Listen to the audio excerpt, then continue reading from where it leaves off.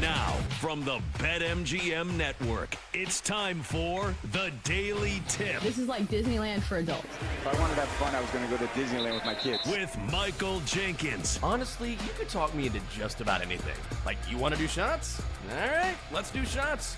You want to put together a 10-leg teaser? Sure, let's put some money on it. In fact, I do a parlay with Champions League soccer and the WNBA. And Chelsea Messenger. Let's try to beat the rest of the network at being degenerates, because maybe, just maybe, we can win in that regard. I do like the idea of a parlay. Hey, Dad, don't forget about me, the Dogster. Presented by BetMGM.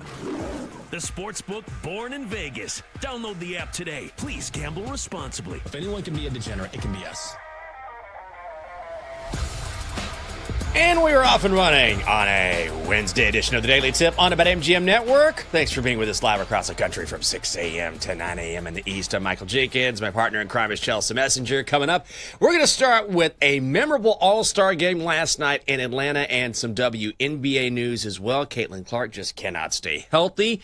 In 20 minutes, the worry meter officially starting to rise when it comes to Terry McLaurin and the Commanders. We're going to tell you why, followed by our blind rankings at 6:40. At 7 o'clock, we'll continue diving into college football with the SEC and Media Days underway. It's 7:20. Time to preview the Open Championship after discussing why Scottie Scheffler's deep thoughts are going viral. It's also a Wine About It Wednesday. We'll fire up the complaints at 7:40. At 8 o'clock, more golf with Doug Bell from the PGA Tour and ESPN, and we'll find something to bet on at 8:40. Chelsea, good morning. It's the middle of the week. How you doing? Oh, man, it's that time of year, isn't it? Like, I'm getting a little nervous trying to find something to bet on today. But I'll say this. I understand people don't love this time of year, but the last 2 days as a baseball fan have been amazing. Like, seeing baseball take center stage as somebody who really loves the game. And here's the thing. Even people who share a love and a passion for baseball, we don't get these moments so that we get to share together because there's so many games that people are watching all different things. Not everybody has the MLB package. So being able to like have a discourse with people on social media and having everybody watching the same thing at the same time, it's been awesome. Like, this is what we get during football season. Like, I think that goes into football season being awesome as well because we're all watching the same games. Yeah. So baseball had that over the last 2 days, and I've really enjoyed it. Oh, that's great. Well, I would imagine being in your household with your husband, a former Major League pitcher, I mean, wheels off. That has to be something. I bet it's great for everybody. You guys are all baseball fans. And just even if you're not hardcore, you didn't play, I think your point is well taken, which is it's the one time when baseball truly gets the one moment to itself. And to see baseball deliver on that stage was huge. Yeah, and even like in the era of streaming, we don't even get this with TV shows anymore. So it's just one of those things where collectively as a country, we get to watch something as it goes down. We get to have our reactions because isn't that half the fun? Like, I think that's like, you know, if you work at a corporate job, it's like the water cooler talk. And it's part of our show. Like, it's part of why people probably listen to our show so they can have somebody to talk about these things. Because otherwise, like, I'm just sitting in my bathroom at like 3:45 a.m. watching like some of these Hank Aaron tributes. I'm like, I got to talk to somebody about this. These are incredible. Yeah, it was a great night for Major League Baseball and a great night for you when it comes to your bet of the day. It's not easy betting this time of year because you just don't have a lot there, but you came home again. Yeah, it was nerve-wracking. So I had the first 5 under 4 in the All-Star game last night. Came home a winner as the National League led 2-0, and they scored those 2 runs in the first inning. I was like, oh boy, gonna be a long day. And we had a lot of, you know, a lot of hits with 2 outs. And I had this kind of feeling going into this All-Star game is that a lot of the best pitchers on both sides kind of opted out. Like, we got good pitchers, but I'm not going to lie. When, like, David Peterson goes in, I don't feel as good as, like, when Paul Skeens is in the game. So I'm glad this one came through. So I'll take the win. Nice job. I took the L, had under 9 plus Paul Skeens 1 strikeout. Skeens got 2, but the under obviously did not hit. That's an L for me. Donkster had the under 7. That did not hit. So for the week, you're 2-0, and the Donkster and myself are 0-2. It is the Daily Tip here on the BetMGM Network, and let's get to last night's Midsummer Classic where the National League beats the American League 6-6. We go to a swing off. That's when the senior circuit wins it. The National League coming home at minus 115. Some books recorded this as a win. Others said it was a push. It depends on where you placed your bet if you picked a side. The total set at 7. The over hits. Paul Skeens getting things started for the National League by throwing some heat. Strikes out Torres for the first out as he touches triple digits for the first time. All calls courtesy of Fox. Skeens, 1 scoreless inning, 2 strikeouts. The National League takes a 2-0 advantage in the bottom half. They get a double from Ketel Marte. They go up 6-0 in the 6th after home runs from Pete Alonso and Corbin Carroll. The American League roars all the way back. They tied the game. So, we go to a swing off. 3 batters from each league, each taking 3 swings from coaches. This rule instituted in 2022. The American League takes a 3-1 advantage, and then Kyle Schwarber gets his turn for the National League. And what a show. Through ya. Schwarber in the air to center field, headed towards the wall, and dead center. That's huge for the National League. So there you go. You said if he could get it on his first swing, and he did. Schwarber's in the All-Star game. AL rallied in the game. NL has rallied in the swing. With the hat trick. Look out, Chop House. National League takes the lead 4-3. Unbelievable. 3 homers in 3 swings. Senior circuit on top 4-3. The American League cannot answer. So the National League wins in a swing-off. Schwarber is your MVP, coming home at 40-1. First ever position player to win the award without recording a hit during the game. Joe, thanks very much. And, the last time the All-Star game was Atlanta 25 years ago, the winner of the MVP was a guy to my right, Hall of Famer Derek Jeter, who is here with me right now. And Derek is here today to present the Ted Williams MVP to tonight's winner. It's Phillies superstar Kyle Schwarber, everyone. Yep, he got it done. And I have to say, as an old school sort of baseball guy, I didn't know how I felt about the swing up, but ultimately this was instituted because you don't want to ruin anyone's arm. You could run out of pitchers just because of the way the All-Star game is played, Chelsea, but I thought this was a really fantastic finish for baseball on a huge stage, and Schwarber was just unreal.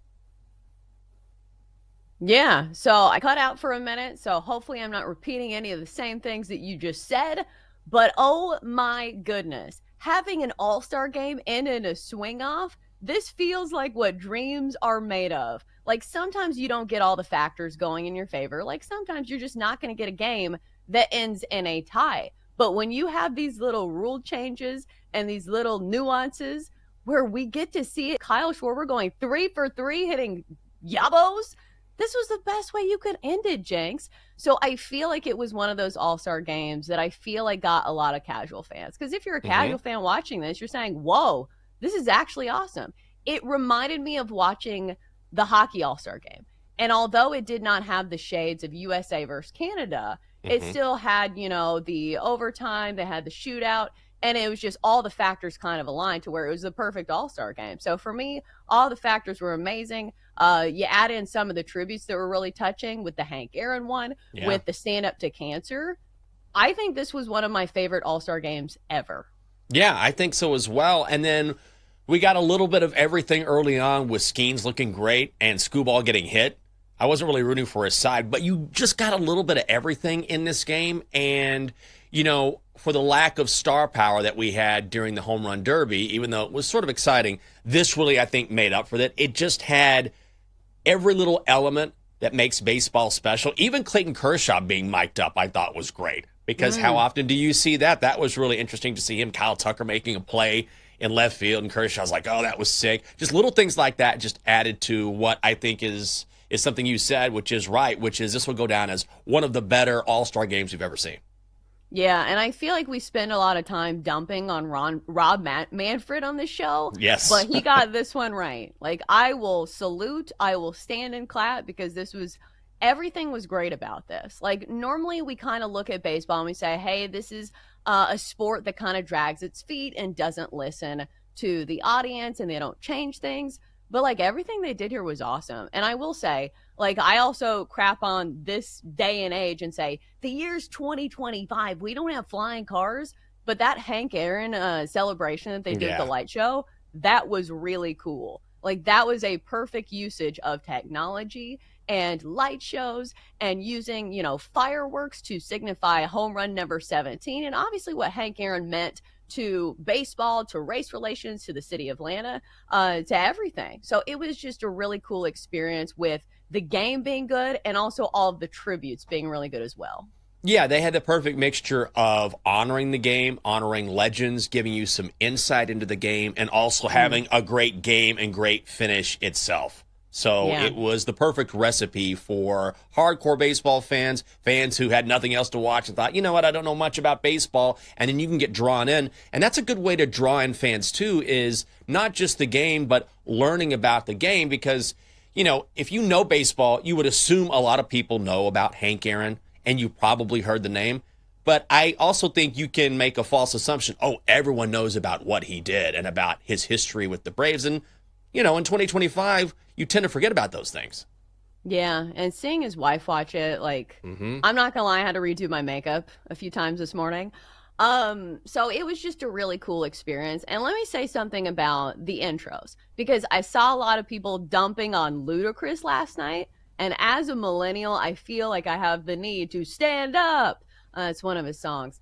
I thought he did a great job, Jenks. I don't know what these people are talking about. Like, what rapper in this day and age is going to sound that good live, make up some new verses? So, it bothered me when people Ludacris, he's past his prime. I thought he did amazing. And listen, we're not doing this whole thing that we did to, Nickelback, where people are Nickelback's terrible. Somebody made them popular. Somebody was listening to Ludacris. He was popular for a reason, so we're not doing this. Ludacris is a legend. I'll back him to the end. I'm never going to knock Luda. Are you kidding me? No, and he's from the ATL. That's why I was knocking Pat McAfee for his intros, which, okay, fine. We don't need to go down that road again. But my point is he doesn't have a connection to Atlanta, and obviously Ludacris does, so I'm with you. I thought it was just fine. I loved it. Last night in the WNBA, the Fever beat the Sun 85-77.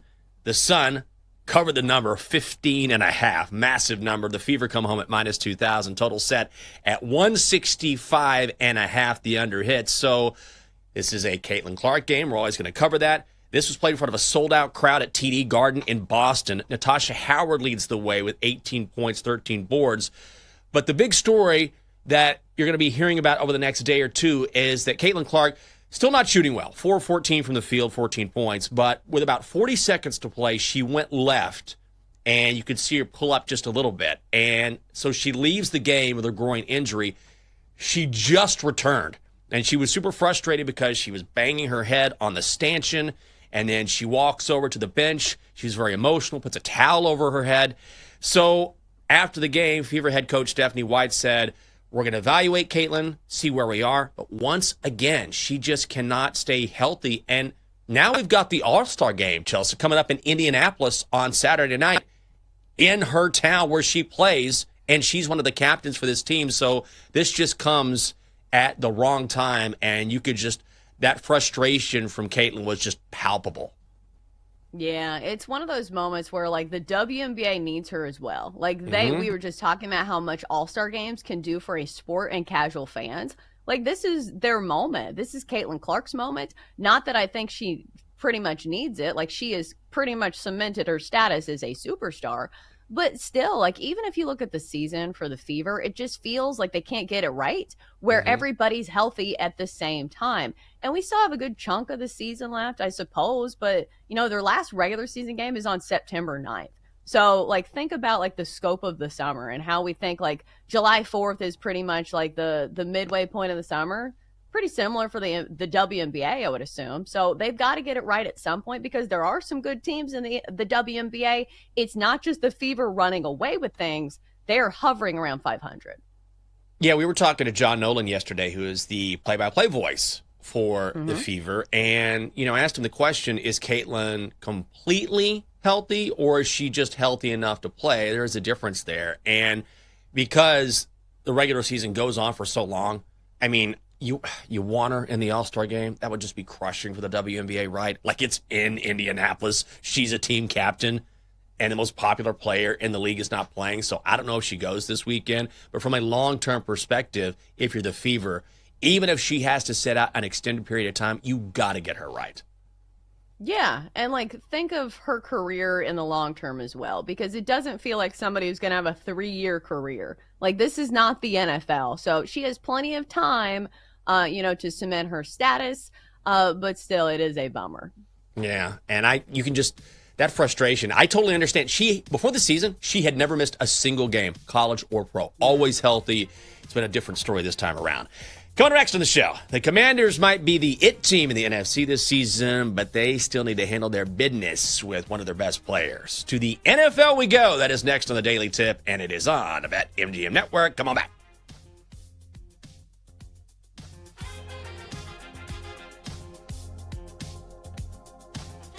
Chelsea and Jenks will be right back on the Daily Tip on the BetMGM Network. Download the app today. Please gamble responsibly.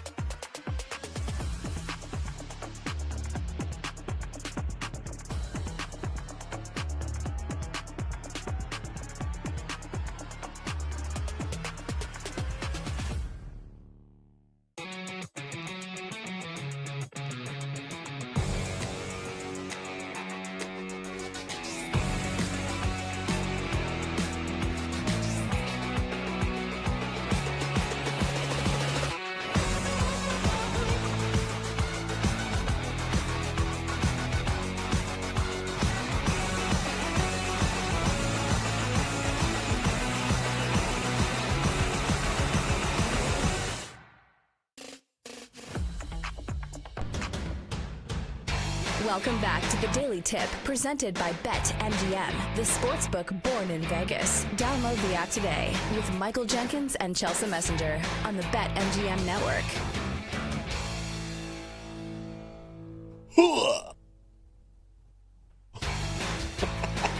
Totally this time, man. I thought I had it. Welcome back to the Daily Tip on the BetMGM network. Yeah, that's worth a shot. I'm Michael Jenkins. Chelsea Messenger is along as well. We got Denton here, Dylan, and Double D, the full crew. Coming up on the show, the Commanders have everything they need to make the NFC Championship game except their best receiver. I'm so excited. Are you a uniform person, Chelsea? I feel like I ask you this on a fairly regular basis. I'm a huge uniform person. I love the design. I love the potential. I love the throwbacks. I just think it's always interested me. And I say that because one of the most famous uniforms of all time coming back this season, the Bucs are bringing back their creamsicle uniforms for their home opener. This is their 50th season in the NFL, which sounds crazy to say. But they're going to wear those unis against the Jets on September 21st. Bucco Bruce is going to be on the helmet. They're going to be white tops, white bottoms, the creamsicle numbers. Am I overly excited about this? I don't know how my mic is sounding. So we can hear you. Yeah. Yes, but it's not on the correct microphone jack. So I'm like trying to fix that right now. And also, This is not the right camera either. That's okay. No, we can hear you. We can see you. That's all that matters. Kids? Do you want me to send a casserole? I feel like such an old person with this mic. God, I'm so sorry. So can you and Denton talk back and forth maybe while I try to troubleshoot this? I am so sorry. Sure, we can do that. Go for it. What do you think, Denton? I love the NFL and just major corporations' love for alliteration. I had no idea their mascot was named Bucco Bruce. Bucco Bruce. Like, who came up with that? Oh, it's so smooth. It's such like a 70s thing. Because, I mean, how many people do you know that are named Bruce now? It's a very, like, honestly, I'm not just saying this, it's sort of a pornish thing. Like, he's got the mustache. The mustache with the little... With the dagger. Little hat. Yeah. Yeah, it's very interesting. I think the orange is fine, but I'm losing it over the fact that their nickname is Bucco Bruce for their mascot. It is very 70s. Very 70s. And also, they were just so bad in the 70s. They were awful. There's a lot of people that believe that wearing those uniforms are such bad luck because, I mean, now we think of the Bucs in modern day and you think about, okay, they won with, Warren Sapp back in the day and then Tom Brady won. But before that, I mean, they were straight garbage for you. Oh, my God. It was terrible. But it's funny because Brady started wearing them. And I remember seeing, like, Brady in the creamsicle and I was like, that's like kind of weird. Yeah. But when you have Tom Brady wearing it, it's very different than, the slew of quarterbacks. They had good ones on the roster when they left. They didn't have good ones when they were there. They were good when they left. So when Brady started wearing them, I was like, this might be a little bit of bad luck. And then Tom Brady was like, man, I am luck. Right. I'll make this good. I'll put it on. It'll be good immediately. And it's crazy to look back, too. I mean, I'm going back in time here. I mean, Doug Williams played for the Bucs. Steve Young, yeah, played for the Bucs. Those are the two I was thinking of. Those are the two quarterbacks that ended up being good elsewhere. Yeah, but that did play for the Bucs. Yeah, which you would forget pretty easily, and rightfully so because they were so bad. Oh my God! But I'm excited. I'm a big uniform person. So again, September 21st against the Jets, the Bucs bringing back the creamsicles, and they sent out all of those pictures yesterday. Well, we do have some NFL news to talk about. Let's get to that. And we start with Jets quarterback Sauce Gardner getting paid. The Jets locking up Garrett Wilson, their best receiver, and now their best corner. Sauce agreeing to a 4-year, $120.4 million extension. He is now the highest paid cornerback in NFL history, and he gets $85.65 million guaranteed. His average annual value, $30.1 million per, just surpassing Texans cornerback Derek Stingley, who averages $30 million per season. Sauce, already a 2-time All-Pro, says this on X. I appreciate the Jets organization for believing in me and my teammates for the blood, sweat, and tears we put in. Jets Nation, I appreciate y'all. Appreciate you. And thank you, God. Which, all very important. But I do think for the Jets, a team that has been mired in mediocrity for, feels like, forever. At least locking down these two guys is the right move. You have your core, theoretically, for your future. So you have that. I think it's fascinating how the cornerback market has reshaped in a year and a half. Because Patrick Surtain was the highest paid corner when he got paid, and that was literally a year ago, and now he's 5 on the list. God. Because of all of these guys getting paid. And so Surtain, you could make an argument, might be the best of all. Surtain is he is my preferred option at CB1, not QB1. Sauce obviously though had that crazy rookie year that like kind of skyrocketed him to the market. So I'm happy for him. I am envious of the Jets for paying their guys because I'm sitting here twiddling my thumbs, being like, "Hey, Adam Peters, what are you doing? What's going on? You up?" But I mean, he deserves the money. Yeah, he absolutely does. And especially now because the market's only going to go up, as we know, right? It's going to keep going up. So get this guy now while he's young, full of potential, because in a year or two, I mean, how it's going to be. It's just going to keep rising. So the Jets getting those two cornerstones on both offense and defense. Sauce, if you're curious, 75-1 to win Defensive Player of the Year at one book. Those odds not listed yet at BetMGM. So you alluded to this. This is huge news here in D.C. and across the NFL. We thought, I think most of us who are Commanders fans thought there would be a deal done by now between Terry and the Commanders. So we haven't heard much from Terry McLaurin. However, if you live in the DMV, you know Eastern Motors. Your job's your credit. Everyone knows Eastern Motors, right? Guys who have played for this franchise have done local commercials for Eastern Motors forever. So he was taping a commercial yesterday. Lots of media were there, and then he sat down, spoke to the media for the first time in a while, and did not hide how he is feeling. Yeah, I've been pretty frustrated, I'm not going to lie. Everything that has transpired up until this point has been disappointing and frustrating. I've wanted to continue my career here. I've created my life here. My wife and I have bought our first home here, so this has been somewhere where I've always wanted to be. And Terry McLaurin, I feel like, is the consummate commander. That's why he has so much goodwill amongst the fan base. When they were bad, and not that long ago. and they were bad. You were always like, well, we got Terry. If this guy just had a quarterback. And now he has one. And I'm a little surprised. I think it does get done because the NFL, as we always hear, is a deadline league. But how surprised are you that here we are? I mean, it's mid-July, and the first preseason game is 3 weeks away, close to it? Yeah, 3-4 weeks, something like that. So I'm not thrilled that Terry McLaurin has not gotten paid. Obviously, I want him to get paid, but my panic meter did not change based on yesterday. I was at a 4 before that press conference. I was at a 4 after that press conference. You're going to take, and you're going to see this across most platforms, they're going to run with the Terry McLaurin is disappointed headline. But that thing was 25 minutes. And I sat and listened to all 25 minutes of the thing, and he kept reiterating, I want to be here. I have not asked for a trade. I have not thought about asking for a trade. I just want a deal to get done.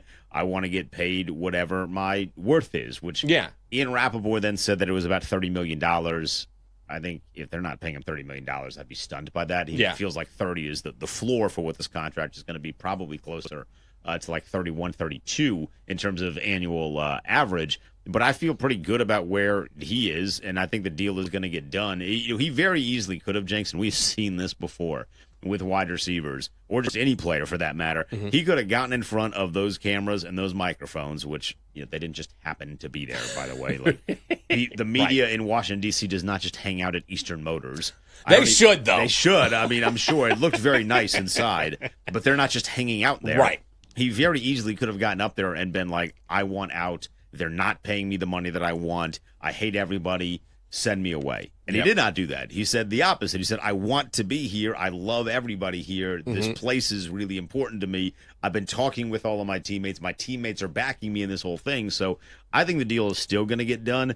But I just wish it had already been done so we did not have to do this. Because first of all, how great would it have been if this team retired Art Monk's jersey and then 2 hours later signed Terry McLaurin to this long-term extension? My God. That would have just been like one incredible drop after the other. I would have kissed Josh Harris's feet at that point. I would have kissed him on the mouth. I would have just gone in like, thank you, sir. I mean, I will say that I do think it gets done, and this is very consummate Terry, as you mentioned, where He had his opportunity. He had his platform for 20-something minutes, and no. He didn't say anything except how much he loves this franchise. It was more frustration born out of love, honestly. Like, I made a name for myself here. My family is here. And that's why why fans love Terry so much. I understand that he turns 30 in September, and you have to be careful about paying a long-term contract to a receiver. But ultimately, I feel like you don't have to necessarily make it a long-term deal. And if you look at the receivers right now, he is 16th. Yeah. In average annual value, which is preposterous. Got to get that up. If you want to say he's not a top 5 receiver, fine. Don't sell me on the idea that he's 16th. I mean, come on. Give me a break. He wants to be a lifer. I think there is still something really cool about wanting to be a lifer with a particular franchise because you just don't see that. Like, Tom Brady was not a lifer. Peyton Manning was not a lifer. So the idea of being a lifer for an organization, a franchise that is as historically important as the one here, albeit they haven't been that way in 30 years. But I think that is something special that he wants to accomplish. And also there's something, I think we have Chelsea back as well, so we'll bring her in. There's also something I think intangible about having a guy like that on your roster who has been here for the years when you weren't good and never said a thing. Receivers are always divas. No position in the NFL has more divas than receivers. Look at last year. The Eagles were winning. They were winning, and A.J. Brown's like, why am I not getting the football? Terry McLaurin, you talk about like not getting the football and you're losing. Did he ever complain? Nope. Never said a word. Never, just put his head down, went to work. Did he have a quarterback? Nope. Not until last year. Never said a word. Was always the consummate professional. And because of that, I think there's a real value you can't put a price tag on. I mean, certainly money matters in the NFL, but you can't put a price tag on someone who is that sort of example in the locker room, Chelsea. Yeah, so can you put a number on your panic meter? Because I did watch Denton's video yesterday on X about the panic meter. I think he put 4 out of 10. Hopefully my mic is working. But do you have a panic meter number? Mine is at I'm not one to overreact. I would say mine is around a 5. I mean, ultimately, when you look at how much when you look at how much, I mean, it just inched up because we're getting closer to the season. But I think if you look at Adam Peters and his history, he's been down this road before. He knows how important Terry McLaurin is to the franchise. He said as much. Terry McLaurin has said he wants to be here. When you have two sides that really want this to work, ultimately, I think this does get done. So it inched up a little bit, but I can't foresee a situation when you look at the context, and by context, I mean the history of Adam Peters as a GM. I can't foresee a situation where they just don't sign Terry. They know. They'll get it done. And Denton made a good point, too, which is, you can take a small soundbite out of a much larger, not necessarily a sample size, but, he did talk for 20, 25 minutes. You hear the one time when he says, I'm frustrated. You're like, oh, my God, you're frustrated? Like, of course he's frustrated. But ultimately, everything else he said indicated that this is where he wants to be.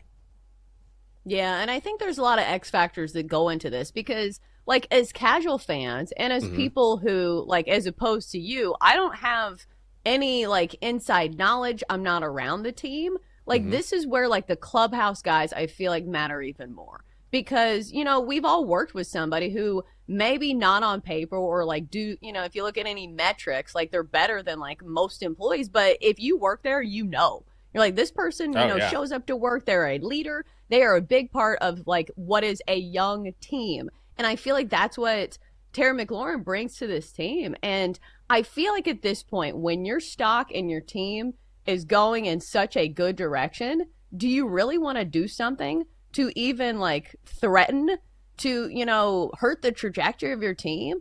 I just feel like the answer is no. So I don't know when they're going to get it done, but it does feel like something that does need to happen, especially because of the way Terry McLaurin has handled himself and because of the presence that it feels like he is in the locker room. And Jenks, obviously you're around the team a lot, so maybe you can speak on that a little bit more than I can. He's absolutely beloved by the organization, by the fans, by the players, by former players. Everyone points to Terry you always hear someone say, he's a pro's pro. He's a pro's pro. That's a professional. I go in, I do my job no matter what, I always max out my effort, max out my performance. And what do we see last season? career high 13 touchdowns because he finally had a quarterback. And he's your receiver one. Like Debo is coming in, and he's great, but he's more of a Swiss Army knife, whereas Terry McLaurin is clearly more of a pure receiver. You have to have him in that offense if you want to compete this season. The Commanders' offense would take a significant step back if Terry McLaurin is not in there. I think the Commanders know that, and that's why, just as a fan, I'm like, all right, I'm getting nervous, and the fan base can sort of, have that snowball effect. But again, I think this eventually ends up working itself out, and pretty soon. Coming up next year on the show, you make one mention of a bloomin' onion, and the next thing you know, you're blind ranking chain restaurants. But that's what we do. It's coming up next on the Daily Tip on the BetMGM Network.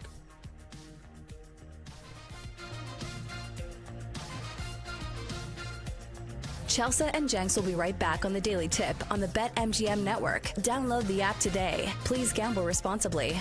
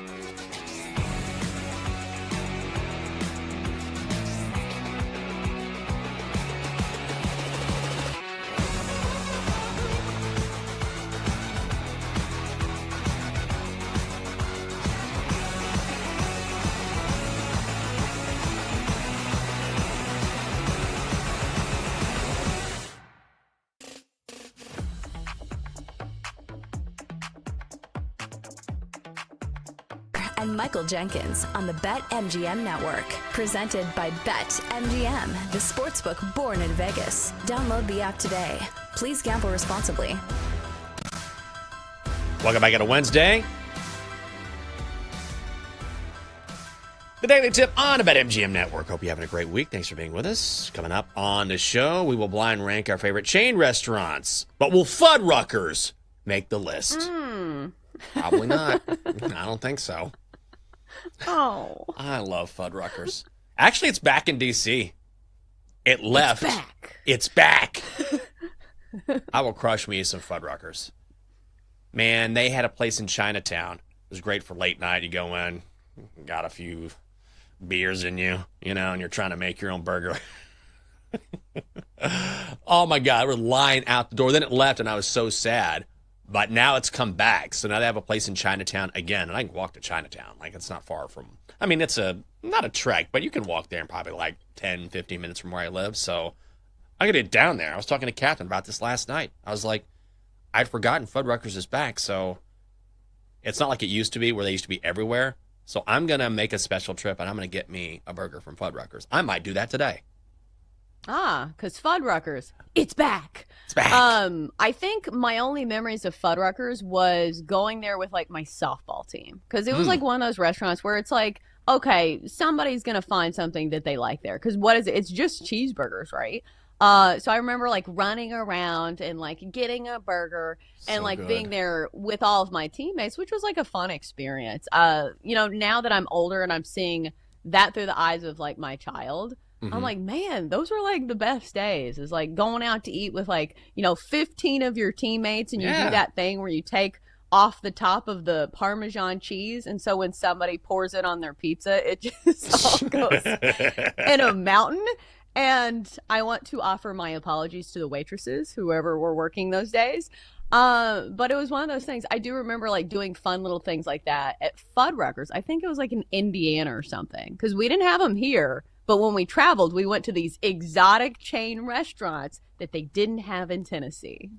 I always think about this when I think about Fuddruckers, and this is when I was a kid, and my uncle told me that he had invested in Fuddruckers or the parent company, whatever it was, and I didn't know anything, right?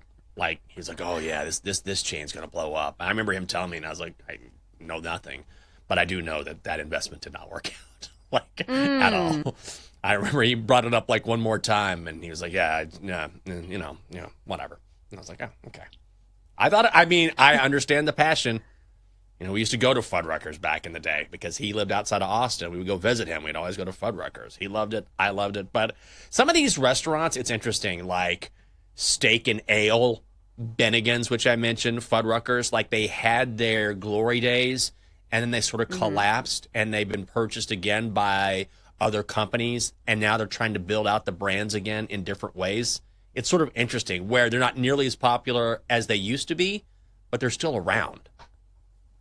Well, in general, isn't it hard for restaurants to stay afloat? Like, I don't know where I heard this, maybe on, like, what is it, like Bar Rescue or something, where it's like, I don't know, like 80% of restaurants fold within, like, the first 2 years. Yeah. Have you heard this? Like, maybe that's not the stat, but, like, my point being is that it's really hard to operate restaurants for a profit. So you have to know what you're talking about. It's not just the food.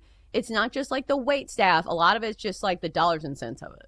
Oh, for sure. And people's eating habits have changed. You have delivery now. Fast casual is really huge, where you can go out and you can save some money, not necessarily have to sit down. So these companies, these chains are having to evolve, and some are more successful than others. Okay. Well, some of these are still around, doing just fine. Thank you very much, says Olive Garden. So let's bring in Denton, and let's do a little blind ranking. All right, guys, so you guys brought this topic up yesterday, and I thought this would be a perfect blind ranking segment, and I like it when other people do my work for me, so thank you for that. These are all going to be sit-down restaurants. Yes. We will eventually do a version where we maybe do some fast casual or some fast food restaurants, but these are going to be sit-down restaurants. So you guys know the deal. You have a list 1 to 5. I will give you the name of a restaurant. You will rank it without knowing what comes next. We are going to start with a classic. We didn't talk about this one yesterday, but I'm throwing it in the list. Red Lobster. Where does Red Lobster fall? Oh, that's a good one. Let me tell you something. I I might go 1 here. No, I can't go 1. I love seafood. And also, is anyone aware of like the Red Lobster reawakening? It's coming back. Yeah. They have this 36-year-old CEO. I want to make sure I get his name right. Damola Adamalakan, who used to work for P.F. Chang's, and he went to like Harvard and he studied business. And he's on TikTok all the time. He's talking about how they're changing up everything. They're working on their ambiance. Crab Fest is in full swing. We got the Cheddar Bay biscuits. I'm talking myself. You know what? Let's go Red Lobster. I'm going 1. I'm going 1. Yeah. There's going to be a rekindling of Red Lobster. It's going to happen. And also, I have to say, there's a little like sentimentality there. When I was a kid and I had cancer and all that, and I go to Dallas for like treatment and chemo and all that. And then when it was done, my mom would be like, when we're done, we'll go to Red Lobster. And I was like, oh my God, that'd be amazing. And I just crushed some shrimp. Red Lobster, number 1. Well, how am I supposed to follow that story? Well, no, I'm sorry. I didn't want to go too into it, but I mean, I'm just saying. If you're like, why does he love Red Lobster? I mean, there's some little sentimental for me, and also I love seafood, so I'm going Red Lobster. Well, I'm saying that's a great reason. Like, I'm saying that's really awesome, and that's a great story. I'm not saying you shouldn't have shared it. I'm just saying, how do I say like, well, I like Red Lobster because they have Cheddar Bay biscuits. I'm going to go number 2. The only reason it's not going number 1 is because I have the opposite memories of Red Lobster as a child, because you see those lobsters in the tank out front. Little Chelsea's like, hey, Mom, look at those lobsters. Why do they have those here? And she's like, well, Chelsea, they're going to be on somebody's plate later. And I remember thinking, I was like, oh, no. And, like, I understand that's how food is. Like, obviously, like, there are plenty of other animals that I will eat. But we'll go 2 for that reason. All right, so that's in the books. I did not think you guys would have Red Lobster so high, but here we are. So we're going to go Cheesecake Factory. Oh. Ooh. This is good. I did not expect Cheesecake Factory on the list. I've been in forever. You get it? I took a lot of time here. All right, I'll make this quick. They got a little bit of everything. It's higher quality than most of the chain restaurants. I'll go 3.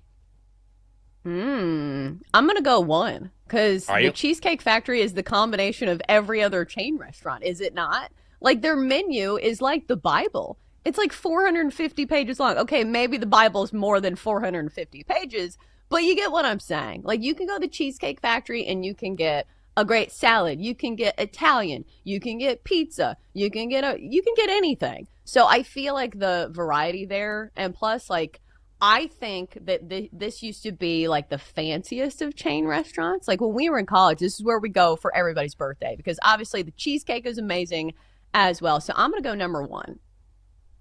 Next, Ruby Tuesdays. Oh, dude, 5. I hate Ruby Tuesday. Hate it. I think I went once and I had such a bad... I went like 20 years ago and it was such a bad experience. I'm like, I'm never going to Ruby Tuesdays again. 5. Can I put it 10? 5. Yeah, 5. And there's a big drop off between 4 and 5. This was a restaurant that I feel like my mom always wanted to go to because it's like a salad place. Like, what kid wants to go to a salad place? So I feel like as an adult, like, it sounds like something I would go to, but I feel like the execution has not been great. So I'm going to go 5 as well. You would not believe the kind of salad that I would routinely stack on my salad bar plate, but I will save that for later. Let's go Chili's. Ooh.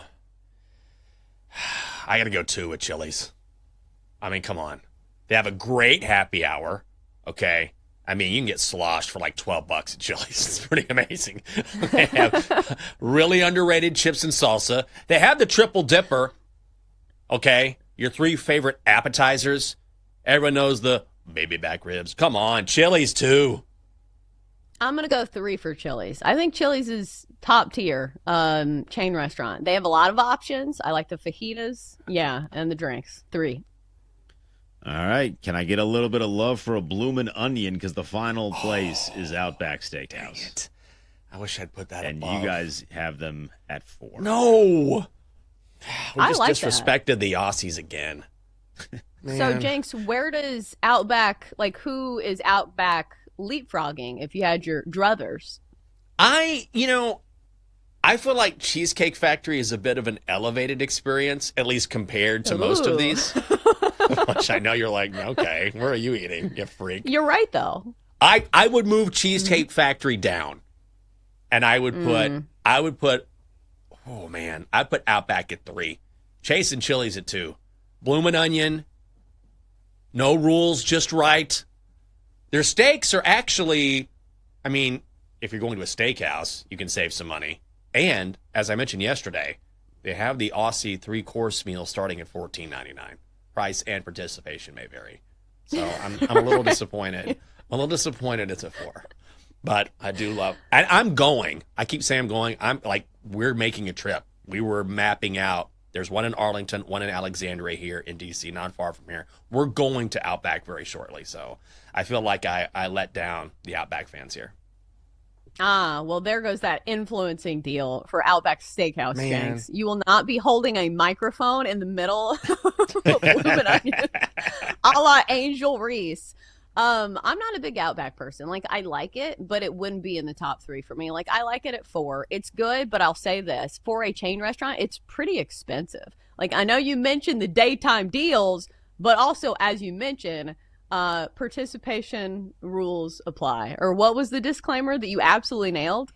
Oh, price and participation may vary. That's how they get you. That's like, hey, look at this new deal. If the particular location decides they want to do it. I'm surprised that there were a couple that didn't make the list. I thought Applebee's might make the list. Maybe TGI Fridays. Don't they just call it Fridays now? It's just Fridays. Just Fridays? Yeah. That's what I thought. I'm still not going. I went to Fridays. Oh, Charlie's? Oh, Logan's? Charlie's. Texas Roadhouse? The Hendersonville, Tennessee spot to be seen? Texas Roadhouse, yeah, it's a chain restaurant. I just feel like it's better. Well, maybe it's just better. I don't know. Coming up next on the show. If you're a fan of SEC football, then Netflix has the series for you. And what does Kirby Smart have to say about a new college football playoff taking shots at the Big Ten? All that and more coming up next. It is hour 2 on the Daily Tip on the BetMGM Network.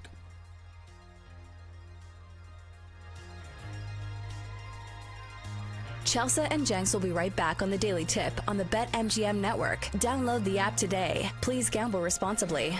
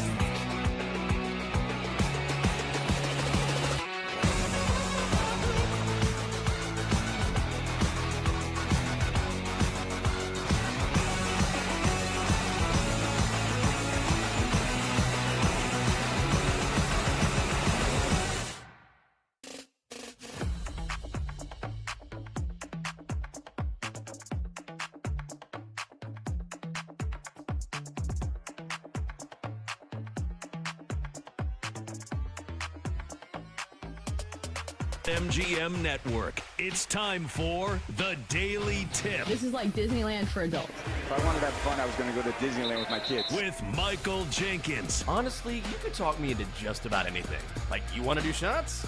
All right, let's do shots. You want to put together a 10-leg teaser? Sure, let's put some money on it. In fact, I do a parlay with Champions League soccer and the WNBA. And Chelsea Messenger. Let's try to beat the rest of the network at being degenerates, because maybe, just maybe, we can win in that regard. I do like the idea of a parlay. Hey, Dad, don't forget about me, the dogster. Presented by BetMGM. The sportsbook born in Vegas. Download the app today. Please gamble responsibly. If anyone can be a degenerate, it can be us. Good morning. It's a Wednesday. It's July 16th on the Daily Tip presented by BetMGM. I'm Chelsea Messenger. He's Michael Jenkins. Over the next hour, here are some of the topics that we will be tackling. So college football is a month away. That's right. Less than a month away from all of the action. So we're getting you ready by talking about the biggest sound bites from SEC Media Days, previewing a new Netflix show that chronicles life in the SEC. And then at 7:20, a Scotty Scheffler soundbite that's gone absolutely viral. Is the best golfer in the world having an existential crisis? We'll talk about that. Then at 7:40, maybe Scotty Scheffler would like to chime in on this segment. It's our weekly Whine About It Wednesday. It's all coming up next on the Daily Tip. So, Jenks, I'm watching the trailer for this SEC show, SEC football, any given Saturday on Netflix. And obviously I'm very interested because I like sports docs. I've been watching Quarterback on Netflix. But the first few words of this documentary, I couldn't help but have like a bit of a cynical response, because it was like, the quote was, as a little boy growing up in the South, like everybody says, what do you want to be when you grow up? SEC football player. And now I'm like, do kids even want to do this anymore?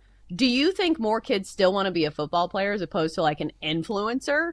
Like, I hope so. Like, you would think that the thrill of playing to a full SEC stadium would overcome, like, I don't know, getting likes on a video.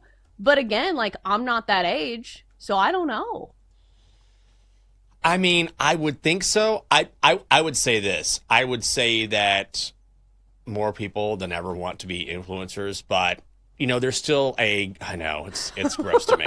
I mean, that's not just me being old. Like, you can look at these studies. I mean, it's out there. It's the number one goal, the number one job that teenagers in the United States want.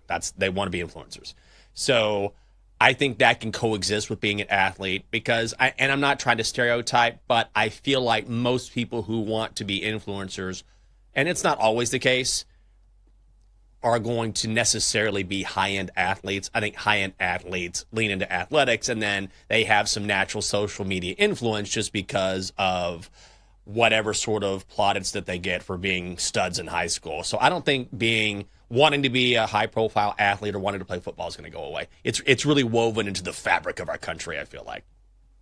Yeah, especially the South. Yeah. You know, like, especially because SEC football is more of a religion than a hobby. Like, it's wild to me as somebody who, like, I grew up in SEC country here in Nashville, but it's not the level of, you know, what it is if you are like in Knoxville, if you are, you know, in Auburn, if you are in Tuscaloosa, and some of those college towns, because I went to NC State, and so we were in the ACC, and like, I went to football games and they were great, but like, tailgating at SEC schools is another level. Yeah. It's wild to me how it's like the entire community, it's an all-day affair, and it's like the biggest deal to everybody. And I will say, like, from a gender standpoint, even like the females are like super into it. And like, maybe they have like the nice dresses and they look very cute, but like, all those girls can tell you like all the stats on like Alabama football. It's wild. So it was kind of eye-opening to me to see that. So when I see a documentary on Netflix, I feel like I'm all in on this. And Jenks, I know normally you like to dissociate when you know, choose your streaming options, which is totally understandable, but you know, you follow an SEC team now in Texas. Do you think you'll watch this? Maybe. I watched the trailer and I think it's going to be interesting, but I also think a lot of this is going to depend on the access given. by each particular school. Like you see a ton of Vanderbilt, you see a ton of LSU, there's a lot of Florida. And then, I watched the trailer, I'm like, how much Texas is going to be in this? Like you see a little Bama, you saw like Hook'em, the mascot, be like, I'm like, oh, awesome. Great. I think they're going to try to cover the scope of the SEC, but really focus in on 2 or 3 programs. So I think it will be good, but I don't think it's going to be as all-encompassing as I would like it to be. Like you'll get an idea of SEC football, but you'll really like it if your particular school is featured, because they're definitely going to focus on 2 or 3. Yeah, I saw that Brian Kelly was like a prominent lead in the trailer. I was like, oh, great. Exactly. I was like, can't wait to hear him talk and do those stupid dances and look super awkward. I can't wait for him to blow up and his face to turn bright red when he's angry about something. I mean, this is all just like a recruiting tool, right? That's absolutely what it is. Yeah, no question about it. Well, it's also funny because I'm sure he will be level-headed and like answer everything perfectly, but then you like remember some of his press conferences. You're like, does it really take a level head to be successful in the SEC? Because that's not what we have seen from you, Brian Kelly. So we'll see if a lot of it like contradicts itself and how much they are willing to like lean into the things that, like, I'm not saying it needs to be dark. I'm just saying, like, is it just going to be a puff piece? For these schools and for these teams. Because we've seen that, the one about Florida was definitely propaganda. Oh, yeah. Well, I don't know if you saw, and I looked for the video, but there was a tweet that went around a couple days ago when Brian Kelly appeared at Media Day. And apparently as he was walking up to the podium, he was encouraging everyone to cheer. Like, let's go, let's go. This is the media. And it was dead silence. Dead silence. The media. Well, and also... Well, first of all, nobody's going to cheerlead you. And number 2, if you're going to get behind any coach, it's not going to be Brian Kelly. Not at all. No, it's not. I mean, my God. Yeah, I thought that was funny. Not self-aware. But, like, can you imagine Nick Saban doing that? Like, no. It feels like an SNL skit. Yeah, and what are you doing, dude? Like, hey, everybody, I'm here. Like, hey. Yeah, you're on the schedule. Right. We knew you were going to be here. Yeah. It's me, BK. Like, don't do that. What are you doing, sir? Just go up and please just get this over with. Plus, it's not an LSU booster event. Like, it's a bunch of, like, local sports anchors from different teams, from different cities. Like, do you think somebody who's covering, TV in Tuscaloosa would be like, yeah, I'm going to root for Brian Kelly? No. Get out of here, dude. Just go to the podium and talk about your dumb team. All right, Brian Kelly, enough dumping on him. All right, so let's switch gears in the SEC. And apparently, if you've ever been wondering what it's like to be the grandson of a legend, maybe this will give you a little peek behind the curtain, because Arch Manning was talking about getting texts from Archie Manning. And I feel like I had like an inkling of how this might have gone, just because Archie Manning is older. And like, I imagine that like, okay, he's somebody who signs his name to every text, because it's like, okay, we know it's you. But take a listen. This is Arch describing what it's like to get texts from his grandpa, Archie Manning. I mean, he texts all the grandkids every morning a Bible verse and a motivational text, so I hear a lot from him. Is that like one group text, or are those separate texts he's sending to everyone? It's a little bit of both. Okay. Yeah, it's kind of different, and he signs off his name. I'm like, I know it's you. That's just an older person thing. Oh, I didn't listen to the quote before we had it. There you go. My hypothesis was correct. Jenks, I do think this is cool, though, because it just shows that he cares.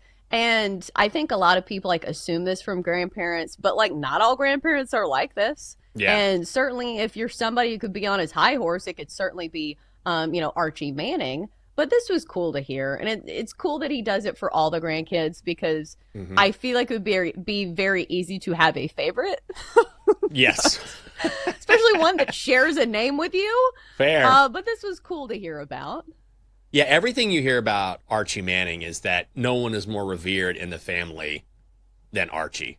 And it's understandable, right? Like, he has raised this incredible family where everyone is so likable and successful, and they keep a level head about them. But he was the original. And that's why, when Peyton came out or Eli came out, and they didn't necessarily want him playing in a certain market. And the reason for that was because Archie played for the Saints when the Saints were just so terrible. If he had played on a different team, maybe he's a Hall of Famer. He was still very, very good. He's a legend in New Orleans, by the way.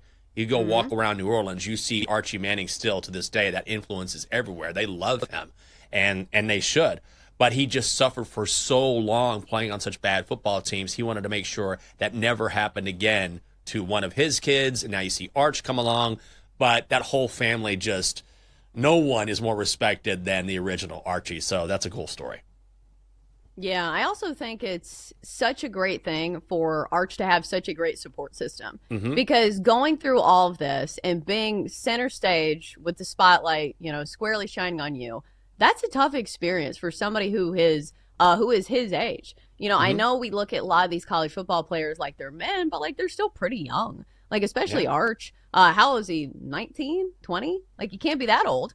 So to have like that support system at home to where it's not just your parents, it's your entire family. Yeah. Like I can't speak from that experience because I've never had like one of those quote unquote like cool families. Do you know what I'm talking about? Like have you ever gone home with somebody and they have like, like 3 aunts and uncles that are all like separately very cool? Like no shade to my family, but we're just not that cool family. Like it probably feels so awesome to have like an extended level of support.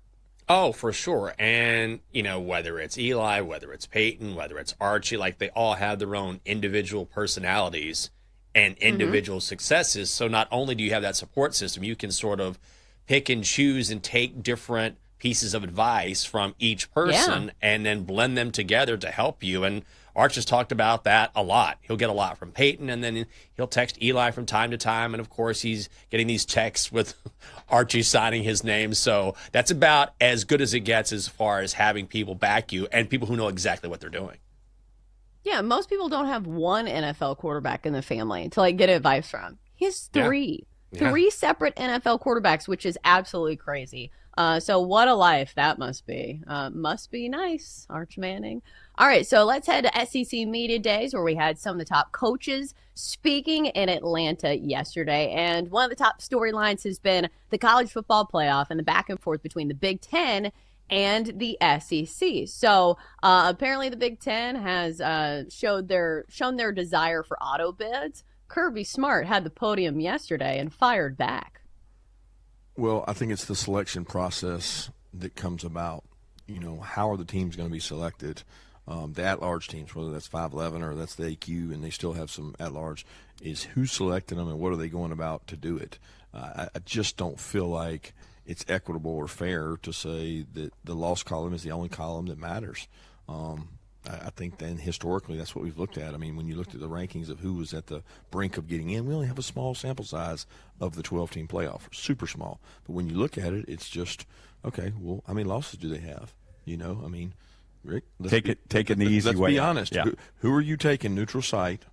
Indiana and Ole Miss, Indiana and Alabama, and Indiana and South Carolina. I would love to hear you on air tell me who you're picking. I'm taking the SEC team every time. Okay. Well, that inherently on air. I said that on air. That inherently for me, and I'm not picking on anybody. I want the best teams to be able to go in, and if that's 10 Big Ten teams, then that's what it should be.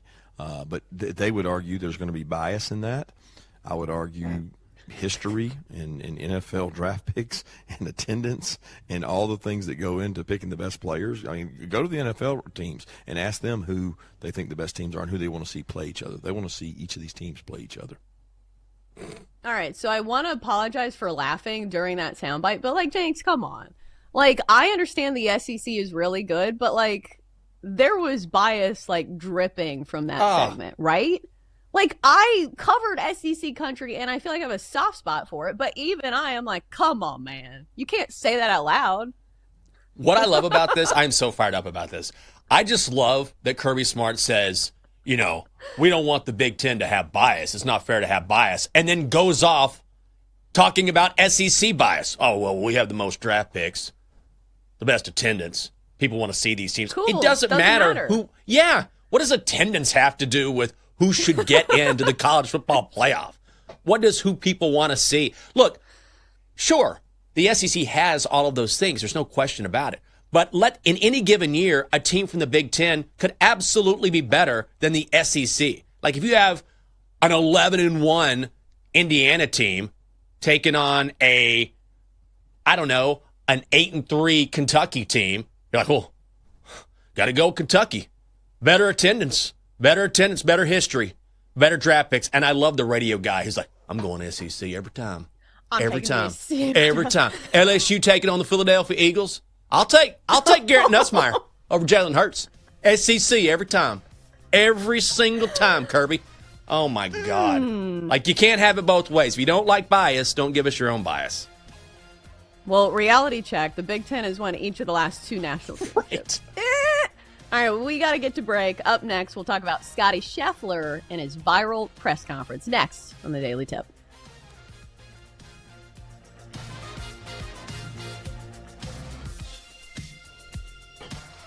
Chelsea and Jenks will be right back on the Daily Tip on the BetMGM network. Download the app today. Please gamble responsibly.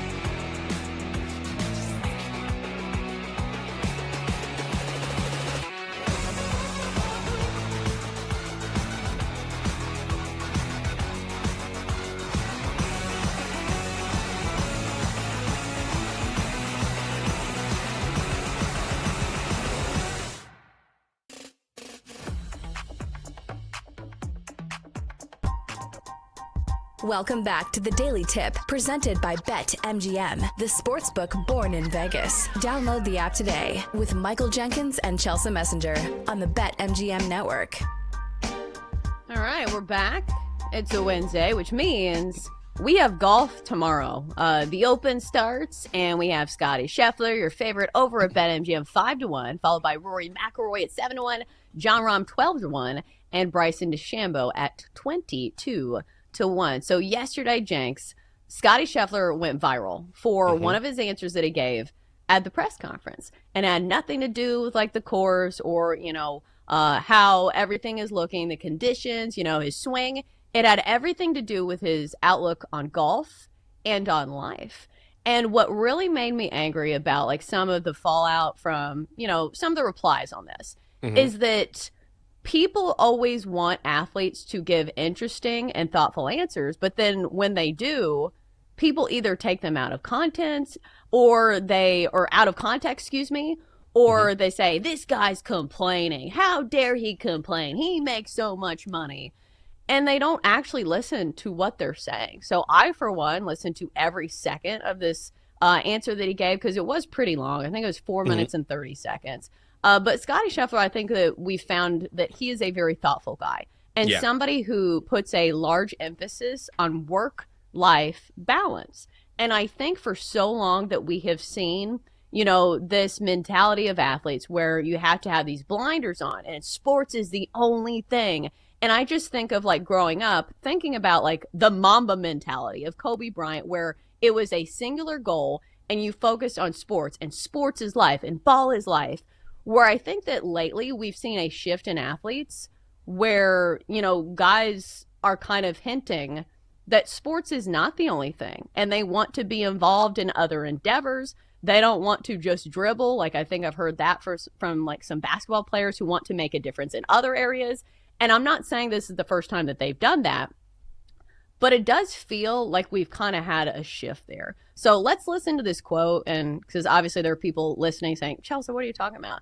So let's listen to a couple minutes of this and hear what Scotty Scheffler had to say about how winning is not always the most fulfilling life.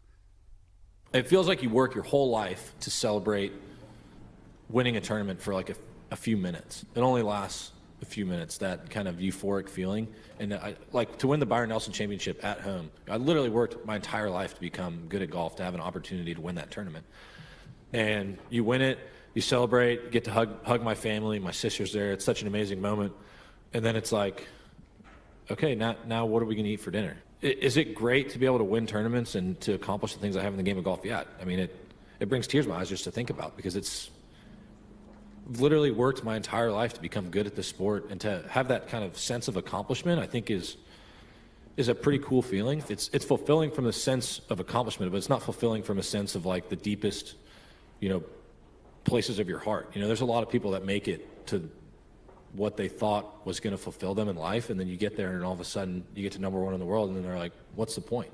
And I really do believe that, because what is the point? You're like, why do I want to win this tournament so bad? That's something that I wrestle with on a daily basis. I'm kind of a sicko. I love putting in the work. I love being able to practice. I love getting out to live out my dreams. But at the end of the day, sometimes I just don't understand the point.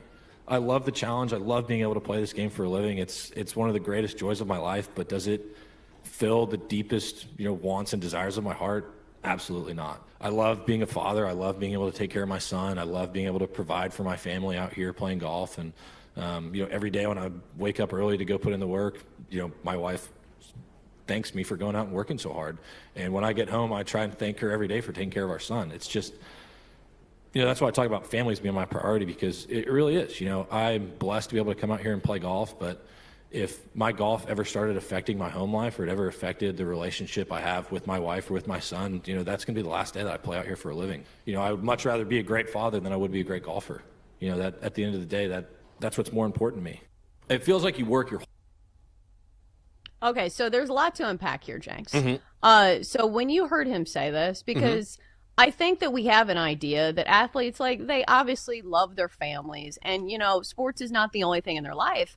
But the way that we've heard Scotty Scheffler talk about this, I feel like is on almost another level. And for somebody who has been so dominant, to hear this I feel like it's jarring to some people.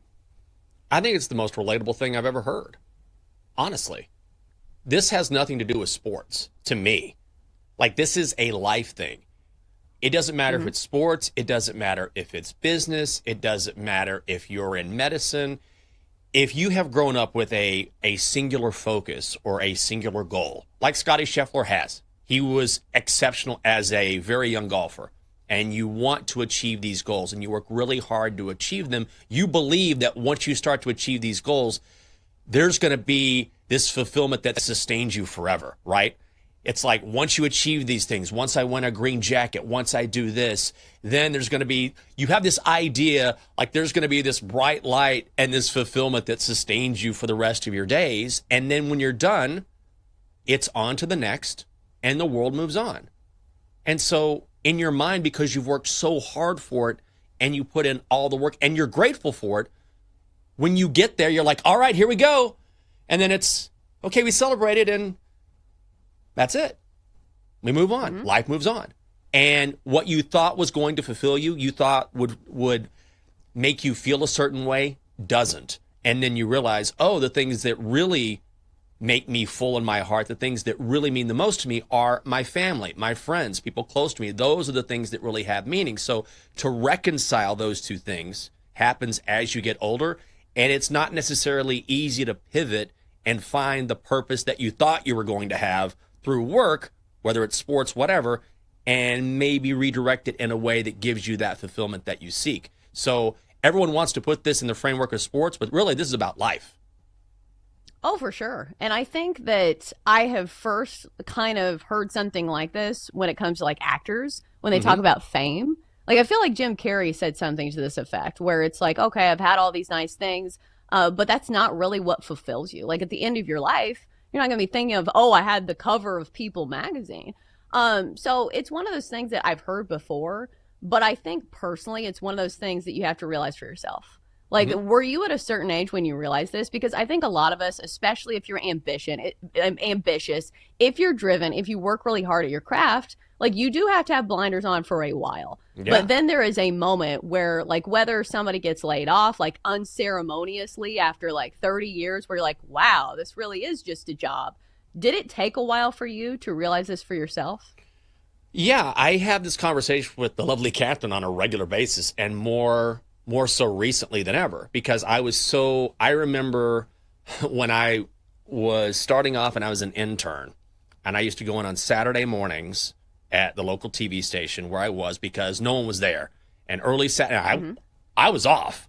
Like, I didn't have it. This was just on my own time. And I would sit there and practice, and I would practice editing, and I would practice writing, and I would practice putting together a story because I wanted it. And it was my only time to have the tools available for me to be able to do it without being interrupted because I'm just a kid. And I remember I would be tired. It would be hour 5, hour 6, hour 7. And I remember my head saying, but how bad do you want it? Like, how bad do you want this? And I remember saying to myself, more than anything, I want this more than anything. And so I just kept going. And you get to a point where you start to accomplish different things, just like Scottie was saying, and you achieve these goals. And then sometimes you outstrip the things you even imagined you would accomplish. And then once you take a breather and you're like, oh my gosh, I've done all these different things. Awesome. And you're just like sitting there like, there's not a pot of gold sitting there waiting for you. And so, and then, you know, life will take you in different directions. You're like, oh, this is great. I'm grateful for it. I'm appreciative of it. It looks great on a resume. But when I look back at the end of my life, I'm not going to say, we should have worked a lot more. We should, you know, and I'm not discounting the job. It's just that it really puts things in perspective because you're just not filled up like you thought you would be. So you really want to lean into, like Scottie was saying, you know, your partner, your child, your friends, things that actually give you true joy as opposed to what you thought would fill you in a way that it just doesn't. And there was a time when sort of the fog cleared for me and I was like, this has been great, but am I just crushing myself for no real reason? Because I could have a great show. Guess what? There's another show tomorrow and then one after that. If I have a bad show, then there's a one after that. You know, it never really ends, and you kind of have to find a way to put that together in a way that means something to you. And it's wild to me, the difference in my perspective now, like hearing you say that, because when I was younger, I'd be like, well, they just don't want it as bad. Like, you have to sacrifice a lot of things. Yeah. That's just how it is. But I think some people are looking at this and saying, hey, maybe I don't want to bet on Scotty Scheffler anymore. Like, that feels wild to me, because clearly he puts in the work. And we know he is a hard worker, and we know he is supremely talented as well. And I think in a game of golf where everything is so mental, when like you think of the pressure of a putt, like put yourself in those shoes where you're trying to win the Masters and all of this like money and prestige is on the line. I feel like if you're a balanced person and you're grounded in your life and you say, hey, win or lose, if I miss this putt, life is not going to come crumbling down. I am just fine. Honestly, I think it makes him a better golfer. I think it does. I think that's absolutely right. Like the idea that you're not going to bet on Scotty now, all this means is that Scotty is a critical thinker. And he thinks about things in a deeper way. He looks at things from different perspectives. That's what you want. That is someone who has mental fortitude, who is willing to examine things on a deeper level. That makes a lot of people uncomfortable. But Scotty even said during the soundbite, like, it doesn't mean I'm giving up. Like, absolutely both things can be true. You can appreciate your craft, be driven to still succeed, and also know that at the end, it's not going to be as meaningful as the other things in your life. It doesn't mean you just give up all of a sudden or you stop trying. It's just someone who is coming to terms with the fact. And think about where Scotty is. Scotty is the best golfer in the world. He's number one. Where do you go after being number one? There is no place to go. Tom Brady said something very similar on 60 Minutes a long time ago, where he was winning Super Bowls and he was on his way to becoming the GOAT, and great looking guy, everything. He's got everything. And he's like, well, what now? And so that's when you get to that point and there's nothing left to chase. People get addicted to the chase, the drive, you know, and you think, oh my God. And then once you accomplish what you were driven to succeed, you take a breath and you look around and you're like, oh, okay, well, what are we going to do now? You know, and that will make you think about what is important to you, especially when if you're number 5, you can chase number 4 and so on and so on. But when you're at the top of the top, there's nowhere else to go. And that will really make you look around and say, well, what do I do now? Yeah, I also think it's really important that he says this for the fact that he is being such a good role model for kids growing up. Because like, you look at the other side of the coin and you look at like all these like NIL athletes, and especially like in football where kids are just worshipped, you know, from the days they're in high school. Like if you're a high school quarterback in like Texas, like you're probably like a god walking among, you know, other kids. And I feel like for a long time, like these type of kids have been like coddled, and it's like everything they do, they can do no wrong. I feel like Scotty Scheffler is a great example of you can be the best at something and still realize that, like, you still need to be a good person. You still need to be a good husband. You still need to be a good father. And being good at something does not give you an excuse to, like, have an excuse to be a bad person. So I feel like that's really important for him as somebody who's the number 1 player in the world to have that platform and give us that message. I agree. And I also think that I hate it when people, you know, if you make a lot of money or you're famous, then you decide to express how you feel. And suddenly, because you have money and fame, you don't have the right to have feelings. Like, oh, what are you worried about? What are you upset about? I mean, you're a millionaire. You play golf for a living. It's like, yeah, but those things are fleeting. Everyone has their own individual life. You don't know Scotty Scheffler's life. You don't know what he's been through. Do these things help? Does it help to have a lot of money? Sure. Makes things easier. No question about it. But it doesn't mean suddenly you become this robot who doesn't feel anything, who doesn't question things, who doesn't want to balance what is important versus maybe what doesn't have as much meaning in his life. Like, having those things doesn't, you know, it's like money can't buy you love. You hear these expressions all the time, but they're based in truth, which is these things are great. It doesn't necessarily mean that everything is wonderful. And I think Scotty's very happy. I'm sure things are great. He has a beautiful family, but there's nothing wrong with sort of taking stock with what everything means, and that is part of maturing and becoming wiser as a person. Yeah, he's just a thoughtful guy. Yeah. Like, he's not complaining. And, like, it's wild to me how many people thought that that was, like, the appropriate response here. Like, I don't know why people just, like, don't get it. Like, maybe watch the full quote. Maybe it's because people don't understand Scotty Scheffler as a human, because I think, like, we've been following him for a while because we follow sports, obviously. And you've seen that he like brings his baby into the scoring room, and he is just a family guy through and through. So everything he's saying, like he has been living this. Like this is not like hollow things that he is just saying to a presser to sound like a good person. It's something that he lives every single day. So it's great to see, and I do think that it was going viral for a reason, because you're right. I think this is very relatable to anybody working any job, as opposed to somebody who is just the world's #1 golfer. So I thought it was a great discussion. Thanks for having it with me. All right, coming up next, we'll switch gears a bit. It's time to complain, maybe on a lighter note, but it's a Whine About It Wednesday. It's coming up next on the Daily Tip.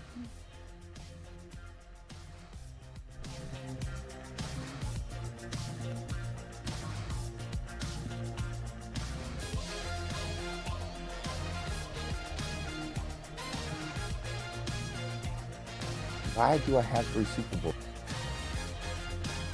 Chelsea and Jenks will be right back on the Daily Tip on the BetMGM network. Download the app today. Please get...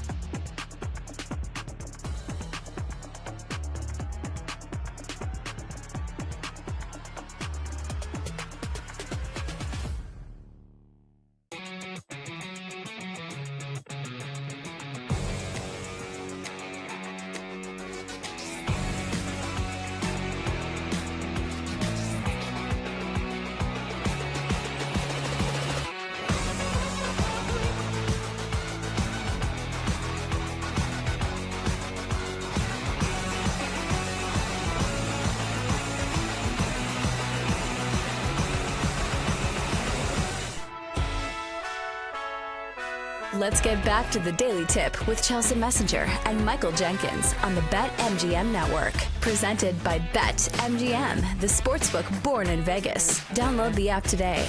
Please gamble responsibly. All right, we're back. Thanks for starting your morning with us here on the Daily Tip. We do have golf right around the corner. If you're looking to bet on the Open Championship, go ahead and check out BetMGM, because BetMGM players receive the Open Championship Odds Boost token. To use this Odds Boost token, add a wager made up entirely of the Open wagers to your bet slip and activate the token. Score extra winnings if your wager that was made with the Odds Boost token wins. How many times can I say Odds Boost token? All right, Jenks, so this is something we'll definitely use in our household, because I just realized that my husband's probably going to be up early this next week because he loves golf. He will not wake up early for anything else, even when he needs to. Like, say, every Sunday for church, I say, sweetie, we need to leave in 5 minutes. Please wake up.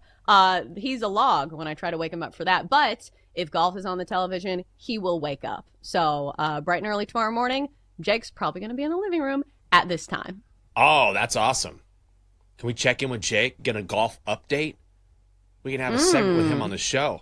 Instead of us giving live updates on the show, let's just bring in Jake and he can tell us about all the action. He'll be watching it up early. We have a little segment with Jake.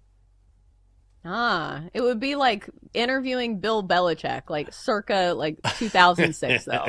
Like, Jake's not a talker. Like, he's not a man of many words. So we'd be like, hey, Jake, how excited are you to watch golf? Yeah, I'm excited. That would be the end of the answer. Like, he's not somebody who loves interviews. Okay. Yeah, I really like it. Well, there you have it, folks. The early reviews are in, and people are fans of what they're seeing at the Open Championship. Because we watch these, like, YouTube golfers, and he's like, man, I want to do that. I'm like, Jake, well, they speak a lot. Like, you have to talk. If you want to be an influencer, like, you have to have dialogue, and you have to, like, give something where people can listen to you react. And he's just, like, not a big personality. I know sometimes he can be, like, he drinks sometimes. But it's wild to me how much he watches these YouTube golfers. And, like, this has been a thing as well. Like, I don't know if you saw this, but Grant Horvat, who is a very big YouTube golf personality, I guess was denied access to film his round because apparently he had, like, a sponsor exemption to play in the, I think it's the Barracuda Championship or something. Okay. And he said no, because they wouldn't let him film his round. And people are like, how dare he turn down an invite to the PGA Tour because he can't film it for his vlog? But, like, I don't love this either, but I'm not going to be an old person and say, well, whatever, his little vlog. No, he has 1 million subscribers. And I will say, like, Jake constantly watches this. Like, the other day, like, I woke up from my nap, and guess what was on our TV? Grant Horvat playing the course that they're going to play at the Open. So whether I like it or not, like, the YouTube golfers are a thing. Well, you know, there's always a niche for everything. Maybe Jake can lean into one and be like, Jake Buchanan, YouTube's only mute golfer.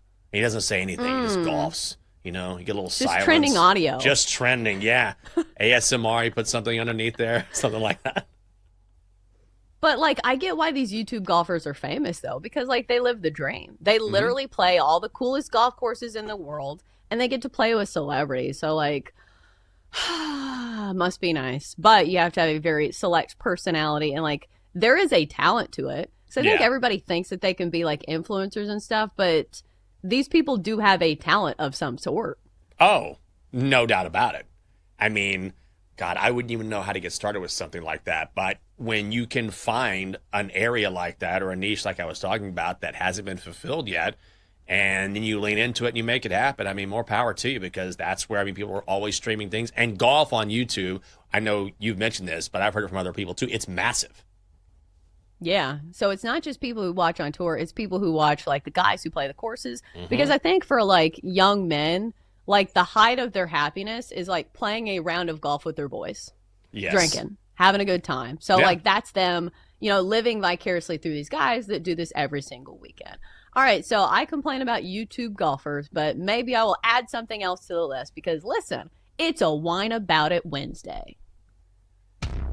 Why talk about it when you can whine about it. Whine, whine, whine. Here on Whining Wednesday. Do you want to hear whining? On the Daily Tip.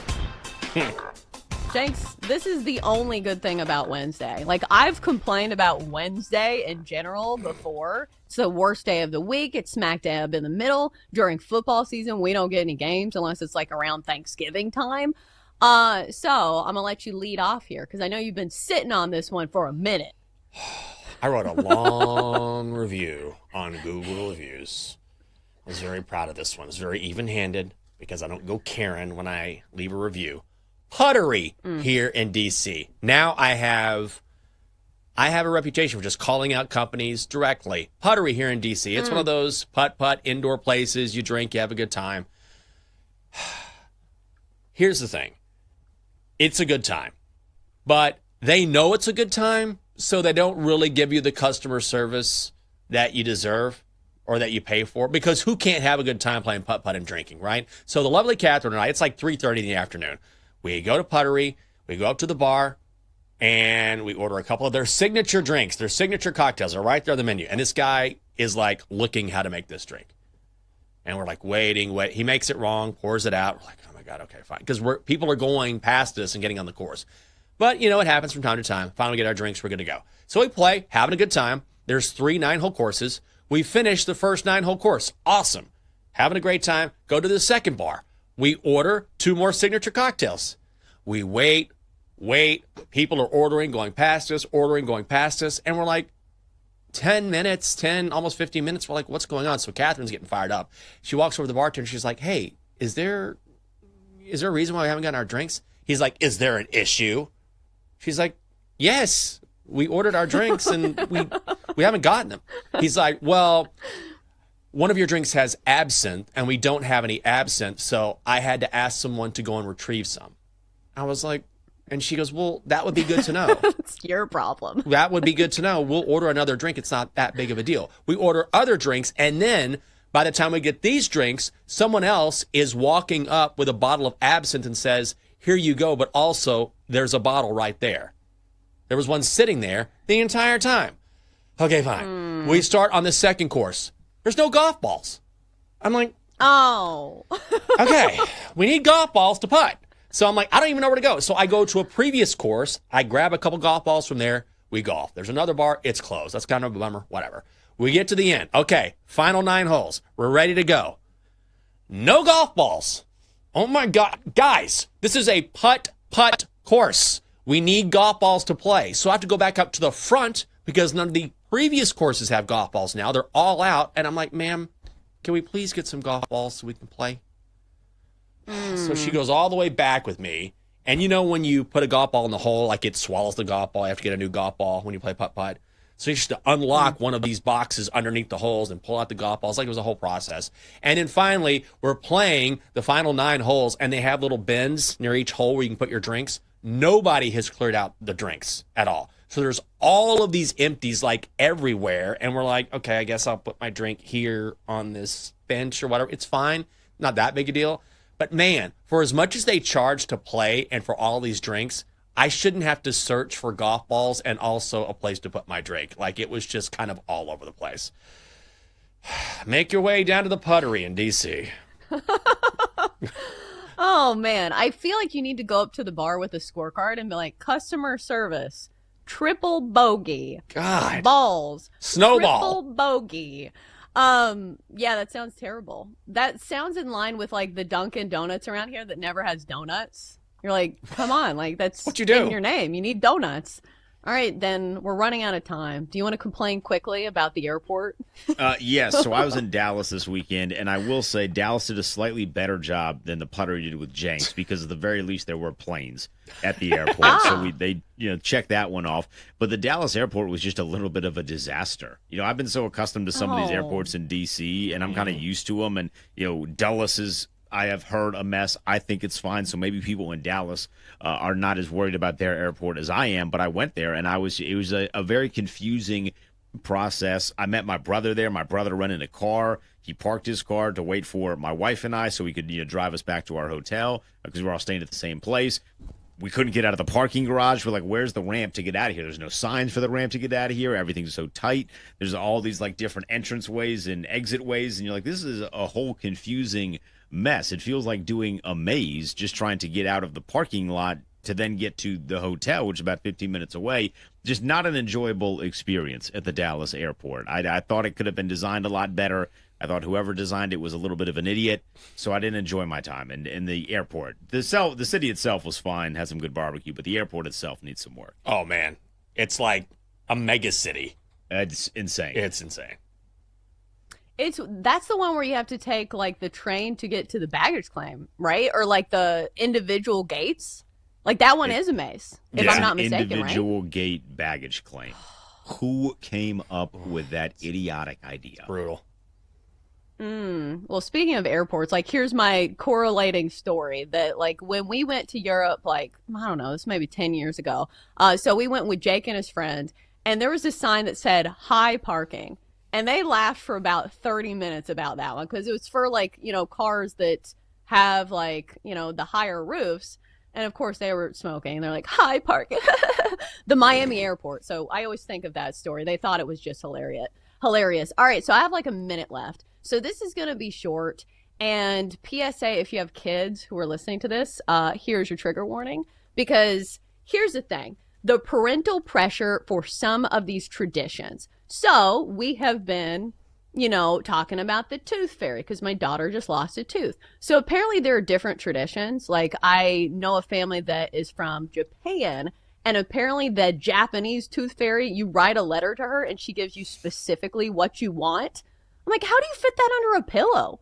And then my daughter also watches Bluey. So apparently the tooth fairy on there has a special sticker that she puts on the money. So when Blake got a visit from the American tooth fairy, it didn't have a sticker. She didn't get to write a letter. Like, what am I supposed to do? Like, wow. I'm doing my best. The tooth fairy in America is doing her best, ladies and gentlemen. So let her live. All right, coming up next. Hour 3 of the show. What I will not be complaining about is the All-Star game for MLB. We'll talk about it next on the Daily Tip presented by BetMGM.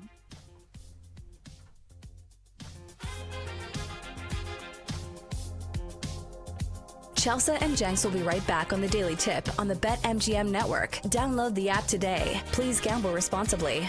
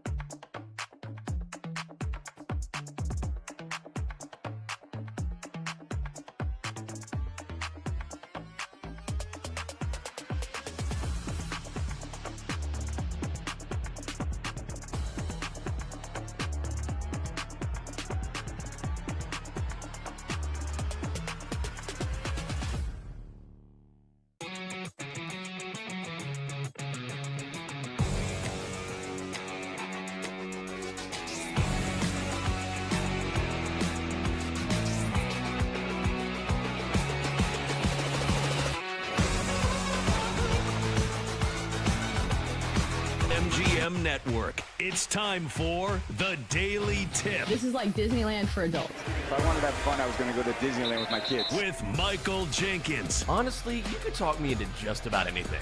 Like, you want to do shots? All right, let's do shots.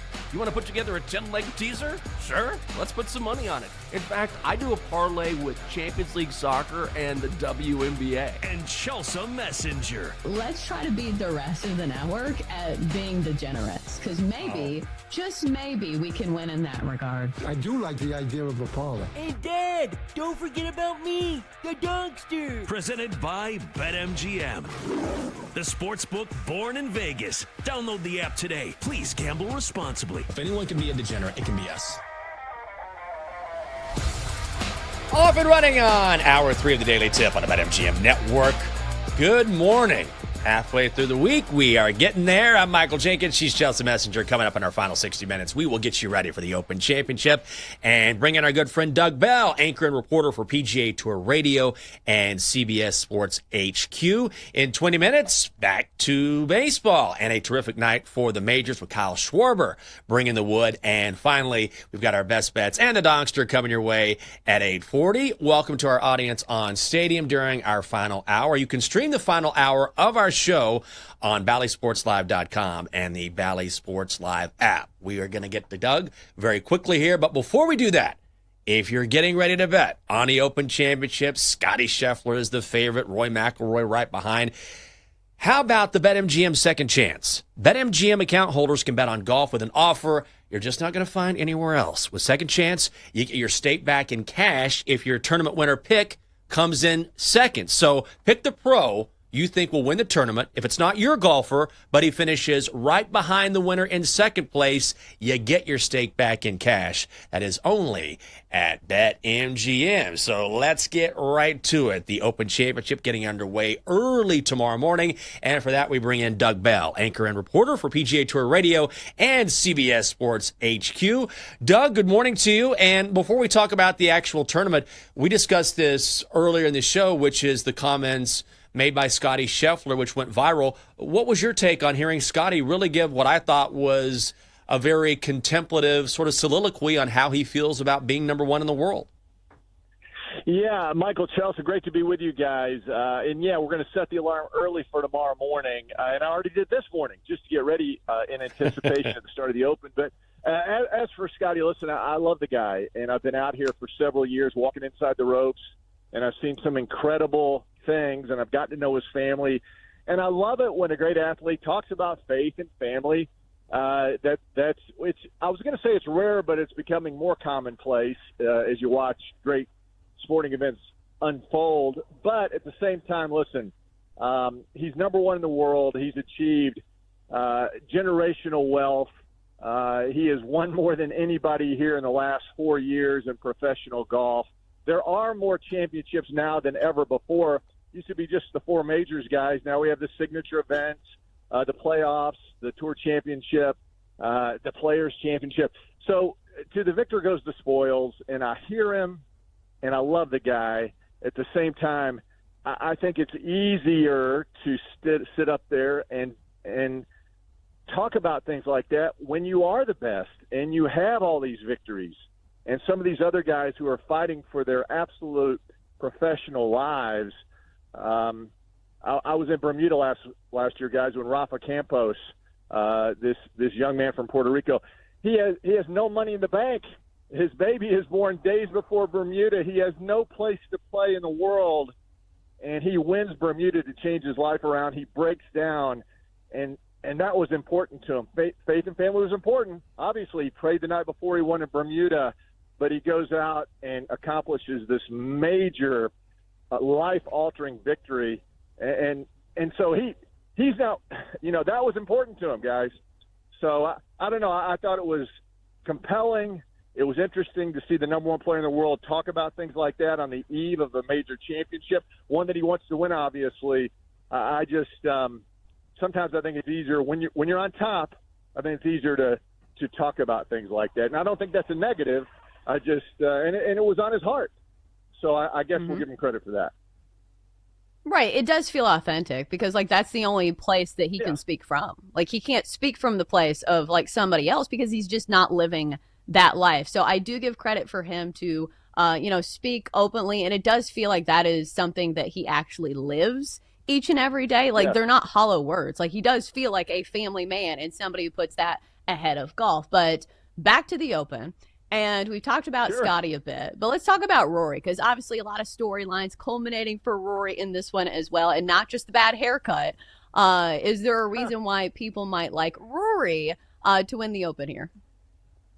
Well, of course, and you go back to 2019 when it was at Portrush, and it was the first time that the Open had come to Ireland in quite some time, and he hits his first tee shot out of bounds and shoots a 79 in that opening round, ultimately would miss the cut, and said at the time that was the most nervous he'd ever been, basically with the country of Ireland wrapped around that first tee, and he was feeling the nerves. So now he's back with the Grand Slam under his belt, and obviously after a couple of weeks off where he refreshed and recharged the batteries and played really well last week, I think he comes in great form. There's no question about it. At the same time, just because he's from this part of the world, he doesn't play this golf course very much. In fact, he hasn't played Portrush since he came back this week, since before 2019. So I think he's in the same boat as most all the other guys, but at the same time, he's coming off a really good week. I just find I find it hard to bet on him, guys, because he did win the Masters. That's the one he desperately wanted. He talked openly this week. He wants this one, too, for obvious reasons. He wants to win in his home country before the home folks. I just think it's too much to ask a guy this day and age to win 2 of the 4 and to win the Masters, to complete the career Grand Slam, and then come right back and have a storybook win at Portrush. I just think that's a tall order. And again, the Open Championship, guys, is the one major championship. They're all hard to handicap. This is the most difficult because of the weather. And so we just have to see, does Rory get the good weather draw or the lousy weather draw? Because all these guys will face some sort of inclement weather as the tournament unfolds. Right now I'm looking at the weather app, 65 to 70% chance of rain every single day. That's just standard operating procedure in Ireland. So we'll have to see if Rory gets lucky or faces the brunt of the weather. Doug, I love watching the Open Championship and links golf because it's just a different type of golf, as you know, because of the weather and the history there. So when you talk about Royal Portrush in particular, what makes this course so special? Well, guys, this is and you'll hear this a lot. It is a links course personified. It's like all these courses in Ireland. There's not a tree anywhere. It was carved out of the natural terrain of the land. Unlike the United States, where we use bulldozers and dynamite, and we move heaven and earth literally to build these Taj Mahals of golf courses, these links courses were carved out of the land, right there on the cliffs of Ireland, overlooking the water, which is absolutely breathtaking. But with that natural terrain comes all sorts of humps and valleys and moguls and pot bunkers and just things you don't see in the United States. And it sets up, guys, when you'll see it on television, when you're on the tee and you look down at these natural holes that are carved out of the terrain, it's breathtaking. It's like, oh my goodness. We don't see this but once a year in major championship golf, or if you're lucky enough to take a golf trip with your friends. But it is unbelievable. It's like, let me catch my breath at how beautiful it is. But at the same time, it's beautiful, but it's treacherous.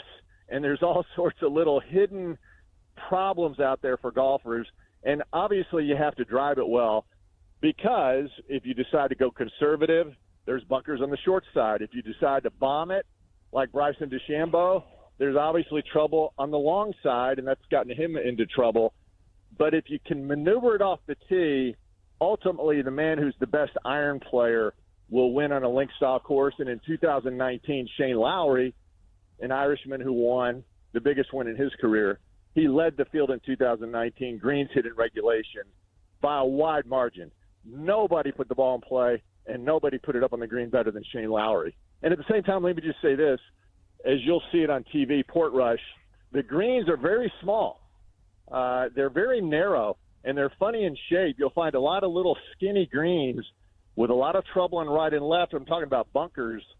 So, again, if you're not a good iron player, if you're coming in with problems with the irons, like, man, I just can't quite dial it in, you're probably not going to make the cut at the Open Championship.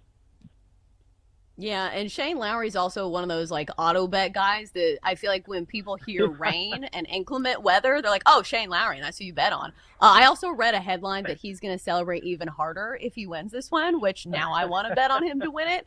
But are there some other guys in the field that are maybe worth watching outside of Scotty and Rory and the favorites?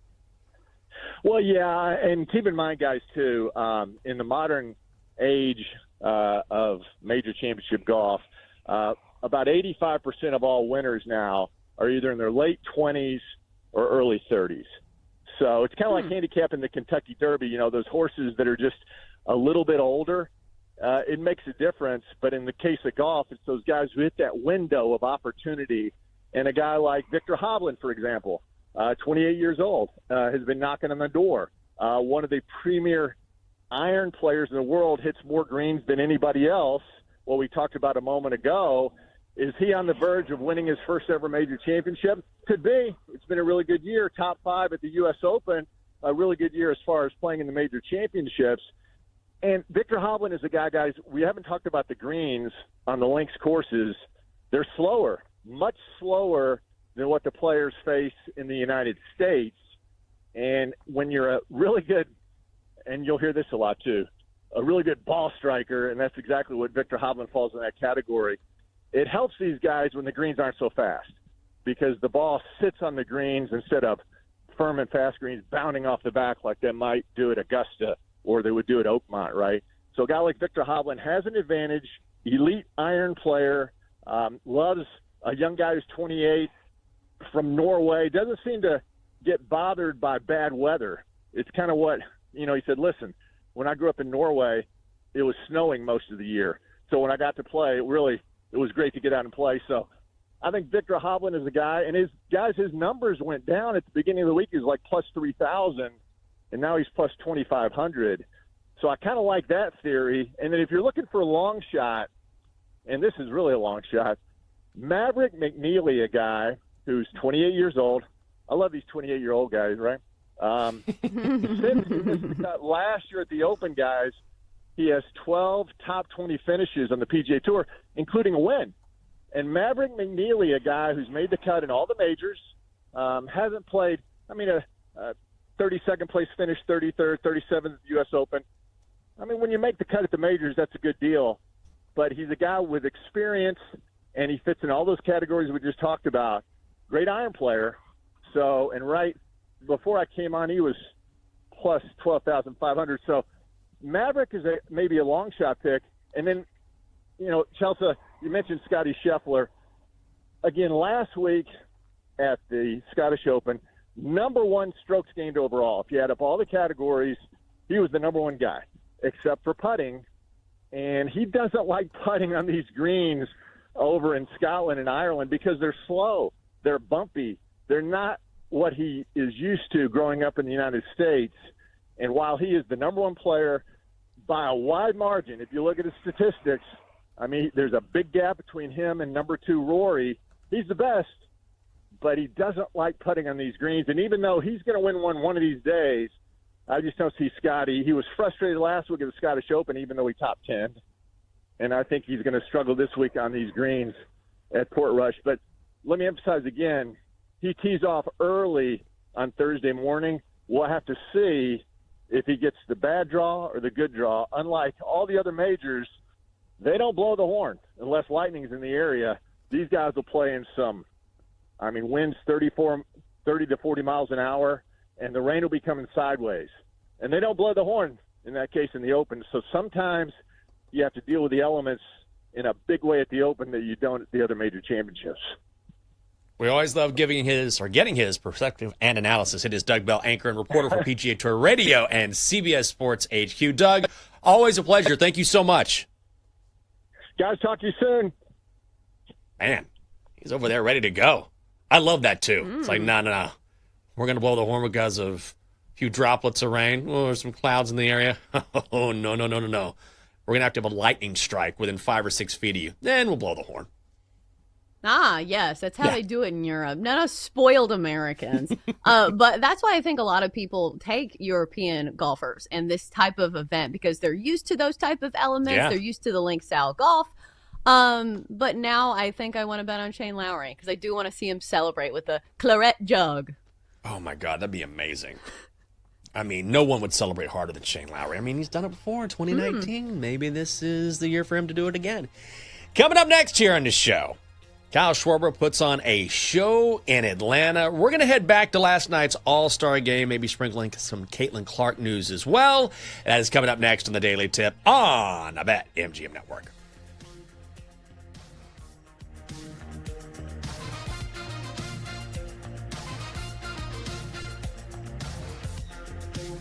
Chelsea and Jenks will be right back on the Daily Tip on the BetMGM Network. Download the app today. Please gamble responsibly.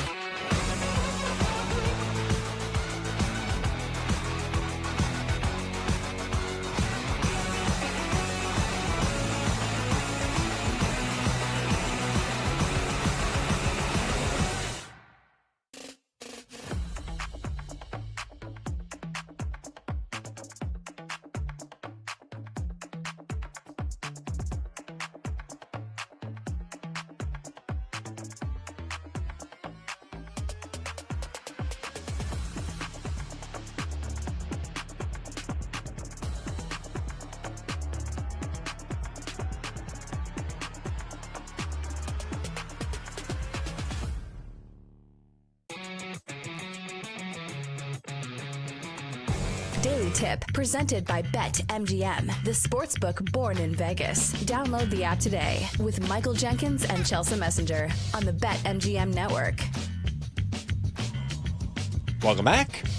Great Jamie with us on a Wednesday. It is a Daily Tip on the BetMGM network. I'm Michael Jenkins. She is Chelsea Messenger. Coming up on the show, Major League Baseball gets its moment in the spotlight with one Philly shining the brightest of all. I ran out of creamer this morning at home. Really bummed about that. First world problems. Thoughts and prayers. Guys, what am I going to do? No creamer. I'll get through it, I guess. So I was like, no big deal, because I'll come to work. And then Raj will be here. Raj puts out creamer every morning. Raj does everything. By the way, tough summer for Raj, the glue around here at our Odyssey studios, because I didn't realize, I assumed it doesn't get busy for Raj until the fall, right? Football season. He's like, oh, no. The storms, the thunder and lightning we've had, lots of storms here in D.C., knocking out different parts of the station, affecting all the inner workings. He's had to go in, repair some stuff. Busy time of year for Raj. And yet, he still finds a way to put the creamer in the little bin in the kitchen, in the break room. And so I go in this morning, I'm like, oh, let me grab some creamer, put up my coffee since I don't have it at home. Oh, I don't think Roger did this. This is not Roger's style. And there's one of those big containers of like powdered coffee cream. Do you know what I'm talking about? No. Oh, man. I'm How like, dare they? is this a truck stop? Like, what's going on? Guys, I just want Is this prison? Yeah, is this prison? Am I in jail? What is this? Did I use it? Yes. Did I hate myself for it? Yes. And there was a woman next to me, and she was a fan. She's like, oh, I don't hate this. I was like, I hate this. Where's the actual? I haven't had powdered cream. Like, I feel like, if you're on a long road trip and you just need some coffee or a drink or gas or whatever, and you'll pull over to some random, like, mom and pop gas shop or something, little convenience store, and they don't have a lot of stuff, and they'll just have like a pot of coffee in a small town and just some powdered cream. It's like when I go home to Texas. I'm like, there's not going to be anything fancy here. Like, get your pot of coffee that's been sitting out for 3 hours and some powdered cream and be on your way. If we have some sugar, we'll put it out, maybe. That's how I felt this morning here. What a tough life. There's only one acceptable time to use powdered creamer, and I'll give you an example because you were kind of there that weekend. So the weekend that I came to visit you guys in D.C., and I was violently hungover, and I needed something to cure this hangover. And they had coffee in the room, but they only had powdered creamer. I could not leave that hotel room because I had the threat of violently puking everywhere. So I was like, listen, Chelsea, if you can get through this, you can get through anything. You know those hype up speeches that you give yourself when you're really hungover? I had to give myself several of those, but that is the only time I think that I would stoop to the level of powdered creamer. Oh, man, that night, a night that will live in infamy. In infamy. Never again. Double D, you stay in Chicago, buddy. I don't know how many free Jell-O shots we did that night, but the over-under Oh, this was like, the more recent one. Oh, that was also one. The last 2 times I've been the drunkest have been when we all get together, when everybody comes into town. Whoo, man. It's a great sign. That's a great sign. We don't waste any time at all. It's like, all right, guys, we got 2 days. Let's go. It's like a mission. Incredible. Also pretty incredible, last night's All-Star game. How about this? What a performance by both sides. I mean, this was about as entertaining as it gets. The National League beats the American League in a swing-off. Game was tied 6-6. Senior Circuit wins with the swing-off. The National League coming home at minus 115. Total set at 7. The over hits. Now, whether or not your bet came home, if you bet on a side or not, depends on where you bet. So there was a big debate about this that I saw on X this morning. But we start off with Paul Skeens getting the start for the National League, and he was throwing some heat. Strikes out Torres for the first out as he touches triple digits for the first time. All calls courtesy of Fox. Skeens, 1 scoreless inning, 2 strikeouts. The National League goes up 2-0 thanks to a double from Ketel Marte in the bottom half of the inning. They go up 6-0 in the 6th. Home runs from Pete Alonso, Corbin Carroll. But then the American League comes all the way back. 4 runs in the 7th, 2 runs in the 9th. So we go to a swing-off. Okay, tied at 6. 3 batters from each league. The American League takes a 3-1 advantage, and then Kyle Schwarber gets his turn for the National League. Through you. Schwarber in the air to center field, headed towards the wall, and to dead center. That's huge for the National League. So there you go. You said if he could get it on his first swing, and he did. Oh, Schwarber's in the All-Star game. Oh. AL rallied in the game. NL has rallied in the swing. With the hat trick. Look out, Chop House. National League takes the lead 4-3. Unbelievable.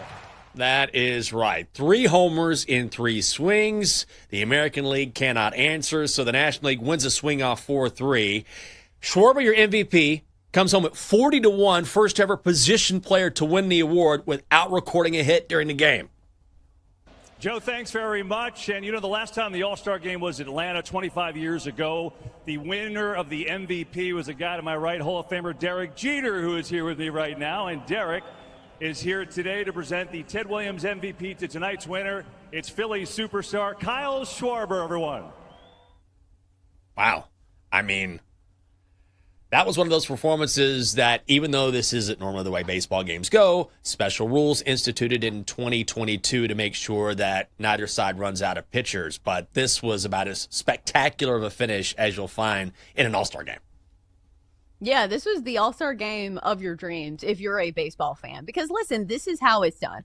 I understand that some things are up to chance. Like, you're not always going to get a game that ends in a tie, and you have to go to a swing-off. But it is cool that they made that rule that we would have a swing-off. So this is everything you want. If it's not going to mean anything, make it fun. Mm-hmm. And I understand that sometimes we dump on baseball for not being fun and not changing the rules enough and not listening to fans, because baseball is a game rooted in tradition. But I feel like this was, to put a baseball pun out there, an absolute home run from Rob Manfred and company. Whether it was the actual game, the swing off, the tributes, the stand up to cancer tribute, which is always amazing. They had the Hank Aaron tribute because it's Atlanta and because of what Hank Aaron meant to baseball, to the Braves, to civil rights. That was one of the coolest things I've seen in a long time. Like, we talk about, like, the year 2025, and I thought we'd have flying cars by now. We don't, but I felt like this was a great use of technology. And the light show and the fireworks signifying home run number 715, it was so cool. So, overall, A+. The only thing that I would, like, take one half of a point off for is that it was on really late. But I know most people do not wake up early like we do. But overall, an absolute home run from MLB with this All-Star game. I feel like that you're severely disappointed we don't have flying cars by now. Like, I feel like this is some... Yes. I mean, growing up, I feel like you imagined a world where we would have... Where are these flying cars I was promised? You get Teslas that, like, hit people in Scottsdale, Arizona. Like, that's the only thing I know about, like, the self-driving cars is when we lived in Scottsdale, they kept hitting a bunch of people. But back to this All-Star game, like... I think I'm pretty cynical about a lot of things, but like I feel like everything went so well in this. And I think this was the perfect moment for baseball to draw in the casual fan base, because that's what All-Star games are supposed to do. Because I had this feeling when I was watching the hockey All-Star game. And granted, we didn't have the Canada versus USA aspect, but like that game was so spectacular, and it had the shootout and it had the great ending, to where I found myself thinking that, hey, I think I'm going to be a hockey fan now. So I thought this was a great springboard moment for baseball to show the casual fan, like, hey, baseball is not a game that like died in 50. We still have great superstars. There is a lot to love, and they've got some super bright stars, including Kyle Schwarber, who came up the biggest in the biggest of moments. I mean, it's not easy to pull off an All-Star game. Like, the Pro Bowl in the NFL is just a skills competition. It sucks. The NBA All-Star game is a mess right now. They don't know what to do with it. Hockey's is really good, but baseball, this is where baseball really shines in this moment, right? Because they have a perfect mixture of whether it's the home run derby or how this game ended, which is they keep the exhibition part of it in place where you get to see some of the fun and they mix it up a little bit, but then you get a competitive game like in the middle, right? Where, look, The reason why this went to a swing-off is because it was tied. It's not like this was planned. This was instituted as part of a new rule 3 years ago. But this was a great game, right, where the American League stormed all the way back. So in addition to this finish, and everybody's going to talk about this, and I understand that because Schwarber was unbelievable, especially on that last swing where he went down on one knee like it was just sort of, chef's kiss the way that finished. But it's because right before that, we got a fantastic baseball game. Yeah, absolutely. And there were some other little nuances too, because you cannot orchestrate a good game. Like in sports, sometimes you just can't control that. But all of the controllables, MLB did really well. So they set themselves up. Even if it wasn't a good game, it still would have been a great product. And I will say I was somebody who did not love the Clayton Kershaw selection, saying just because he's legendary and he's had this great, we're going to throw him in the All-Star game. Mm-hmm. But then they mic'd him up, and that was awesome TV. Yeah. I think all of us always want a peek behind the curtain on, what are the thoughts of pitchers right before they throw a pitch? And we got a full glimpse because Clayton Kershaw was talking it out the entire time. And I think he's at a stage of his career where it's the All-Star game, but I think some of these younger guys maybe aren't to that place, where they can be fully relaxed and literally call out the pitch that they're throwing. I was wondering, I was like, is the batter listening? He's like, yeah, curveball, here we go. And he throws it. Not that I could hit his curveball even if I knew it was coming, but right. I went back on, my original saying. I'm like, I'm glad that Clayton Kershaw was in the All-Star game simply for those 2 or 3 batters that he got to throw to because he was mic'd up.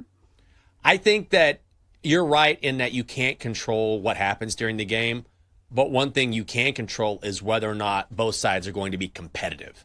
That's the one thing here. So when you see Paul Skeens going up against Aaron Judge, you're like, all right, I want to see this. And even Skeens said that after the game, look, it's the All-Star game. This is the best of the best. I want to strike him out. He wants to hit a home run off of me, especially guys that don't normally face one another. So that's what makes this so special. And then there's the fun elements mixed in, and that's, I don't mean to keep bagging on the NBA, but that's what's missing, right? It's the guys being competitive. It's more than just a show. It's competing. And when you see superstars go after each other, or at least compete against one another, it really elevates because that's what we love. We love the star power. We want to see the best of the best going at it. And seeing that during the game and then seeing a finish like that, it makes this All-Star contest compared to other sports so much better. Right. And I think basketball, the main thing is, they don't really play defense. Right. If they played defense, defense, it would be a little different. Right. But in football, I think it's just more difficult because it is such a physical sport. Mm-hmm. Because, if we lived in a fantasy land, wouldn't it be cool to see a Pro Bowl with the best of the best? But also because of the timing, we don't get the people who are in the Super Bowl. So it's just one of those things where, logistically, it's just not going to happen. But, we get that in baseball. All of the factors line up because it's a skill sport and because so many guys actually want to participate in this. Because there were some guys that opted out. But for the most part, all really good crop of guys who want to be participants in this event. And that's what makes it awesome. Oh, for sure. And, when you talk about the NFL, too, I had to look this up. Remember when Tyler Huntley made the Pro Bowl for the Ravens? Awful. Awful. But why? Because no one else wanted to play. It's okay, everybody checks out, nobody wants to play. So it just speaks to the fact that in Major League Baseball, people want to compete. Everyone wants to play. Maybe not so much in the home run derby, but you get the best of the best. And that's what made this event just so spectacular and so successful. Do want to mention last night in the WNBA, the Fever beat the Sun 85-77. We talked about this game. The Sun were getting 15.5 points. They cover that number. Fever minus 2,000. Under hits with the total set at 165.5. Caitlin Clark, only 14 points, even though Indiana wins, but once again injured. She leaves the game with 40 seconds to play, aggravates her groin. Man, she's already missed 10 games this season if you count the Commissioner's Cup. And we've got the All-Star game coming up in Indianapolis on Saturday night. She's one of the captains, and she just cannot get healthy. Yeah, we were just talking about how much star power matters in All-Star games. Yeah. Caitlin Clark's a supernova in the WNBA. Yeah. And obviously she's probably going to be there at least, but we're probably not going to see her 100% because at the end of the day, she still wants to win a championship. and she still wants to get healthy because it does feel like something she's been battling with like for most of the season. And the Fever in general have been battling with this because it's not just Caitlin Clark, it's their other stars, that have been injured. So I don't know. It's just a tough stretch for the Fever, but I hope we at least see a little bit of Caitlin Clark during the All-Star game because, again, she moves the needle. Yeah, she does, and I really want to see her. Everyone's going to want to see her, but at this point, when she just continues to aggravate some injury or another, Indiana needs to be careful. Get her on the court if you can, but if it's going to risk more injury, just get her right for the rest of the regular season because the Fever still have a chance to win it all. Coming up next, what in the world are we going to bet on tonight? Well, we got to come up with something. That is next on the Daily Tip on the BetMGM Network.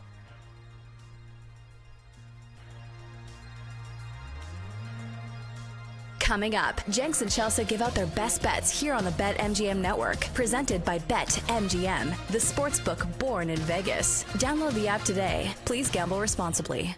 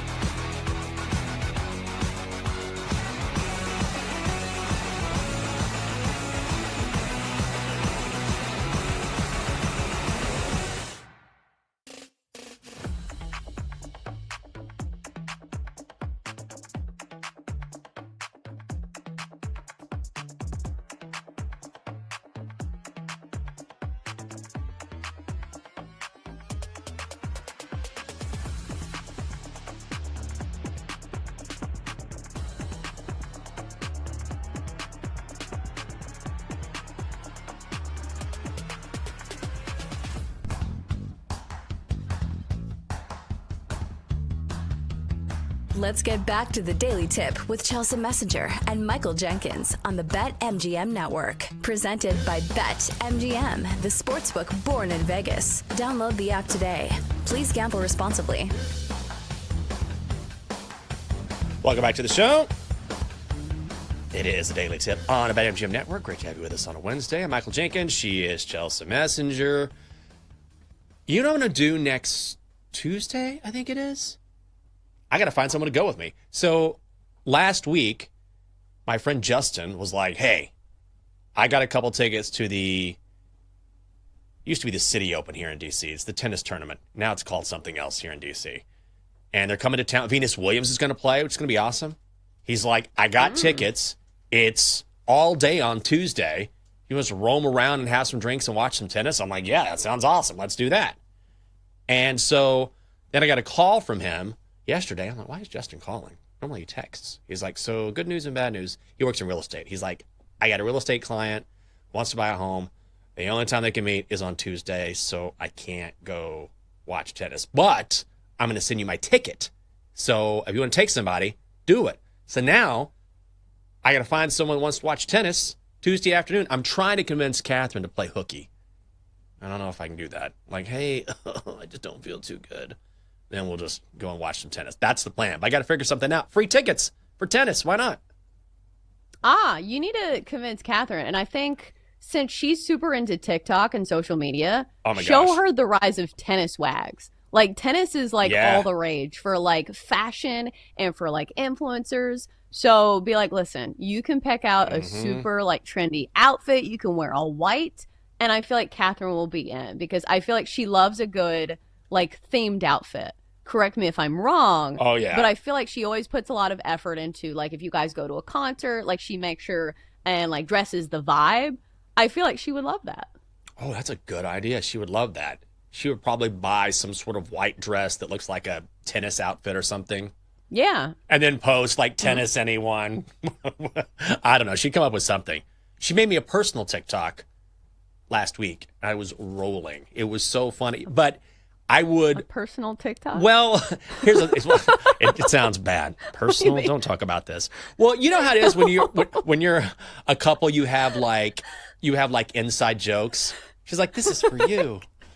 I don't have any pants on. No, it's like, you know how it is when you have like inside jokes if you're a couple, right? Like every couple has this. Things that you think are funny that no one else would probably think are funny. And so, God, it's a long story. But there's this, you've heard of Stoke coffee, right? You can buy it in the store, right? So one of their labels, I don't know, we just thought this was really funny where it was like, it's not too sweet. It's like, okay, it's sweet coffee, but it says on the label, not too sweet. And we're like, that's odd. So anyway, we were going around making fun of this, and then I got home last week and I walk in and she's got this look on her face. I'm like, what are you doing? She's like, nothing. I'm working on something. So anyway, she made like a fake commercial on TikTok for Stoke Coffee making fun of this. And I thought it was hilarious. But it's one of those things where it wouldn't sell or people wouldn't get it because it's kind of an inside joke, even though it was like a minute long with music and commentary. It was hilarious. Oh, well, that's definitely a different direction than I thought when you said personal TikTok. Well, yeah. I was like, it wow. wasn't that bad. No. Kris Jenner needs to like take that marketing and be like, listen, it wasn't a sex tape. It was a personal TikTok. Yeah, just a personal TikTok. That's all. Yeah, I just thought it was, I thought it was great, but not everyone would get it. So I don't know what I'm going to do on Tuesday. If you were here, Chelsea, we go watch some tennis. We get off and be like, hey, let's go have a couple drinks and let's go check out the whatever it's called. Do you know what it's called now, Denton? It's something totally different. Sorry. Denton's having a snack. He's like, eating. Why are you talking to me? He's having his breakfast. Sorry, my bad. Leave me alone. I don't know what he's eating, but who cares? You're just going for tennis anyway. It's not like the name matters. You're going for the experience. Yeah, exactly. I can't remember the last time I went to a tennis match. Probably a World Team Tennis Castles match here in D.C. So it's been Sounds forever. Fancy. It was cool. I talked to Venus Did they play in a that castle? They played all over. They moved all sorts of different venues. Like they were all over the place. But I talked to Billie Jean King after one of the events that was on the campus of George Washington. I mean, she's a legend, so that was pretty awesome. But it's been a while since I've been to tennis, so looking forward to that. Also looking forward to Bet Sweats. Bet Sweats. That's what I was waiting on. Kate Constable and Chris Mack are along to recap last night's Major League Baseball All-Star Game and look at the Open Championship market, make some plays. Former Major League Baseball outfielder Cameron Maben joins the show at 11. I don't know if you have a bet, Chelsea, but let's talk about it anyway. Time to place your bets. Okay, here we go. Do you have a bet or no? Because this is tough. Listen, it's tricky because when I come on here, I feel like we're always authentic. And if we have a bet that we're putting our own money on, like, that's what I want to give out for my best bet. So, like, there's nothing that I'm putting my own actual money on today. I did look at the WNBA, and I made an attempt. An attempt was made. Because initially you see the Sky and Dream game, and the Sky are getting 8.5. You're like, the Sky and the Dream, neither of these teams are that good. But Angel Reese is going to be out for this game. So I feel like maybe you take the other side in the Dream. But again, like, I am not going to tell you to put your money on something that I am not personally betting on. So it's going to be a pass for me on the worst day of sports betting on the entire, calendar. There's just nothing to bet on for me. Pass. Well, I don't blame you. Pass. You're going to pass? All right. God, I need some sleep. You know what? I'm going to bet. Somebody's got to take an L on this show. Might as well be me. Here we go. MLS. Charlotte FC, minus 155 against DC United. Oh, I used to follow the black and red back in the day at RFK Stadium. I was a member of the Screaming Eagles. We'd show up, beer, food. It was dirt cheap. You pay like $10, all you could eat, all you could drink, and then we would cheer our asses off for the black and red. It was awesome. Those days were a long time ago, so I still have place in my heart for DC United. Used to be a beat reporter for those guys. But this is a different time, and this is a bad spot for United. They have lost their last 2 games to Charlotte FC over the past couple of years. Also, United have won a single match in their last 13 in all competitions. That goes back to last May. They've lost 5 of their last 6 overall, and they're on the road in Charlotte. Fair price on Charlotte FC tonight. I can't believe I'm betting MLS, but here we are. It's Charlotte FC, minus 155. The true colors are really showing right now because there's just not that much to bet on. So I salute you for looking in the weeds. It's just, I don't even understand soccer enough to bet on it. Like, I, could look at the board and be like, hey, here's some favorites. Jenks, I'm kind of surprised you didn't do a parlay because normally this is right up your alley. You say, hey, UEFA women's soccer, this team's like minus 1,000. You didn't consider that? I did think about it. And then I was like, you know what? Honestly, I got a little, I don't want to say lazy. I was just like, those parlays take a lot of work because inherently I don't know a lot about the individual sports. So I was like, do I want to do a ton of research on 2 different sports and find a prize? Or do I want to do one game on MLS? And I was like, you know what? I mean, I did the research for this one particular game, but those parlays take a lot of work to put together. So, and I'm 0-2 this week. So maybe I'll do it when I'm hot, but not right now. Guys, pass. Don't forget, we're on YouTube. You can watch a daily tip along with each and every show on the BetMGM Network. It's easy to do. Like and subscribe. And as always, you can listen on the Odyssey app. Donkster, I don't know if you have a bet, but you always have some thoughts. Good morning.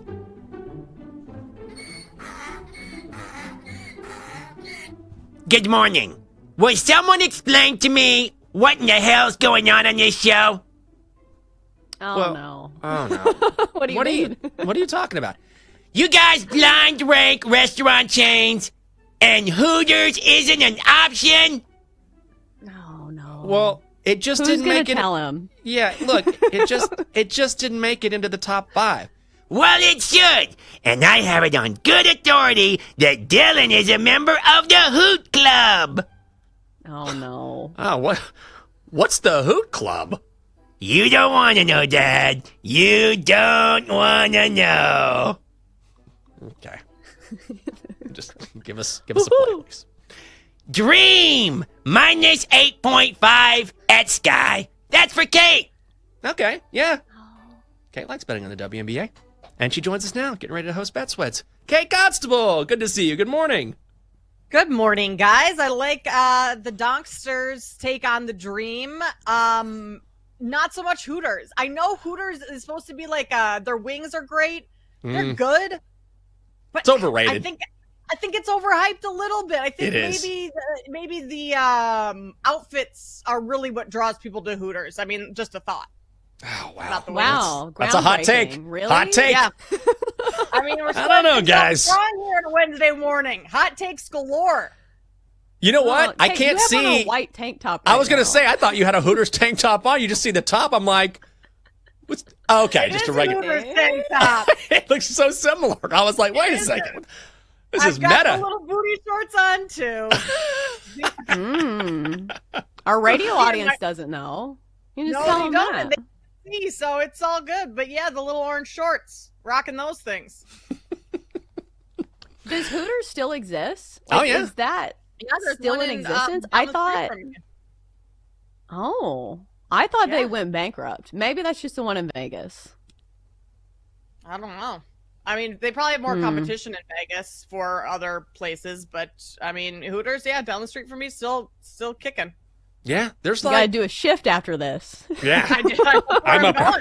Got to make those tips. It's Bet Sweats, and then I got a double shift tonight. I'm filling in for Claudia. Oh, this is going to be absolutely brutal. There's a few, the last time I went to Hooters, it was like I remember sitting, and there was nobody in there, and I was sitting there and eating some wings and waiting for a refill of my Diet Coke, and it took like 10 minutes, and there's 3 servers just like standing around a table having a gossip session. I was like, well, this isn't the greatest, so it's definitely gone downhill.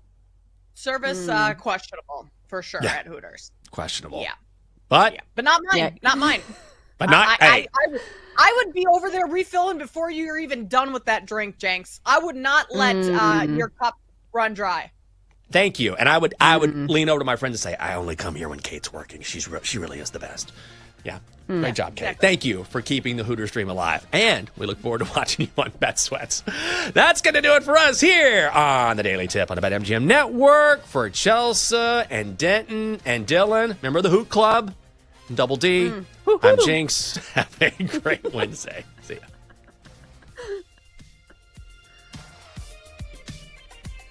You've been listening to the Daily Tip on the BetMGM Network. Download the app today. Please gamble responsibly. If you missed any of the show, listen back anytime on the new and improved Odyssey app.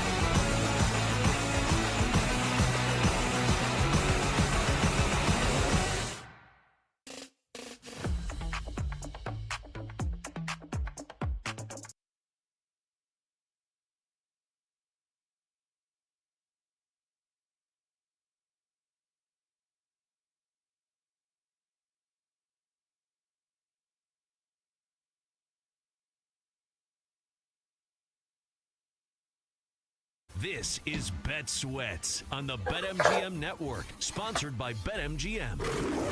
Schwarber in the air to center field, headed towards the wall, and dead center. That's huge for the National League.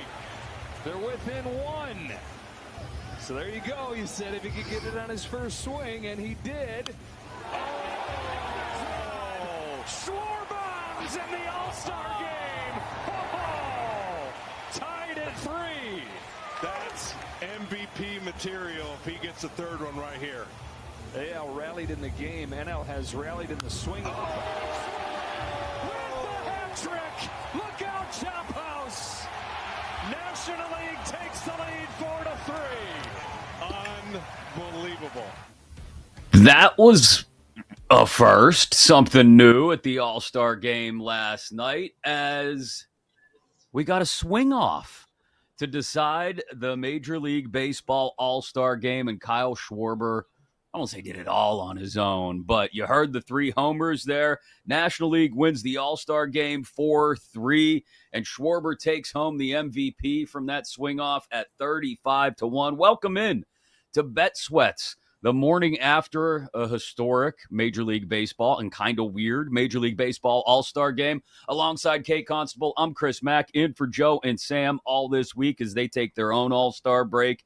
We'll react to everything we saw because there was a lot of little things and big things to take away from the MLB All-Star game last night. A lot of NFL news, and we'll continue our divisional previews today of division by division, everything to expect with training camps opening up. AFC South in about 20 minutes, NFC West in the final hour. And yeah, those top 10 quarterback rankings, we'll talk about those. And power rank today the worst quarterback situations in the NFL. Plus, we continue to preview college football as well in the middle hour of the show. We preview the Big Ten. National champ has come from that conference each of the last 2 years. A lot of people think it might happen a third year in a row, but with a different team. Please don't jinx it. Please don't jinx it. Plus, the 153rd Open Championship at Royal Portrush in Northern Ireland. We'll give you a couple plays for that as well. An injury in the WNBA, it looks like, last night as they approach the All-Star break. All on the way. Morning, Kate. How was your All-Star evening? Good morning, Chris. It was good. It was an all-star. It was an all-star night last night. Father-in-law's birthday. So nice. We just went over to my in-laws, had dinner. So we had the TV on. It wasn't, I wasn't as locked in as I probably would have liked or would have been, but I was able to keep an eye on the TV. And then I got home in time to see some of the cooler, more important stuff later on in the game. So only missed the first couple of innings here and there. I did see Skeens, though, the 2 strikeouts to start the game. I almost texted you guys, but, I was with the family. Couldn't be on my phone all night. Yeah. So you got a great win there, Chris. But yeah, overall, I thought it was a really fun night. I thought it was a good All-Star game. Yeah, this works out perfectly, actually. You got to watch most of the end, which I'll be honest, I didn't see live. I got to see most of the beginning because my son and I wanted to sit down and watch Skeens start the game, being Pirates fans. We'll have Cameron Maben of Foul Territory at 11 a.m. Eastern. Maybe he'll fill in some of the gaps, but there was a lot of things to take away from this from beginning to end that, I was going to bring it up and give myself a little pat on the back, try not to pull any muscles. Paul Skeens with the 2 Ks in the top of the first.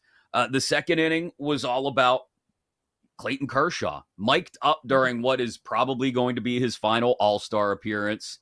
Only throws a few pitches, gets help from Kyle Tucker in left field, and just, I thought, did a great job. Look, as much as we love the Big Dumper, and it's a fun nickname, and he won the Home Run Derby, Cal Raleigh might have the personality, maybe it's just because he was locked in, he was catching, right, when he was mic'd up, might have the personality of an empty Amazon box. Doesn't take away from what he did in the Derby, but okay, not all that thrilling, he and Tarek Skubal on the mic in the bottom of the first. But when Kershaw came out there and he's talking to John Smoltz, asking him what pitches he should throw, having fun with the whole thing, I know those mic'd up things can be a little odd and awkward sometimes, but I thought Kershaw had a fun time with it, did a great job. I thought Pete Crow Armstrong did a great job with it later in the game. This is what the All-Star game is about. Bringing more people in who maybe don't normally watch the game and giving them a little taste of something different. Kershaw was so fun to listen to. It kind of like made me think he was just like a little kid at the ballpark, you know, the local park playing pickup with a bunch of guys, like the way he was talking into his mitt, obviously talking to the guys, but like, what should I throw next? Yeah. All right, slider coming here. Like it was just so good. It was like the innocence of baseball from one of the greatest of all time to greatest, greatest of all time might be a lot, but a very good player that we've seen forever. And for like this to be his last All-Star break, I thought that part was just phenomenal. Kershaw being mic'd up and the fun he had with it. Like he totally just ran with it and seemed like he really enjoyed it. So that was awesome to watch. And the AL comes storming back from a 6-0 deficit to tie it up in the bottom of the ninth on an infield single by Stephen Kwan with 2 outs, which sends it to the swing off, which is where we get Brent Rooker going yard. We get Schwarber with his 3 home runs. Pete Alonso was in it. It was just, it was a fun way to end what's supposed to be a fun experience. This isn't Game 7 of the World Series. You know, nobody's future contracts are being decided by the outcome of the swing off, I don't think. It was a fun way to cap what is supposed to be a fun night. So, yeah, we hit a bet or two along the way, and the NL wins the All-Star game 4-3 in the first ever swing off. And now we wait until the weekend for baseball to get back in action and that sprint to the finish. Maybe talk some MLB futures tomorrow and Friday when we've got some time to look ahead to the second half. But a ton of NFL news. The Jets, they extend Sauce Gardner 4 years, $120.4 million, the highest paid corner in NFL history. Now, we kind of saw this coming, though, yesterday when we were talking about the Garrett Wilson extension. We said, this is the next shoe to drop, and credit to the Jets. They're getting it all done and getting it in order before camp opens. Yeah, I mean, good to take care of it in the offseason. That way they are not like another team out east that is dealing with a disgruntled player and contract negotiations. And yeah, we saw this coming. Wasn't exactly a surprise at all. He's been dominant since he came into the league. Won Defensive Rookie of the Year in 2022, and he's just been continuing to play at a high level ever since. So not a shocker whatsoever. Highest paid cornerback in the league, though. That's impressive. I think he's kind of warranted that. So again, not a big shocker, but good for the Jets to just kind of be getting these things done. That way they can focus on football when football comes around and they're not having to deal with all this hoopla. Yeah, and like we talked about yesterday when we previewed the AFC East, and I had a higher opinion of the Jets than I think most people do. If Aaron Glenn is able to set the tone for the vibe, for lack of a better way to put it, going straight into training camp, not have to worry about guys being distracted by contract extension talks or holdouts or hold-ins or anything like that, I think it helps him get this team on the right track to just changing the tone and tenor of the organization right from day one. Another big extension, Kansas City extended guard Trey Smith. Another move to fortify the offense around Patrick Mahomes, which we talked about a bit yesterday. He gets 4 years, $94 million, 70 of it guaranteed, the highest paid guard in NFL history, the highest average annual salary and the most guaranteed money ever awarded to an NFL guard, and a move that makes sense to, sort of anchor the offensive line around first-round pick Josh Simmons at left tackle, Creed Humphrey at center, Kingsley Sumataya at left guard. They've done a lot to continue to fortify that offensive line in front of Patrick Mahomes. Yeah, it wasn't Trey Smith on the franchise tag too. So to get him off of that before the season starts and on a actual long-term contract, I'm sure both parties are pretty excited about that. I mean, the offensive line, one of the most important things for Patrick Mahomes to have success, and you just, took care of that essentially for this year and going forward. So surprising only in the sense that they were able to get this deal done and he doesn't have to play on the franchise tag for the season. A lot of times, players will continue on and they won't have those contracts that they can iron out prior. So, that's got to feel good for the Chiefs again, just kind of checking things off the list before we get underway. And I can guarantee Mahomes will come up again when we talk the top 10 quarterback rankings before the end of this hour. maybe in a surprising way, maybe not. I don't know. We'll get into that in just about 30 minutes or so here on Bet Sweats. Don't forget, you can watch the entire first hour of the show via Stadium on your Bally Sports Live app. Make sure you've downloaded it also on YouTube. All you got to do is search for the BetMGM Network. You can watch the show while you're listening to it. One guy who is not happy with his contract situation because he wants one of those extensions arrived for Commanders camp yesterday. Terry McLaurin talking about how he doesn't feel like things are progressing the way they should in his contract talks. I've been pretty frustrated, I'm not going to lie. Everything that has transpired up to this point has been disappointing and frustrating. I've wanted to continue my career here. I've created my life here. My wife and I have bought our first home here, so this has been somewhere where I've always wanted to be. Obviously, I understand everything's a business, but at the same time, I want to put myself in a position where, I'm valued and, I feel appreciated and things like that, and trying to take things day by day. And so at this point, it's kind of just up in the air. Up in the air. He has stated clearly that he wants an extension or he'll request a trade. I mean, Terry McLaurin, pretty reserved guy, I think, for the most part, off the field. That's about as upset as you'll probably hear him, but you hear frustrated in there a couple times, disappointed a couple times. I understand it is a negotiation, and there is always back and forth in negotiations, but this isn't a team, Kate, that can afford to go any length of time at all without McLaurin, especially once they get into the preseason and with the regular season approaching. Maybe it's one of those things that goes right down to the wire week one. But I have to think, for Jaden Daniels' sake, you want to get this done sooner rather than later. 1,000%. And I understand the hesitation on the Commander side. Like, Terry McLaurin's 30. He's not one of the younger receivers in the league, but he is coming off his most productive year yet. And he's had 5 years with 1,000-yard receiving. The guy just produces. And if you don't have him, all of a sudden, your receiving core is Brian Robinson, who's good, and an aging Deebo Samuel as well. You kind of have to have him on that roster. I think it would be a massive loss and massive hit to Jaden Daniels' even progression this year if you don't have a receiver like Terry McLaurin. We just saw Garrett Wilson, $90 million guaranteed in his big contract he just signed. I don't think Terry McLaurin gets that type of money. And maybe that's where it sounds like that's where the contract negotiations have kind of stalled in terms of the dollar amount. But Terry McLaurin, a huge part of this organization, huge part of the turnaround last year. I think you have to have him on the roster this year. And you're right. You don't want him to, one, get so frustrated he requests a trade, and two, miss any time this season, because you got to hit the ground running, especially in that division if you want to compete with the Eagles. Absolutely. We'll preview the NFC East tomorrow as we continue those division-by-division previews around the NFL all week long here on Bet Sweats. Again, NFC West in the third hour today.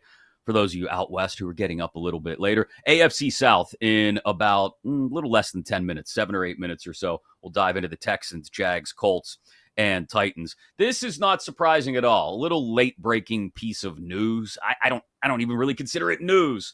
But according to The Athletic, Dan Wojcicki and Joe Vardon, LeBron James hasn't had any buyout or trade discussions with the Lakers, expects to be with the team. Shocking, Kate, that we were all talking about this just so that LeBron could be talked about during the offseason. This is exactly what we thought, and I think what a lot of us expected, even when he opted into the final year of the deal. He's not going anywhere. He's not forcing his way out, basically because there's not really much of a market for LeBron outside of LA. Nobody wants to give up what would be necessary to get him for, 1, maybe 2 years max.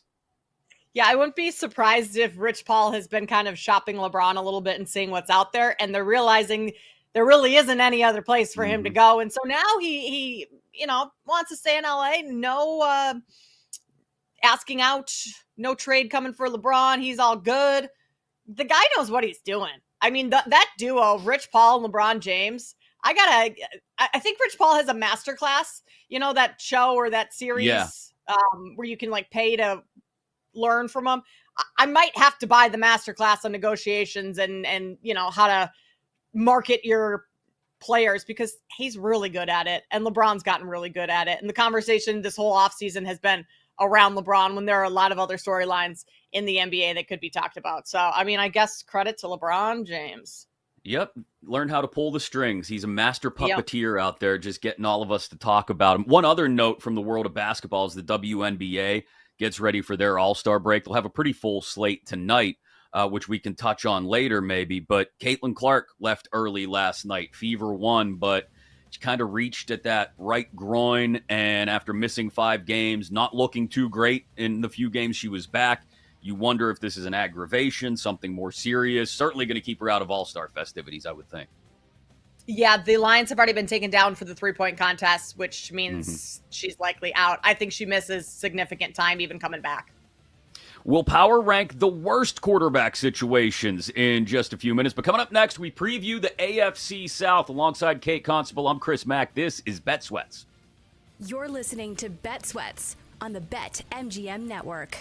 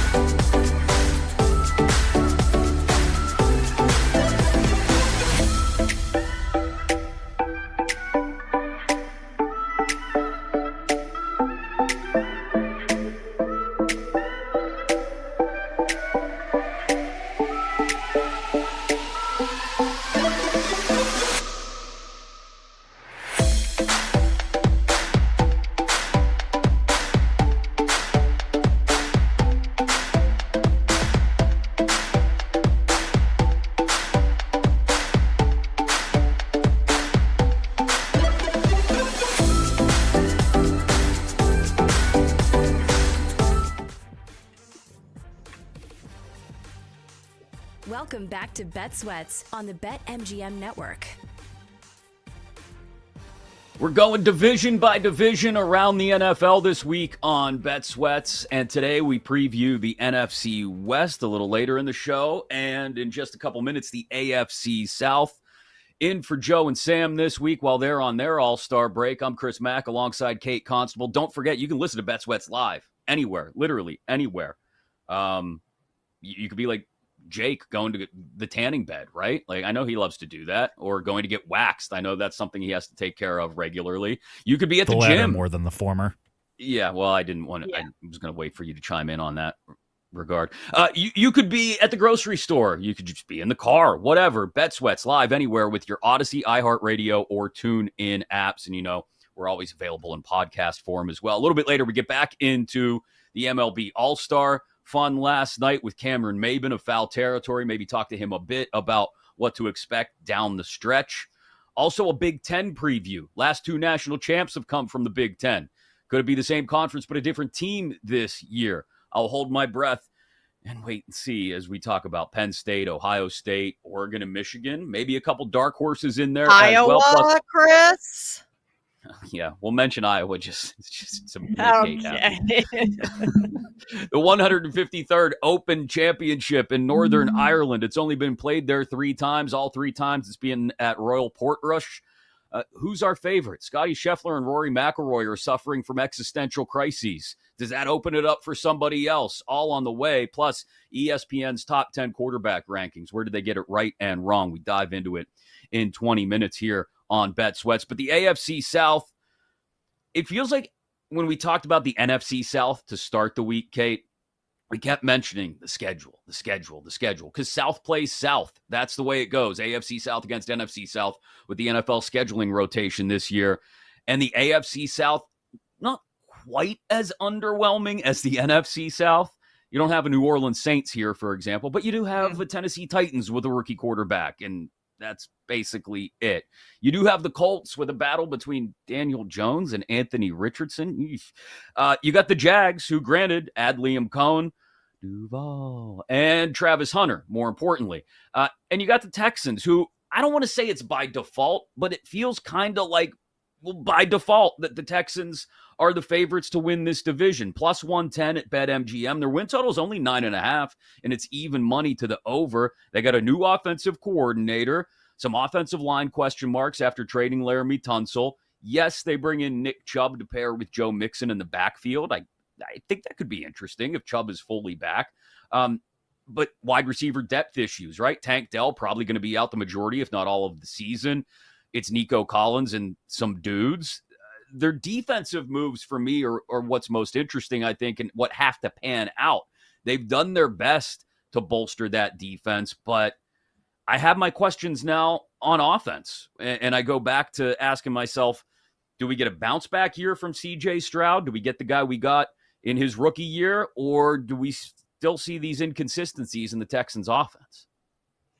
I think we'll know that fairly early on in the season, Chris, especially with the new offensive coordinator. I mean, Bobby Slowick, I think you could say he took a step back in CJ Stroud's year too. Like, that duo was so good in Stroud's rookie season that Slowick was being talked about for job openings going into last year as a head coach. Didn't take it, stayed with the Texans, and everything kind of fell apart on offense. Did have some injuries, but I mean, I think this offense can be good. And you pair that with a defense that under DeMeco Ryans is pretty good. So yes, by default, I think the Texans are a solid pick to win the division, but crazier things have happened. And I think there's another team with a little bit more value that I would prefer. But I wouldn't be shocked at all if the Texans are back to looking like CJ Stroud's rookie season. I think he is talented enough that the skill set is there. As long as the team is healthy around him, he should be able to have success. The one thing that you have to take into account is that as they continue to win this division year after year, they continue to draw a division winner's schedule, which means, you get a trip to Baltimore, you get a trip to Kansas City on a Sunday night late in the season. And those are the matchups where I'm not taking anything away from Houston and the talent available on the roster. they do get Buffalo at home, and it's on a Thursday night, which is a big advantage, and later in the year. But when you're playing that first place schedule, the Texans are a first place team, obviously. But again, we're talking about them being there by default in this division, and they're just not on that level with the Buffaloes, Baltimores, and Kansas Cities of the AFC, which I think could be another hurdle in their way. You mentioned more value farther down the board. I mean, are we going to end up coming down to Jacksonville at 3-1 on this division? Is that, again, Yes, we I are. want to say everything feels like default in the AFC South. Like, well, I like Houston, but, they're almost even money to win the division. Maybe I'll look farther and I'll go Jacksonville, right? Trevor Lawrence maybe has a bounce back. Like I said, they get an offensive mind in Liam Cohen, who sort of opened up a whole resurgence for Baker Mayfield down in Tampa. 8.5 wins, but plus 135 to the over. And again, Travis Hunter. I think, offensive rookie of the year. This guy has got star power written all over him. There will be an adjustment period on the defensive side of the ball when they finally decide to start using him there, if they do. But I think on the offensive side of the ball, you put him and Brian Thomas out there, all of a sudden Trevor Lawrence has a completely different set of weapons to work with than he did 2 years ago. And you add in De'Ami Brown to that too. And not a massive name by any means, or to the casual fan, they probably don't know a whole lot about him, but he had a good season last year, especially towards the end of the year, where 300 plus yards for the entire season. He had almost 230 yards in 3 playoff games last year. So if he can kind of continue that, I know it's different being in a new organization now, going to Jacksonville, but Liam Cohen has also said that he expects Brown to be a big part of that offense. He likes what he's seen from him. He's been talking him up a bunch in the media. So all of a sudden your receiving core is pretty solid. Trevor Lawrence needs to prove himself. He hasn't yet, despite getting a new contract last season. But under Liam Cohen, he led Baker Mayfield last year to the 3rd most passing yards in the league, 4th most passing attempts, 3rd best completion rate. Like, if those numbers can happen for Trevor Lawrence, then I think this team can be they can win the AFC South. Are they a Super Bowl title contender? No, not at all. But when we're talking division winner, I think they can certainly do that. You also have a kind of an intriguing running back duo of ETN, Tank Bigsby. It's the biggest thing is going to be on the defensive side of the ball for Jacksonville, and particularly in the secondary. How much does Travis Hunter help that out? That's the big question that I think will kind of sway a little bit what this Jaguars season looks like. But I will say, Chris, so the Jags are my pick to win the division. I like the Jags to go over their win total of 7.5. It is, looking at the schedule though, I don't love it, because Houston is going to be their biggest hurdle in this division. They play Houston week 3, sandwiched between 2 road games at the Bengals and 49ers. That's kind of a tough spot there. And then they play Houston again in week 10, coming off of where they have back-to-back road games. They're at Las Vegas and then at Houston. That's kind of a tough spot too. So scheduling for Jacksonville, not the best, but I still think 3-1 versus even money for the Texans. I'll put my money on the Jags. Yeah, they always get the trip over to the UK as well, which happens this year in week 7 against the Rams. They do get the bye after that, leading into those 2 road games you talked about against the Raiders and the Texans. But yeah, scheduling, not doing them any favors. I do think Travis Hunter at 6-1 for offensive rookie of the year. Ashton Genty is the favorite, obviously, at plus 250.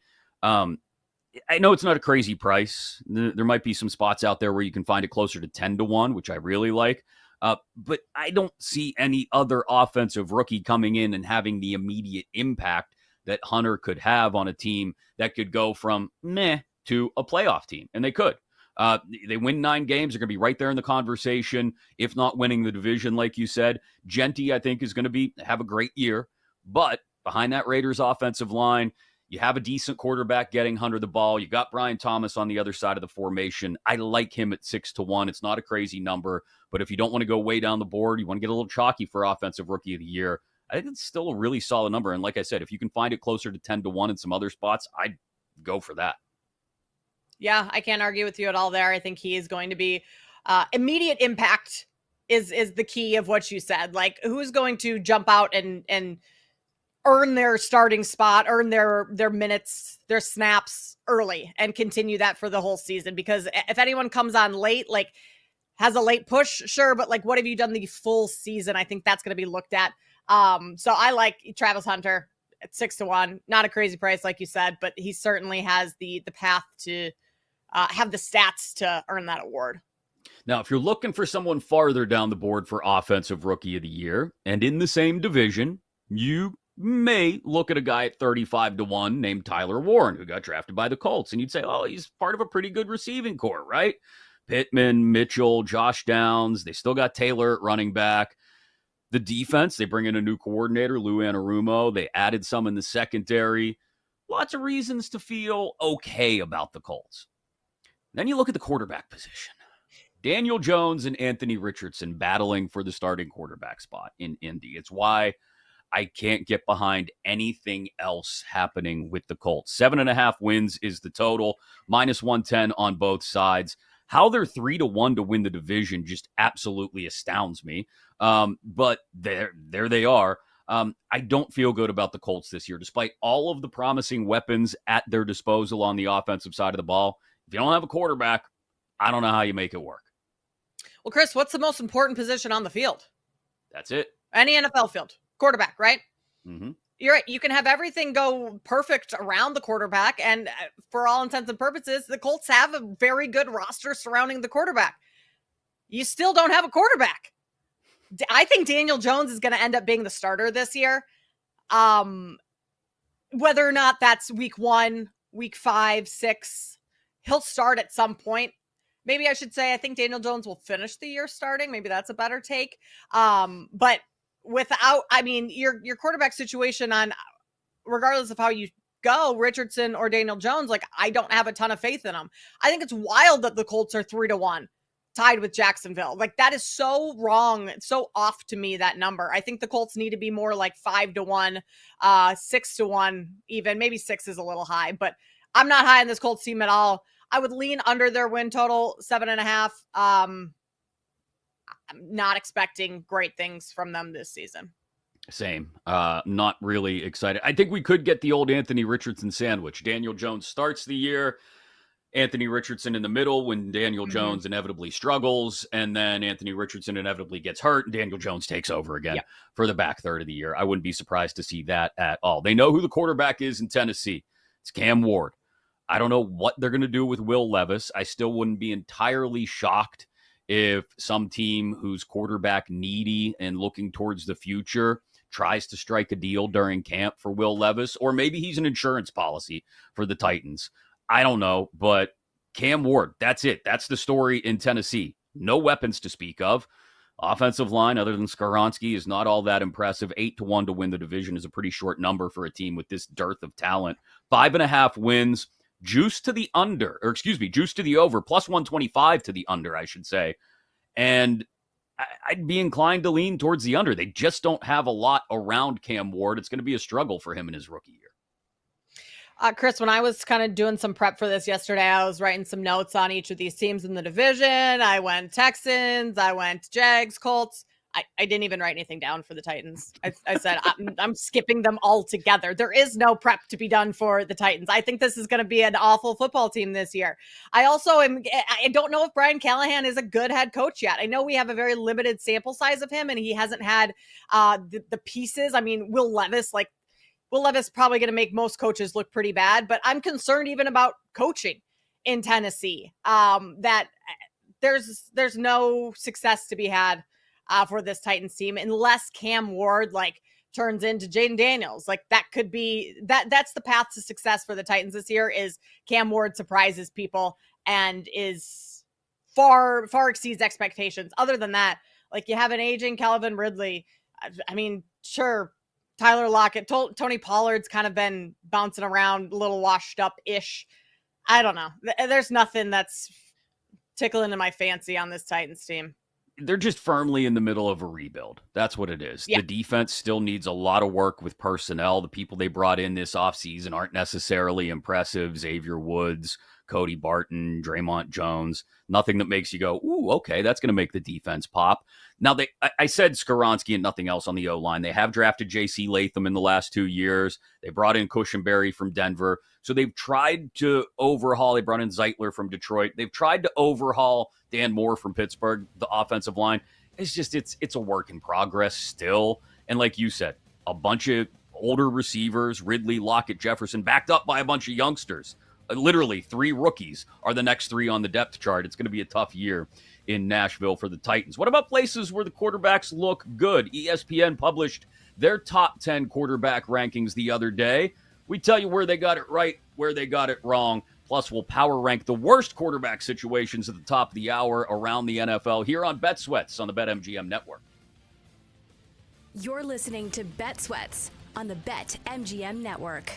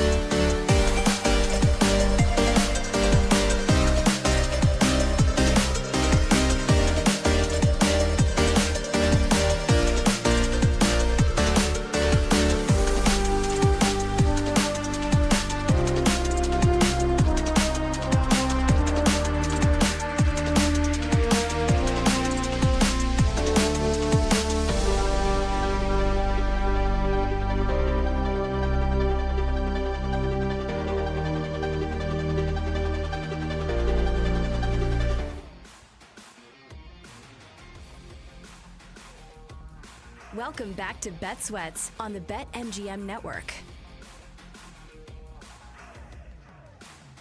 We love lists this time of year when there might not be as much going on, especially during the All-Star break. Welcome back into Bet Sweats, live coast to coast on the BetMGM Network and wherever you get your podcasts as well. Anything you may have missed, download it on Apple Podcasts, Spotify, wherever you get your audio by simply searching for Bet Sweats on the BetMGM Network. We're going through this week previewing NFL division by division. Just wrapped up the AFC South, NFC West a little bit later. AFC West and NFC East tomorrow before we get to the North divisions on Friday. Also doing the same with college football conferences this week.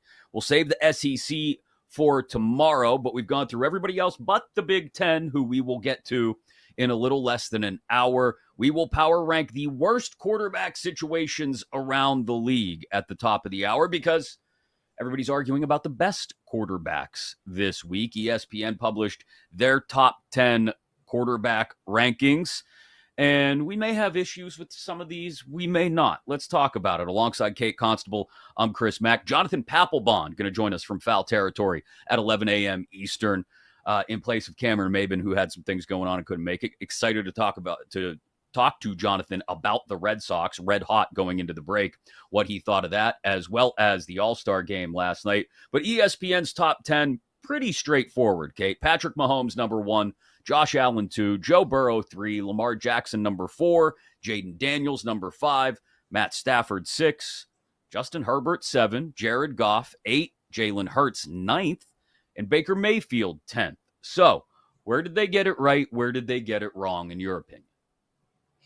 Well, a lot of this is how are you defining the quarterback in terms of, are we talking like who is a pure pocket passer like the true meaning of a quarterback, or is it someone who can use their legs a little bit more like Lamar Jackson? I think the thing that sticks out first and foremost is Jalen Hurts having just won a Super Bowl. Like, that's the thing, is like he's getting knocked at number 9 for not being one of the more like a pure pocket passer, or that part of his game isn't like the quintessential quarterback role where he does a little bit of everything. So I think Jalen Hurts needs to be higher on this list. He has been to 2 Super Bowls. He's won 1, beat Patrick Mahomes and the Chiefs. I mean, manhandled them.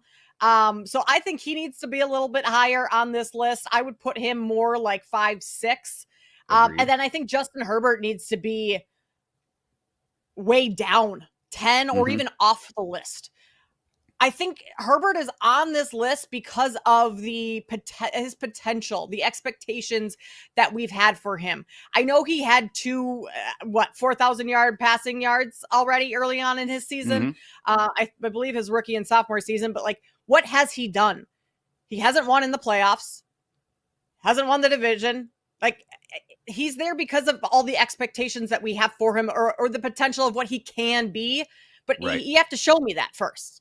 So I would move him down 10. I'd put him behind Baker Mayfield, actually. Yeah, I'm glad you brought those two up, because those, I think, were the 2 biggest moves numerically on the list that I have as well. I agree. Jalen Hurts, 69% completion rate last year, only threw 5 interceptions, and he won the Super Bowl. He's being downgraded by a lot of people this offseason because, he needed Saquon to win. Well, what's your point? He still won the Super Bowl.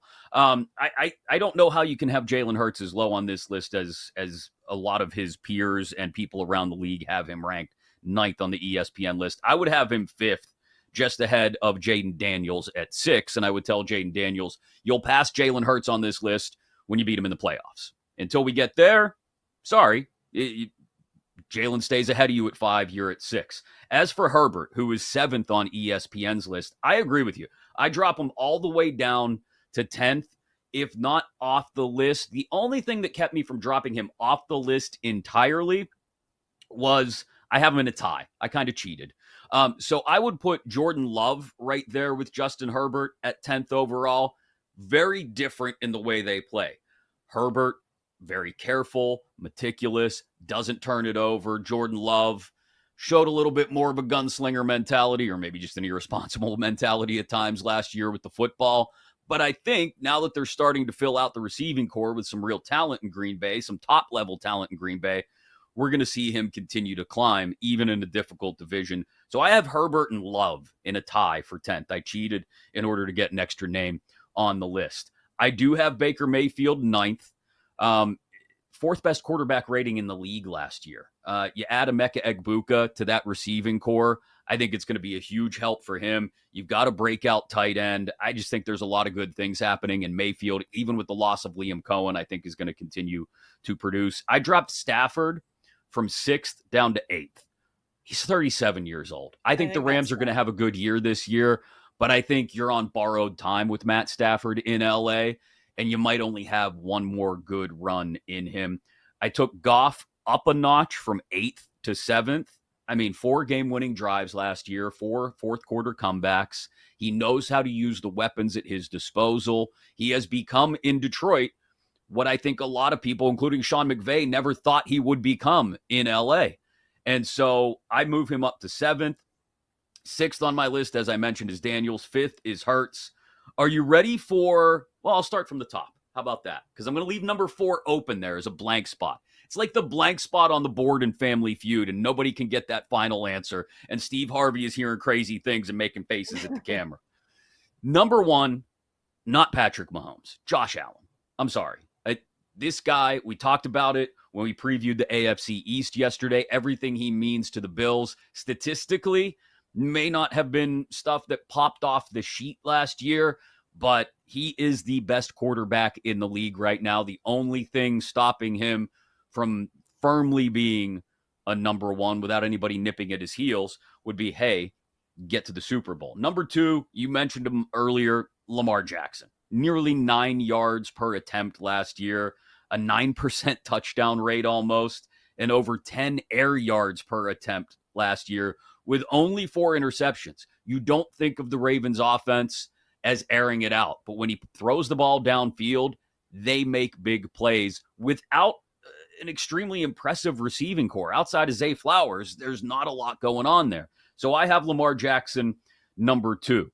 I do have Burrow number 3, just as ESPN has him, and that means Steve Harvey is making faces at me going, what? You got who number 4?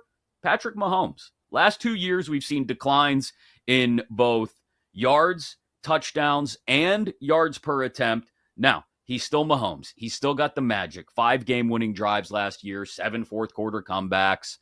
Just when you think the Chiefs are dead and the offense is going to flail about, they jump up and surprise you and shock you.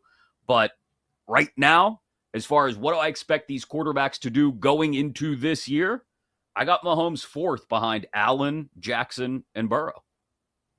So I don't necessarily disagree that Josh Allen could take the number 1 spot, but he's lost 4 times to Mahomes in the playoffs. That's what trips me up on that, Chris, because I'm with you. Like, Josh Allen is a phenomenal quarterback, but how do I rank him above a player that he can't beat? And part of it is just the Mahomes magic. Like, it's just Patrick Mahomes. He just does crazy things, whether it's the sidearm, a little flick here and there. Like, that's why I can't put Allen higher than Mahomes. I want to, but I can't get there. I do think Joe Burrow at 3 is fair. Lamar Jackson, the top 4 could be interchangeable in my mind. Yeah. I think week to week, that's exactly right. Yeah. Yes. You can't really go wrong. Like, we could sit and argue till we're blue in the face who's the best one, but like at the end of the day, they're all top tier quarterbacks that some are in better situations than others. I mean, Burrow not having a defense and having to do basically everything on that team makes him a better quarterback in terms of like his yards, his numbers, his touchdowns. His completion percentage was still extremely high last year.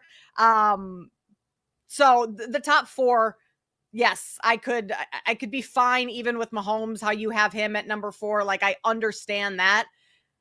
But if we go head to head on who's beaten who and all of that stuff, then I have a little bit more to say about your list. Jaden Daniels at 5. I think that's fair that he is fairly high on this list. I might move him back a spot or two to have him on this list after his rookie season, which was phenomenal. And especially taking an organization, a franchise that has been like in the dumps for decades, one of the worst ones, to kind of bring them out of that hole. Like that in and of itself is impressive. But I want to see it done again. I want to see year 2, and then I will have him firmly in the top 5 in this list. So I think for now, move him down a couple spots. And same with Matthew Stafford because of the age. I mean, the arm still there for Stafford. He's had one of the best arms in the league his entire career, but age-wise, I do think you got to move him back a little bit. A couple interesting things from this list that relate to what you just mentioned, especially since I'm an AFC North guy. One is I don't understand, we dock, or people have docked Jalen Hurts for finally winning now that Saquon Barkley is there. I mean, would we dock Lamar Jackson the same way for now having Derrick Henry in the fold? I don't see that happening as much from folks. And so it's not an argument against Lamar Jackson. That's not what I'm saying, because I rank him number 2 in the league. But the fact that people drop Hurts down their rankings for a very similar reason and don't mention it when bringing up Lamar Jackson is interesting to me. Also, you mentioned there's zero defensive help in Cincinnati. Zero. Trey Hendrickson, who knows if he'll sign. Shamar Stewart, who knows if he'll sign. There has been some refuting of the report yesterday by Cincinnati.com that he's working out with the Aggies back in College Station, Shamar Stewart, while not signing a contract yet with the Bengals. He has been at the facility, a source close to Stewart told Cincinnati.com, but not necessarily a part of team workouts. Still, what have the Bengals done to try to improve their defense? They're asking Joe Burrow to go out there and try and score 30 points every week. I love Joe Burrow. I think he's great, but at some point, it's not going to work out. The Bengals are literally trying to shoo their best defensive players away from them right now. Yes. It's wild. You're supposed to be signing, bringing more players in and helping your defense out. Instead, you're kind of showing them all the door right now. Doesn't make much sense. No, it doesn't. And you wonder if they'll end up regretting that big fat extension they gave T. Higgins when they could have paid Hendrickson to keep him around. We'll see where that goes. We'll tell you the worst quarterback situations now that we've gone through the best. We'll do that next as we'll power rank them right here on Bet Sweats on the BetMGM Network. You're listening to Bet Sweats on the BetMGM Network.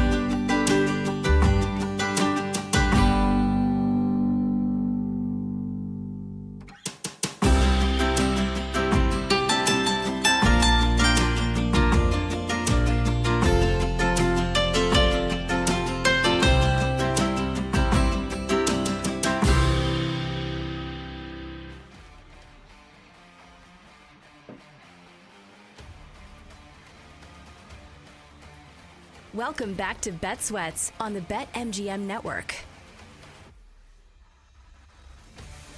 Live coast to coast on the BetMGM Network. It is Bet Sweats. Joe and Sammy P off this week, getting their own all-star break.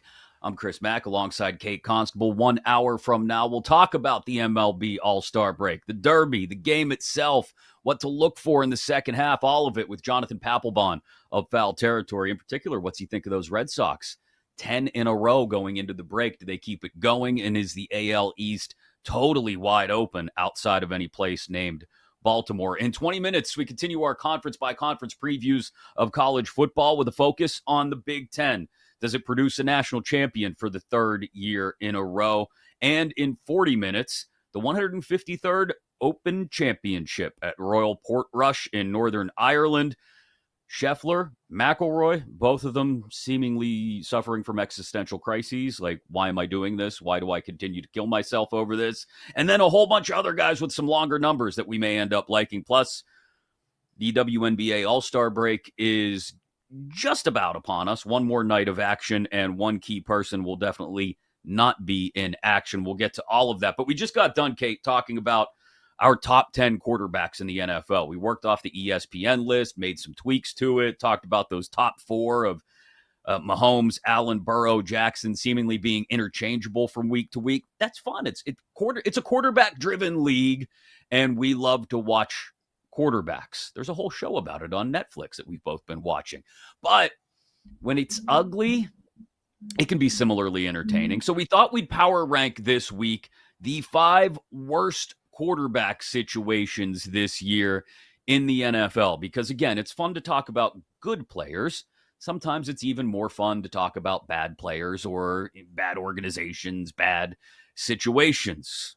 And that's exactly what we're going to do. So we will power rank from 5 to 1, 1 being the worst, 5 being the 5th worst quarterback situation in the NFL going into this year. I'll let you start us. All right, Gertch, I just sent those over to you. So my list is coming your way here, but we'll kick it off. This is going to be maybe a little bit of an eyebrow raiser just because of the name, but we're talking situation. We're not talking the quarterback, solely the quarterback and the talent there. So situation, Justin Herbert, number 5. Oh. Yeah, I know. Right? Wow. Initially, you're like, and I kind of had that same reaction when I was putting this list together, Chris. I did want one that kind of surprised people a little bit, okay?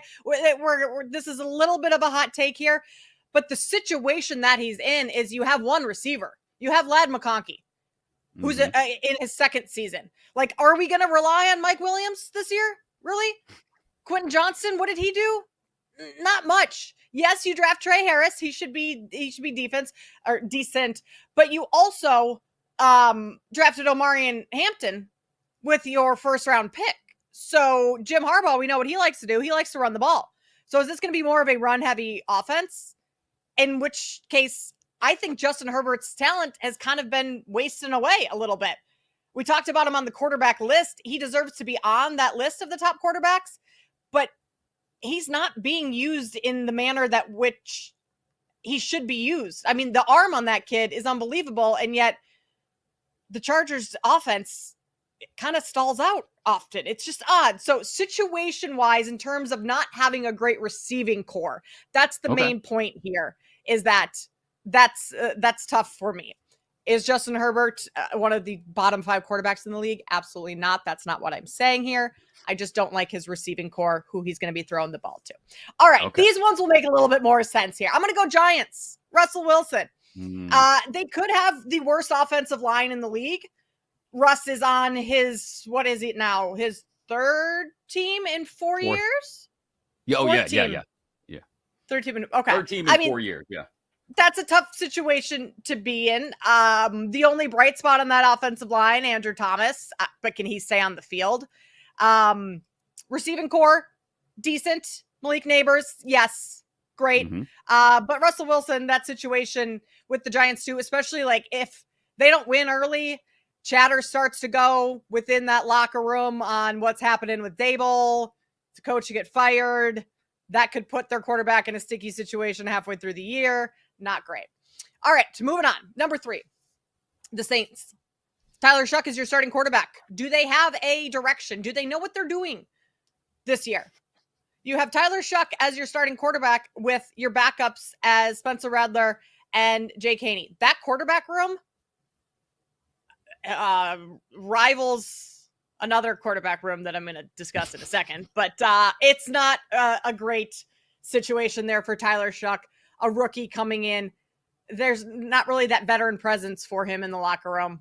I think we just have a complete unknown in terms of what Shuck looks like. I don't think that's a great situation. Plus, you have a first-year head coach in Kellen Moore. All right, number 2. These the ones are fairly obvious. The Browns at number 2. If you have 2 quarterbacks, you really have none. That's how the saying goes, right? What if you have 5? Exactly. What if you have 5 quarterbacks? Do you really have a franchise quarterback? No. I will say Joe Flacco being the veteran presence, like that should help these younger players if Dylan Gabriel or Shedeur Sanders end up getting some playing time. But you have 5 quarterbacks. Like it just tells me that you don't know what you're doing going into this season. And last time I checked, we're about a month away from the start of the season, a month and a half. All right. And number 1, the Titans. Cam Ward. Ooh. I know he's a rookie quarterback, and I know he hasn't even had a chance to prove himself yet, but you're learning from Will Levis. Your quarterback room is absolutely trash. Like, that's who's going to be bringing the rookie quarterback along is Will Levis. That's Cam Ward's teacher this year. That's going to be a disaster. If I were Cam Ward, I would not want, I just wouldn't listen to anything Will Levis tells me. Like if he's like pulling me to the side, hey, dude's telling me to put mayonnaise in my coffee. What the hell? Yeah. Like it's just not a good situation. So situationally, those are my 5. I understand the Chargers one might be a little funky there, but I had to throw one in the mix that kind of is a surprise. I have 1, maybe 2 that might surprise. I will say I understand the logic regarding the Chargers. I do think they're going to be very run heavy. Like this is going to look like 2023 Michigan, I think, with Omari and Hampton and Najee Harris back there. But it's a good point you make about Herbert. The Giants were close to making my list. I mean, Russ, Jameis. You hope they don't feel pressed into playing Jackson Dart too early, i.e. at all this year, and they let him just sit and watch. I think there's a lot of potential there. New Orleans will be on my list. We'll get to them. Cleveland will definitely be on my list. Tennessee almost made it because of, again, the room, like you said. Ward, Levis, Brandon Allen, Tim Boyle. Tim Boyle's got to be 72 years old and just continues to cycle through teams as their 3rd or 4th quarterback. God love him. Seattle was close to making my list. I'll be honest. I don't know if Sam Darnold can replicate anything he did last year.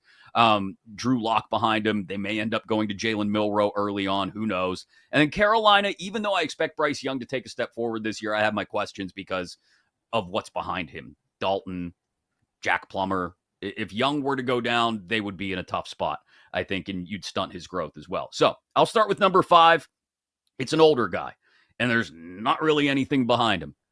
The Raiders. Geno Smith is going to be 35 in October, and I really appreciate this late career resurgence he's had. But have you looked at the Raiders' offensive line? I'm not totally excited about how things. Look, you can be excited about Pete Carroll. He's everybody's happy uncle who pats you on the back and says, hey, let's go get them, guys. That's wonderful. It doesn't change the fact that you're going to be 7-10 at best. And I question whether Geno is enough to drag this offense towards relevancy, kicking and screaming, short of handing it off to Ashton Genty 30 times a week in his rookie year. So a 35-year-old Geno Smith, backed up by Aiden O'Connell and a 6th-round pick from North Dakota State, Cam Miller. Not a great situation for Pete Carroll and the Raiders. Number 4, this might be the surprise. The Cardinals. Kyler Murray's 28 in a couple of weeks. Is he still playing Call of Duty more than he's looking at the playbook? He's backed up by 72-year-old Jacoby Brissett and Clayton Tune. This is going to be Murray's 7th season in the league. He's only played a full schedule 3 times. All 3 times he hit double-digit interceptions. Short of Marvin Harrison and their tight end, Trey McBride, doing everything on the offensive side of the ball. And I got love for my pick guy, James Conner, but come on.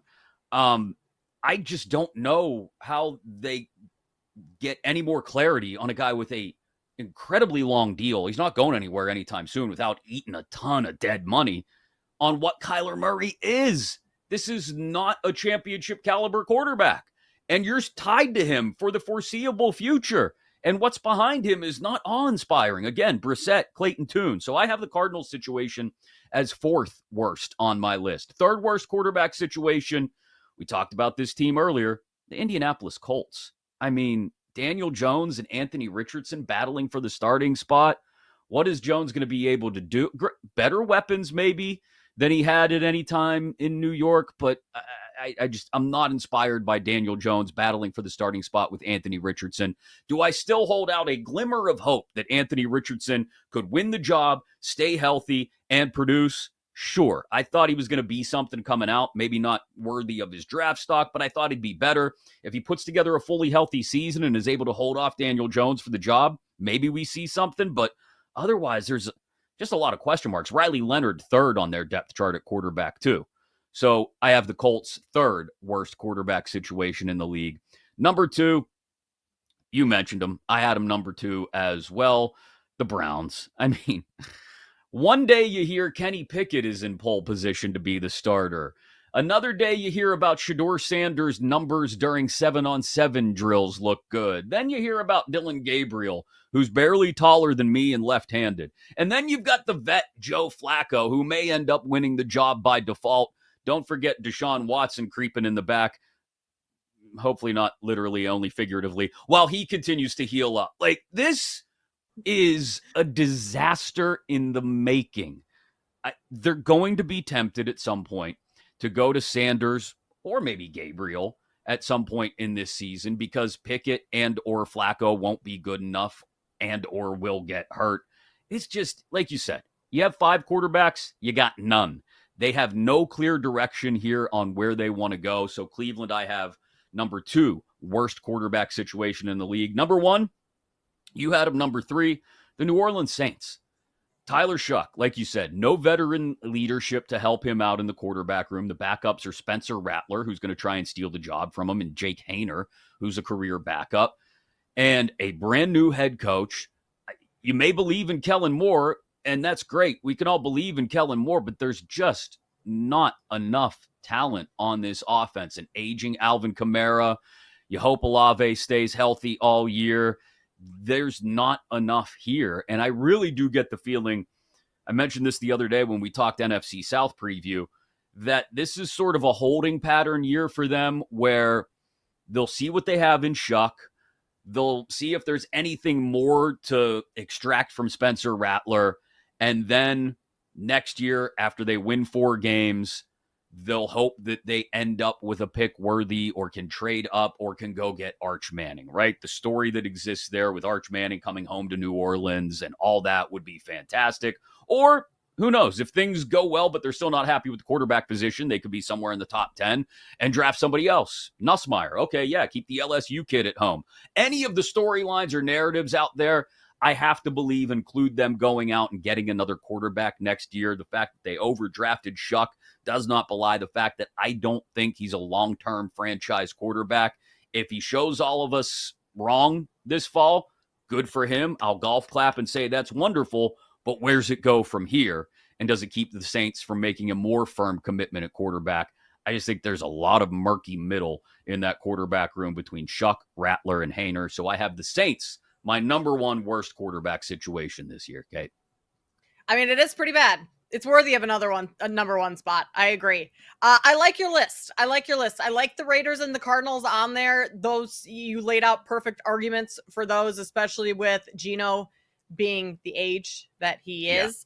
Yeah. I think honorable mentions, we can both agree, it sounds like, that what's his face? Seattle. Darnold. Yeah. There's no Justin Jefferson or Jordan Addison out there for you. And there's no Kevin O'Connell as your head coach. That's a tough situation. Right. I almost feel like that should have made the list there. I totally whiffed. I totally didn't think of the Colts. That's Well, that's not a great we just got situation. done talking about them and running them down. So, I mean, you can only bash a team so much in one day, I guess. It makes sense that your brain kind of shoved them to the side. Yeah, and I suppose the situation, like, you could make the argument around them, things are pretty good. It's just up to those two quarterbacks, what they bring to the table. Maybe that's the silver lining explanation of it all. It's still pretty bad. Yeah, it's bad. I mean, again, if one of them should find themselves, and I would be inclined to believe it would be Richardson, they do have the weapons. Like you said, there's Pittman, there's Mitchell, there's Warren. They still have a quality running back in Taylor. I just don't know. What about the Big Ten? We're going conference by conference this week through college football, previewing things. We get to the big boys. Penn State, is it their turn to win the national championship from the Big Ten? That's next on Bet Sweats. You're listening to Bet Sweats on the BetMGM Network.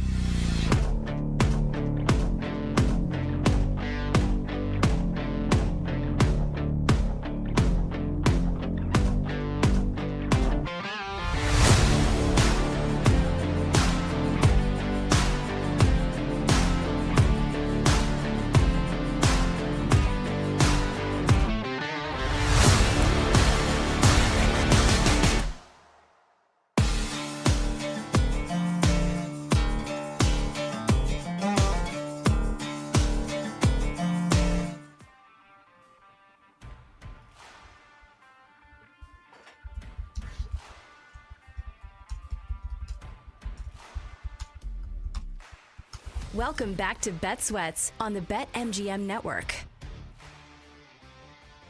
So we're rolling through all of these NFL division by division previews and college football conference by conference previews this week on Bet Sweats. Alongside Kate Constable, I'm Chris Mack, in for Joe O and Sammy P, getting their own all-star break of sorts. And we will dive back into baseball. We'll talk to Jonathan Papelbon of Foul Territory at the top of the hour. Definitely get his thoughts on what was a unique ending to the game, a swing off. What's he think of that? What he think of the Derby? What's he think of the stretch run and his Red Sox winning 10 in a row going into the break? But if you missed any of these previews, we did the AFC South earlier. We've done all but 2 conferences in college football to this point in the week. You can always listen to Bet Sweats wherever you get your podcasts. Apple Podcasts, Spotify, wherever you get your audio. Download anything you may have missed and get our perspective as we get ready for the 2025 football season. NFC West, as I mentioned, an hour from now. Big Ten right now. 2 years in a row, Kate, the Big Ten has produced the national champion. Ohio State last year, despite losing at home to Michigan. Michigan the year before that. So here we are now talking about another Big Ten team being favored to win the national championship by some. You look at a lot of places, it's Penn State or Ohio State at the top of the board. More Buckeyes than Nittany Lions at most shops, but it's favored to be a Big Ten team again to win the national title. I think there's at least half a dozen teams that are worth talking about in this conference, if not more. A couple surprises, maybe a couple popular picks to be surprises. But let's start at the top with Penn State and Ohio State. Buckeyes lose their quarterback, both running backs, 4 defensive linemen, 2 linebackers, 15 players go to the NFL draft from last year's national championship team. They do have a strong secondary, though. They bring important pieces back there. They get Penn State and Texas at home, but their defensive coordinator leaves for State College, Jim Knowles, and they replace him with pencil behind the ear Matt Patricia. I don't think Ohio State's going to be bad. I'm not going to say that. That would be a ridiculous take. But I do think they take half a step back in adjusting to this many losses talent-wise on both sides of the ball. They're lined at 10.5 wins, minus 325 favorites to make the playoff. I still think that's likely they make the playoff. I think they'll be one of the 2 or 3 best teams in the Big Ten, and that will get you into the playoff. But I think there's half a step back here, and they're not national title winners. I'm on board with you. I don't think this is going to be like the Michigan team that dropped off after winning their title in, 23. We're not going to see that same thing despite all the losses that Ohio State has had. I still think that they are a playoff team. And, I mean, their schedule even, Chris, like if you look at that, sure, Texas week 1, you play Penn State, but that's at home. Michigan, like their schedule kind of is a cakewalk through the Big Ten. Sure, you're at Illinois. I don't think Ohio State is scared of Illinois. Like this is a team that's gonna maybe they have 1 loss at the end of the regular season. I think they get in. They're not my pick to win the title, to repeat as champions, but I think they get in. I think week 1 obviously is huge. Hosting Texas week 1, Arch Manning, and all the questions that I think should exist around the quarterback position in Columbus. Julian Sayin, a redshirt freshman, a lot of people love him. You see him on Heisman boards in some places, pretty high on the Heisman board.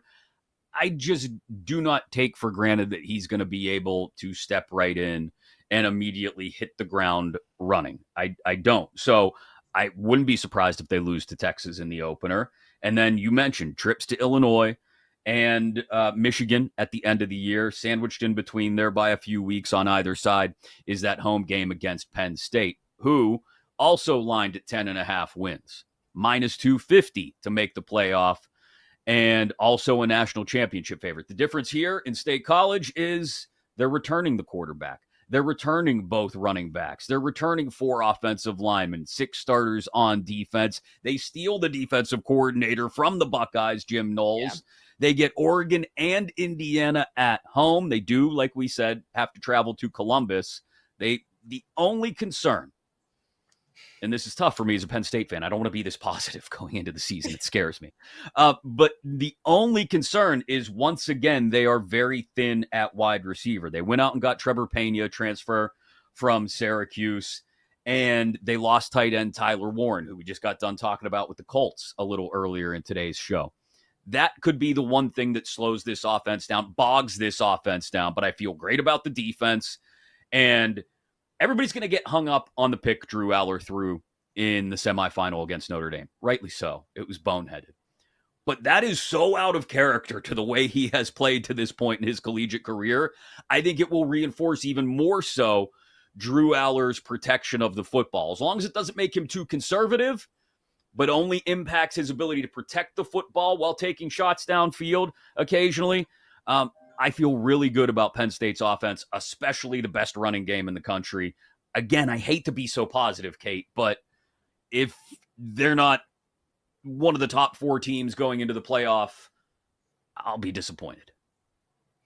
All right. I hate to bring me do this back down to earth. Come on. Yeah, I'm going to. You said, they do return almost everyone, right? I'm sure Abdul Carter not on the roster this year, but they've still got a strong defense. Like, things are on paper.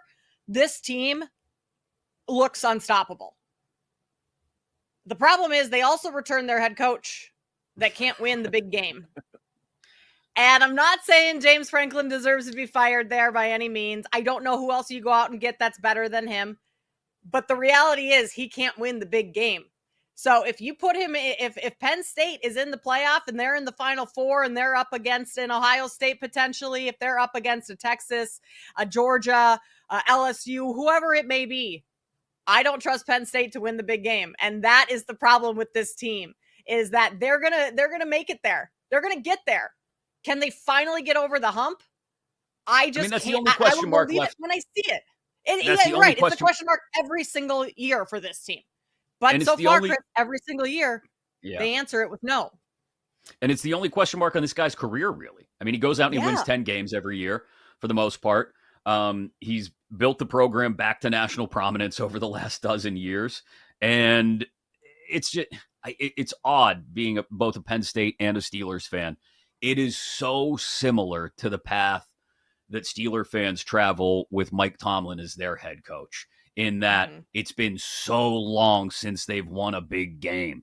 And so it's frustrating. Even when you have a quality head coach who goes out and recruits, I think that the way James Franklin does for the most part, you're left questioning those few little dents in the armor when they're not so little, like you said, not winning the big game. So I like Penn State over 10.5 wins. You look at the schedule, it's very soft up front. Like I said, Oregon and Indiana at home, and just the trip to Ohio State that really scares you in the Big Ten. Second-tier teams in the Big Ten worth keeping an eye on. I'll let you throw out any ideas because I've got a handful of teams worth talking about. I mean, Michigan is always going to be there. Bryce Underwood, true freshman quarterback. What is he going to bring? He's won a ton at the high school level. He rated also 2025 class, top-rated pocket passer. I mean, that's Michigan could just use a solid passing quarterback. Yeah. They struggled to throw the ball last year. So, like, that would be a good change there. They also have the easiest schedule in the Big Ten. So you would imagine that they win a ton of games. I think we do need to bring Jake in to talk a little Illinois. First 10-win season last year. Everyone is talking. The chatter is going that Illinois is going to be back once again. They return Luke Altmaier. They return a ton of pieces on that team. 19 starters back. I hate when so many people are so positive on one team, like something's going to go wrong. So, Jake, are you positive on Illinois winning this year? I would have been if everybody and their mother wasn't on them this year. It's like everywhere you turn, it's Illinois this, Illinois that. Oh, they're the Indiana of this year. They're the dark horse. Watch out. They can make the playoff. And I would love to say unequivocally yes. Like, I think they could have a good year. But also, I was talking with Jeremy Werner, who does awesome work, Illini Inquirer, 24/7 Sports, and I've known him for a long time, and he's like in the weeds on this team. And we were talking, and it's every time Illinois has a surprise season or they come out of nowhere and they have a very successful season, the Rose Bowl season a couple years ago when they started 7-1 and everyone was all hyped. That was Bielema's first year, second year. And then the following year, it's always 5 wins, 5 wins. 5 wins. The last 20 years, every time Illinois football has popped, the next year it's just a 5-win season. I'm terrified. Now, I think they have a couple things working for them. The biggest thing being Altmaier's back. Like, if they had lost Altmaier to Tennessee, like we heard the rumors of over the offseason, and I mean still the offseason, but you know what I mean. Like, it'd be doom and gloom. Like, it'd be over. It'd be cooked. You had 3-win season. We're done. But Altmaier's good. He's been awesome. He wanted to stay at Illinois. Like, he's comfortable there. He loves the coaching staff. He loves the hashtag culture. And I think it does help that now you're in year 4 or 5 of the Brett Bielema era, and you've had the same coordinators for at least 3 years. On the offensive side, you had the same guys for the last 4 years. So I think that definitely helps Illinois. I think they could be good. The schedule obviously helps. Like, if you could just keep it close against Ohio State, I'll be happy. Like, you're gonna mollywop Kirch's Indiana Hoosiers. Who cares about that? Like, that team stinks. But I think that the schedule works out favorably for Illinois. I'll take another bowl game. Give me another 7-8 win season. It doesn't even have to be 10 because you also lost Pat Bryant. He went to the NFL. You won multiple games because of him. Like, the Nebraska game stands out the most. Like, the last-ditch Hail Mary, he just takes it and runs, and you just win. So those were one-score games, won at the last second. You're not going to get all of those wins again. So I peak, yes, 10, 11 wins, you can make the playoff. But I'm trying to be, and this is how being a Chicago sports fan has helped me with the Bears and the Bulls and always being jaded. Always expect the worst. Expect less. Don't buy into the hype. Give me 8 wins, and I will be happy. Everything else is gravy. They've got a good offensive line, though. 5 returning starters there. I mean, decent skill position. The secondary is going to be unbelievable. Xavier Scott is sick. Yeah. They avoid Michigan, Penn State, Oregon. I mean, they beat Indiana early in the conference schedule. I think that opens the conference schedule for them. And, I mean, other than maybe USC and the expected Ohio State loss, I would say, there's not a lot of hiccups. I mean, you wrap up against Rutgers, Maryland, Wisconsin, and Northwestern. If you're in a good spot Shaking there. in my boots. Yeah, I know. I can tell. Just a warm trickle down the inside of your pant leg. I can tell. Just don't screw it up. But I like Illinois. Over 7.5, though, is juicy at -185. Oregon is a team I would downgrade. Like, they lose the quarterback. They lose their running back. 3 wide receivers, each with at least 500 yards. They lose all 3 of them. They brought in some group of 4 transfers on defense. But they had 3 tight wins last year. That always proves ripe for a little bit of regression. So I would take Oregon under 10.5 wins. If there are 4 playoff teams from the Big Ten, I'd take Penn State, Ohio State, Michigan. They're -160 to make the playoff. And then I think you got to pick from Illinois, Indiana, if Cignetti can keep it together there. No Michigan or Ohio State on schedule, but they do have to go to Eugene and State College. New quarterback as well. Or USC, Kate. Only lined at 7.5 wins, but Jaden Mayava, the quarterback, won 3 of their last 4 down the stretch. They returned their top 2 wide receivers, a real soft Big Ten schedule. And they actually have defense in LA. Since they stole D'Anton Lynn from UCLA, they have figured out how to put together a defense over the last year and a half. The defense may be as good as the offense this year at USC, which may be enough to get them 9 wins in a playoff spot. Well, Chris, there's one team that you are missing that you have not put into the potential. Yeah, I know. Iowa. You talk about defense. Who's better at defense than Iowa? That's all we do there is play defense. And I would just like to point out that, yes, the offense has been historically bad at Iowa. It is literally like watching paint dry. But it's on the up and up. We went from, 200th 2 years ago to 72nd in offense last year. Okay. And now we have Mark Gronowski coming in. Who is Mark Gronowski, you ask? Well, he's a back-to-back FCS title winner at South Dakota State. Tied the all-time FCS mark with 49 wins. The guy's just a winner. And if this offense can do anything to somewhat complement the defense, like the special teams is going to be there, Iowa's going to win in the trenches. The run game, yes, we did lose Caleb Johnson. That's a big one. I think this Iowa team, especially looking at the schedule, you do have Penn State and Oregon, but both of those are at home. And Kinnick used to be a place where top 10 teams went to die. Penn State's lost there before, Chris. Yeah, no, I know. This is a homer take. Full transparency, I went to Iowa. This is a homer take. Hawkeyes are making the playoffs this year. This second tier of Big Ten teams this year, Michigan, Oregon, Illinois, USC, Indiana, Iowa, is exactly why they want to guarantee that they get 4 auto bids to the playoff, because it feels like that second tier could just cannibalize itself. We'll preview the SEC tomorrow. Coming up next, the British Open gets started tomorrow. We got some ideas for that, plus a big injury in the WNBA. It's all next here on Bet Sweats. You're listening to Bet Sweats on the BetMGM Network.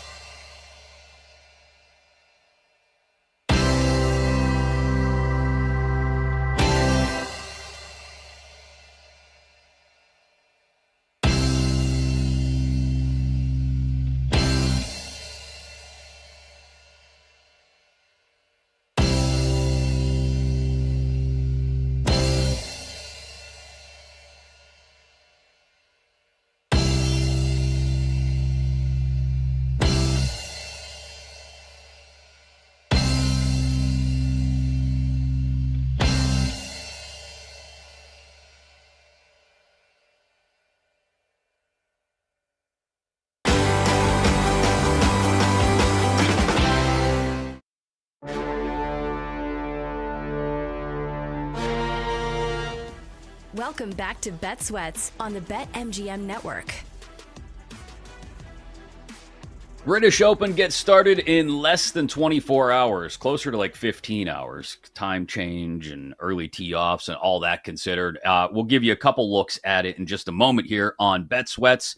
Don't forget, you can take us with you wherever you're going. Always live inside the free Odyssey app, the BetMGM network. Also inside the iHeartRadio or TuneIn apps. You can listen to Bet Sweats every single day of the week, 9 a.m. to noon Eastern. In for Joe and Sam, alongside Kate Constable, I'm Chris Mack, joined by Jonathan Papelbon of Foul Territory. The six-time All-Star joins us at the top of the hour to talk about his thoughts on the All-Star game, the swing-off, the Derby, the whole thing, and what to expect down the stretch, particularly from those red-hot Red Sox that I imagine he'll have some thoughts on. We'll preview the NFC West as well as we continue our trip division by division around the NFL with training camps opening, coming up in about 35 to 40 minutes or so. But it's just the third time that the British Open has taken place, Kate, outside of England or Scotland, in Northern Ireland. 1951, 2019, when Shane Lowry won, and this year, 2025 at the Dunluce Links at Royal Portrush. Scotty Scheffler and Rory McIlroy both sounding like guys that are trying to figure out what the point of existence is. Like, they took a too big of a bite of that gummy, and now they are wondering why they're doing what they're doing. Scotty Scheffler's been very open and honest about the fact that, like, he wakes up and he wants to win, but it's like, why do I want to win? I'm a dad now. Rory McIlroy has, talked about completing the Grand Slam and where's he go from here? What's the next mountain to climb? But those two are both the favorites for this week's British Open. Scheffler has 8 straight top 10s, including 3 wins, but outside the top 5 in those last 3 for what it's worth. Tied 8th at the Scottish last week. He's been in 4 British Opens and finished top 25 in all of them. 2 of those were top 10s. He's plus 550. Rory finished for a second-place tie at the Scottish Open. Northern Ireland is homeland. We all know that. This would get him halfway to a second career Grand Slam if he's looking for motivation, I guess. He's plus 750. Shane Lowry, who I mentioned earlier, was the last winner when the Open was at Royal Portrush 6 years ago. He's 28-1. He's missed the cut at the last 2 majors. That may explain that. Anyone else? Because I've got a handful of guys that I think are worth taking a look at. Anybody that's jumping out to you? No, but I do just want to comment quick on Scotty Scheffler. Like, the comments he made recently, he's kind of right. Like, he wins a tournament and he celebrates for 5 minutes, and then it's like, all right, well, Monday rolls around and we got to do it all over again. Like, right. I love that, because isn't that kind of how we all feel at times? Like, something great happens, then it's like over, and we're forced to move on.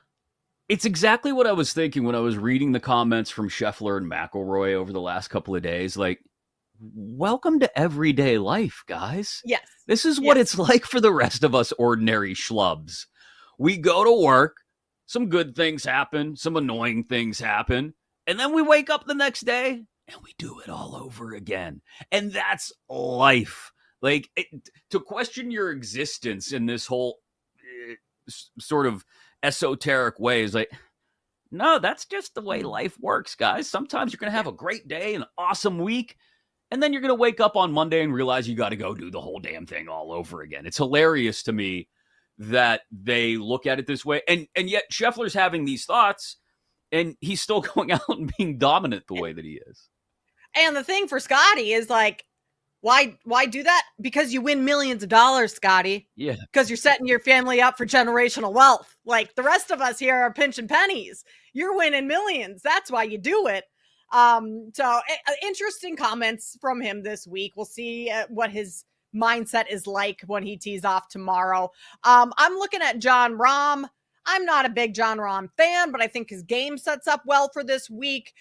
He has finished in the last British Open, tied 11th, 2019, and then 3 top 10 finishes ever since in his majors this year.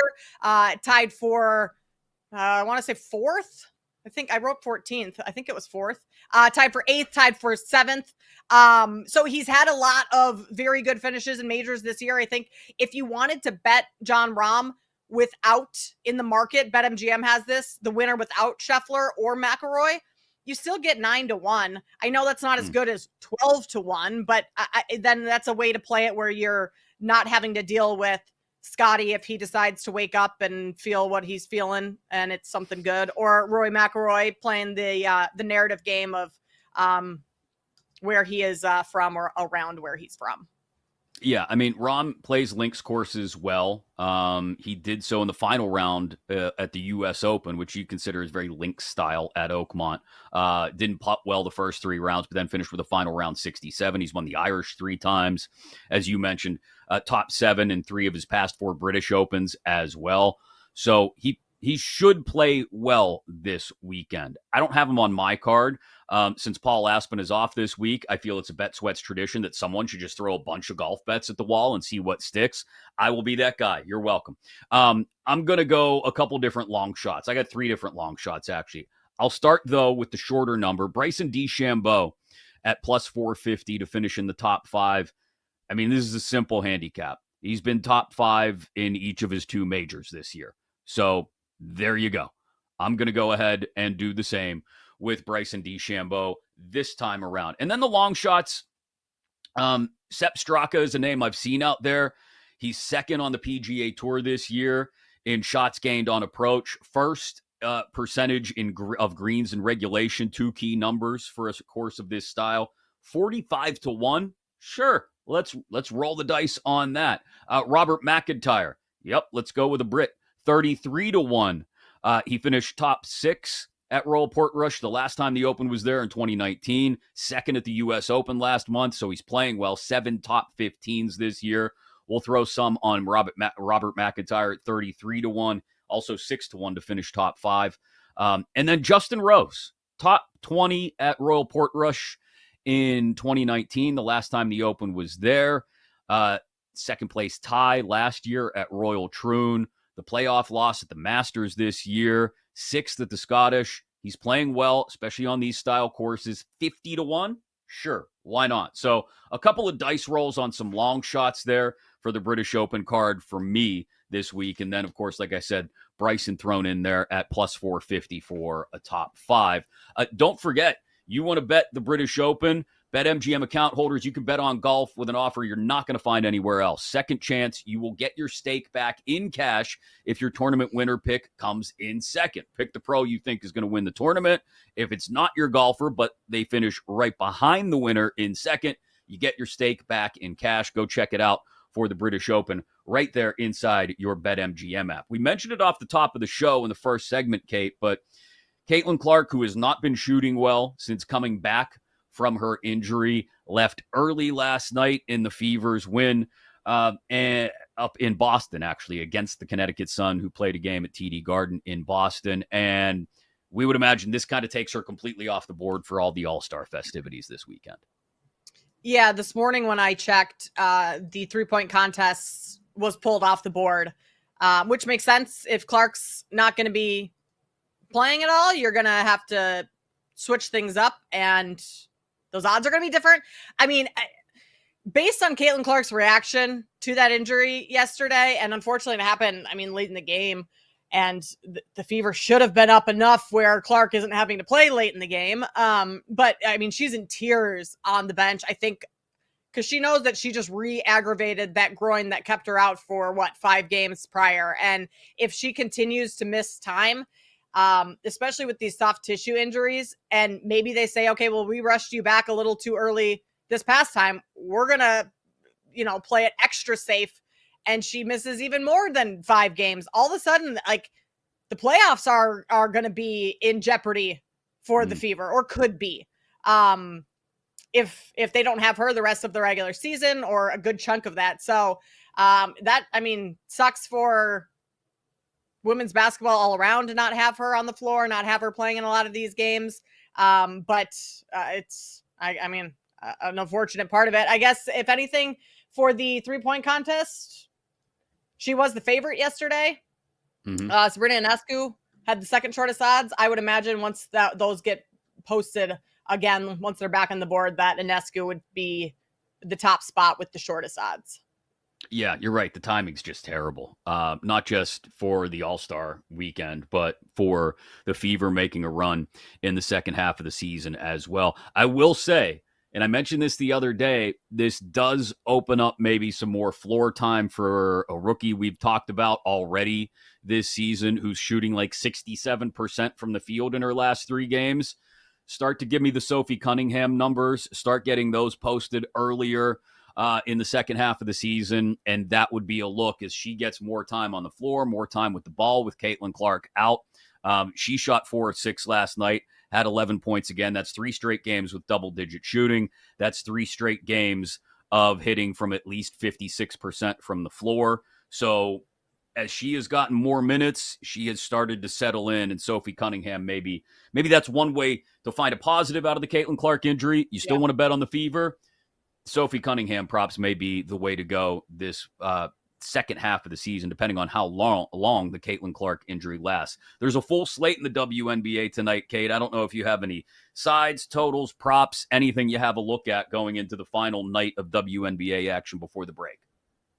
Yeah, I think you look at the Liberty tonight, who are playing the Fever. Fever are on the back end of a back-to-back. They played Connecticut yesterday. I mentioned that game should have been a little bit easier for them as 15.5-point favorites. But a lot of those players logged a lot of minutes in that game. And then the compounding factor of like the letdown of the Clark injury. And is that kind of deflating? You're up against the All-Star break. Maybe these players just kind of want to get to the break. So the Liberty, this number just keeps climbing. It was 9.5 earlier this morning. It's already 10.5 now. I wouldn't take it much higher than that. But I certainly think that is something that you could play this afternoon. So there you go. One final night of WNBA action before the All-Star break gets going. We'll see what the 3-point contest numbers get posted at. Maybe something to take a look at as we head into the weekend. We continue to take a look at NFL teams division by division as we head toward training camp. That'll continue not just Friday and tomorrow, but in the final hour of today's show as well. We'll talk about the NFC West. We've already talked about the Cardinals, the Rams, the Seahawks. We'll definitely have to talk about the Niners, the favorites to win that division, and dive into that in about 25 minutes. But coming up next, we go back to Atlanta to talk about the All-Star game, the swing-off, the Derby, everything that happened over the last few days and what to expect going forward. 6-time All-Star and 2007 World Series champion Jonathan Papelbon of Foul Territory joins us next here on Bet Sweats. You're listening to Bet Sweats on the BetMGM Network.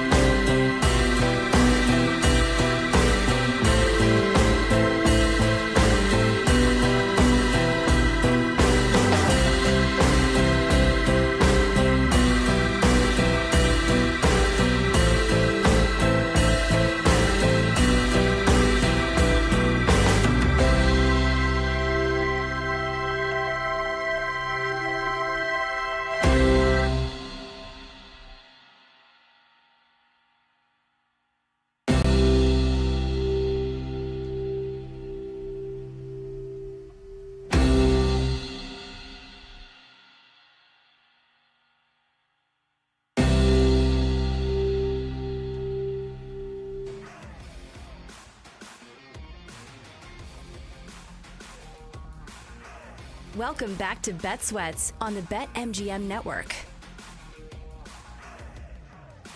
Live coast to coast on the BetMGM Network, wherever you may be in the world, inside your Odyssey app, iHeartRadio, and the TuneIn app. Take us with you. It is Bet Sweats, and yes, we'll continue our previews of the NFL division by division throughout the rest of this week. Alongside Kate Constable, I'm Chris Mack, in for Joe Ostrowski and Sam Panayotovich, getting their own all-star break of sorts. Lightning bets for today.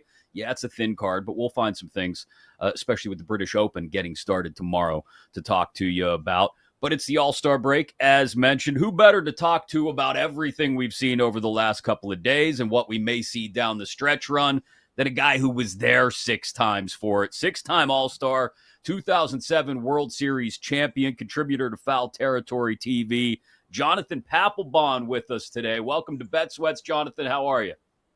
What's up, guys? Thanks for having me on Bet Sweats. Yeah, absolutely. Thanks for joining us, man.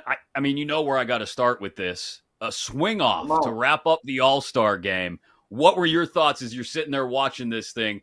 Old school, I can't believe they ended the game with a home run derby, or do you look at it and say it's the All-Star game, we're just having fun?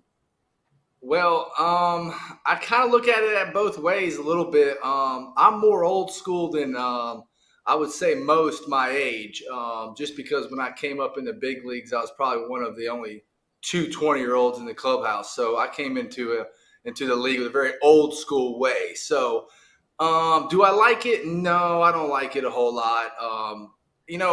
What we do in the regular season is we put a guy on second base and you start the inning. That way you stick to the order, and it's just like you still have to win the inning. It's not like, let's see who can go hit the most home runs. So I'm a little bit more old school, yeah. Jonathan, what did you make of a lot of the different pitching performances we saw yesterday? A couple strikeouts from Skeens. You had Kershaw get his moment. Mizorowski, the young guy, come in late in that game. Who impressed you most? Well, I'll tell you who impressed me most is Kershaw. His ability to go out there and still throw 89 miles an hour and be able to get all-star players out blew my mind. But, he's a certified pro. And, to me, that's something that Kershaw will remember forever. His final all-star game, the way they did it, the way he went out of the game, I thought was really cool. Dave Roberts does a great job of that. And, he's a first ballot Hall of Famer. So what better way to go out? Yeah, I thought it was cool, too, for what it's worth, Jonathan, that they had him mic'd up the whole time, and he's talking to Smoltz about what pitch he's going to throw next. Smoltz asks him for a cutter. He's like, Smoltzy, I don't throw a cutter, man. What are you doing? He's giving us running commentary as he's spiking a couple breaking balls, and definitely a guy that deserved that reception as he walked off the mound, the All-Star mound maybe, for the last time. Kate asked you about Skeens, but I mean, obviously there were other young pitchers there that I think have impressed us. Jacob Mizorowski, 5 major league starts, and he gets named to an all-star team. As you mentioned, you were a young guy who was thrown into the mix of, the heated environment of the Red Sox clubhouse. You made it to all-star games as a young guy. Just how wide are your eyes when you walk into that all-star clubhouse the first time and you're looking around at guys that maybe you were watching on TV as recently as 6 months, a year, 18 months ago, and now you're in the same clubhouse with? Yeah, I will say this much. Your first All-Star game is about as overwhelming as it could be. As a rookie All-Star guy, you have to show up literally to the field about 11 o'clock that morning of the home run derby and start signing autographs for all of the other players and all of the list of things that have to get done and signed. So I learned my lesson to get there early the first couple of years. But, the All-Star game's kind of fun. There's still that hierarchy there, if you know what I mean. Like the guys that your Freddie Freemans, your Bryce Harpers, your Kershaws, they get the best lockers, they get, the best tickets, and their family gets, the best seats, and that's how that works. And so I think that's pretty cool about how they still keep the hierarchy of major league players even at the All-Star game. How cool was watching the tribute that they did for Hank Aaron? I mean, that was unbelievable. Yeah.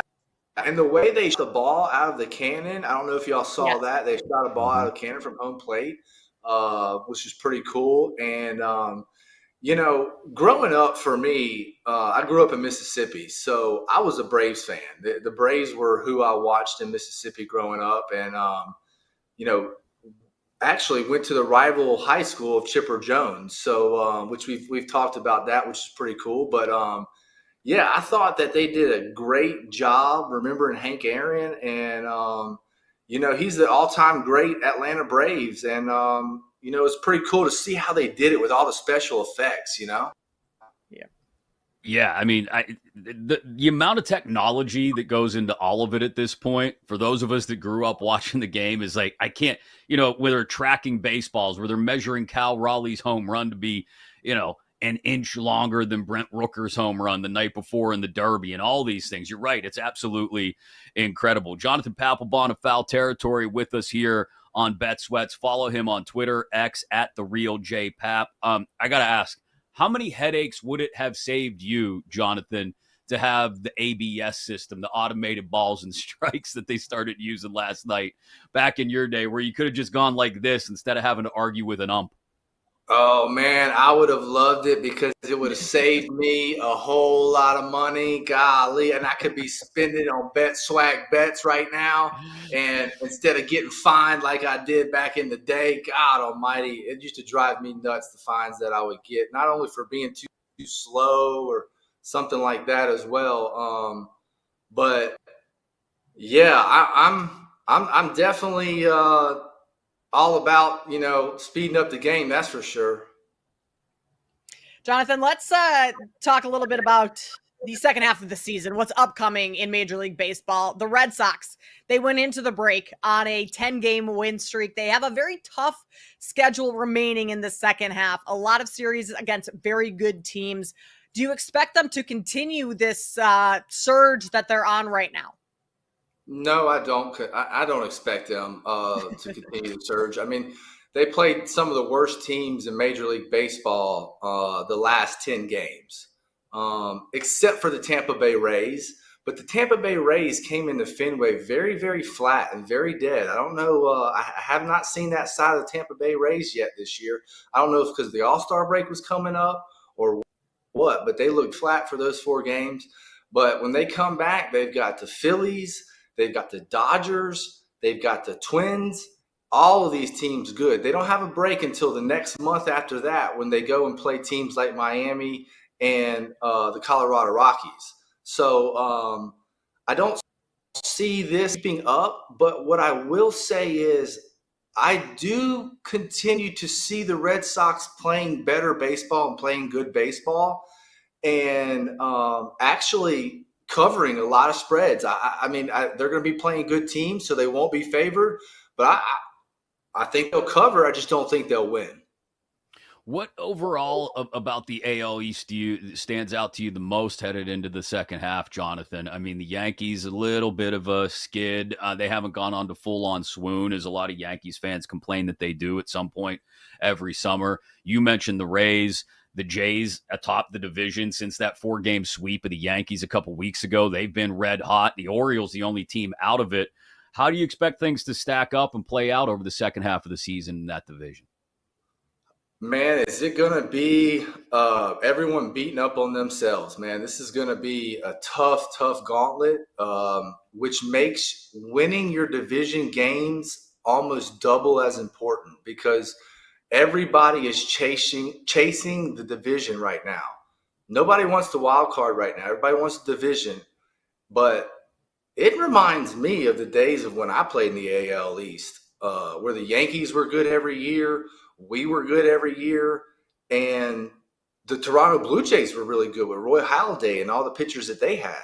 So now you have Tampa Bay that's starting to creep up and produce really good baseball teams. So this is the first year, I think, in Major League Baseball where a division has a chance, as of right now, has a chance to send 4 teams out of the division, which is absolutely absurd. How about over in the NL? I mean, you have the Dodgers as the heavy favorites, and then the Phillies. Cubs and Mets are in the mix as well, and then things kind of Brewers on the odds board at least jump up to the 10-1, 13-1, those types of numbers. So I guess if we're talking Dodgers, Phillies, Cubs, Mets, who do you like out of those 4 to win the NL? I like the Phillies. I think the Phillies are going to spend at the trade deadline than anybody else. And for the past 2 years, I've taken the Phillies right before the All-Star break to either win the World Series or win the NL. And, it hadn't paid off, but I just think that everybody on the team knows their role and has a purpose and shows up to the ballpark every day knowing what their job is and knowing what that role is. And so I think that really makes a big difference. And the Phillies have been able to stay healthier. They've been able to stay healthier, minus Bryce Harper for a bit, but they've been able to stay healthier. And the best ability is availability, folks. I mean, if you can't be on the field. So, the Dodgers have had a lot of injuries, so we'll see. One team that always, I was going to say surprises us every year, it feels like on the National League side, it probably shouldn't be a surprise anymore. And I'm curious why you think they continue to just plug away and every year are in contention. The Brewers, who have put together a 7-game winning streak into the break too, and won 8 out of their last 10. We talked about the Miz, Jacob Mizorowski. But what are you seeing from him on the mound that tells you he can sustain this red hot start? And just from the Brewers as a whole, year after year, Jonathan, we go into the year looking at the NL Central and saying, maybe if it's a down year for the Cardinals or maybe if the Cubs don't rise up, we always end up defaulting back to the Brewers, it feels like, because they just keep organizationally holding things together. Yeah, they, to me, broke through when they made one of the biggest trade deadline acquisitions when they got CC Sabathia. I think they started to realize right then and there that you have to pay in this league to win. You have to pay players to win this game. You're not the World Series winner and the other team that went to the World Series for as long as Major League Baseball has been around. Those 2 teams have been on the top 10 payroll every single year except for 1 year, the 97 Marlins. So you have to pay to win. And so to me, the Brewers are starting to figure that out. They're starting to figure out, hey, and not only that, they're starting to figure out that they need pitching, and pitching wins. And pitching is the most important, valuable asset in the big leagues. And so they're pitching this year, plain and simple, and pitching wins ball games. What pitchers do you think could be? I'm back to Mizorowski. Man, I don't think he should have made the All-Star team, but I know the public wants to see the 100, the 102s, and the big flamethrowers and all that. But on a side note, I don't think he's proved enough yet. Who knows what he can do the second half. He may fall off, and this looks like the worst move ever. 5 starts. I mean, that isn't all that much. 5 starts in his entire career, not just this season. Jonathan, about a minute left. What other pitchers do you think could be on the move prior to the trade deadline? Who are those big names? Well, I'm going to speak for the Red Sox. Craig Breslow seems to think that every player is available no matter what. But I would afraid that he's going to lose one of his big pitchers like a Giolito or somebody that's coming along right now and starting to pitch really well. And the postseason runs, you need bullpen pitching and you need starting pitching. So hopefully Sox will keep most all of their pitching, especially Aroldis Chapman. You can't get rid of him. I know he's been rumored to be on the trading block a little bit, but in my opinion, you cannot keep your stud closer or let him go. If you do, that's sending bad signals to everyone else on your team. But the thing about the trade deadline is, and I don't know who all these players are, but when you have a bad team, every bad team is going to get rid of or try to, trade their 1-year guys. Everybody that has like a year left on the deal. So that's how that works. So most guys would want one-year deals on backs will probably be getting traded this year. Jonathan, we can't appreciate the time enough. We thank you so much for making it for us this morning. Enjoy the second half of the season, and thanks again. No doubt, we'll do. Had fun. Enjoyed it, guys. Absolutely. 6-time All-Star, 2007 World Series champion, contributor to Foul Territory TV, at The Real JPap on X. Jonathan Papelbon giving us his thoughts on the All-Star game, the teams, and what to expect throughout the second half. Lightning bets before we wrap up, and coming up next on Bet Sweats, we continue to preview division by division around the NFL, this time with the NFC West. Rams, Niners, anywhere else to look on the board in the NFC West? We'll do that next right here on Bet Sweats on the BetMGM Network. You're listening to Bet Sweats on the BetMGM Network.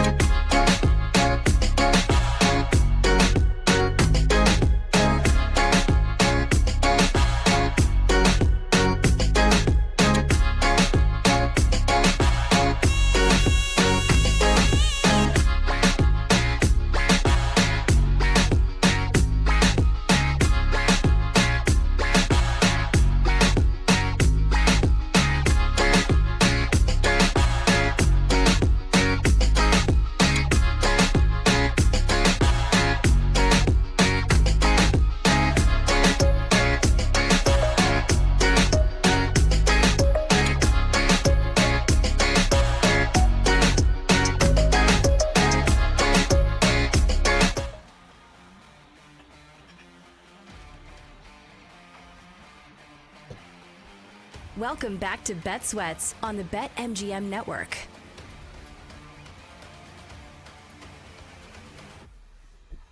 If you just missed our conversation with Jonathan Papelbon, the 6-time All-Star from Foul Territory TV, hey, that's why you got the rewind feature in your Odyssey app. It's why you've got podcasts, everything posted every single day. Just search for Bet Sweats on Apple Podcasts, Spotify, or wherever you get your shows, and check it out. We previewed the Big Ten an hour ago, the AFC South an hour before that.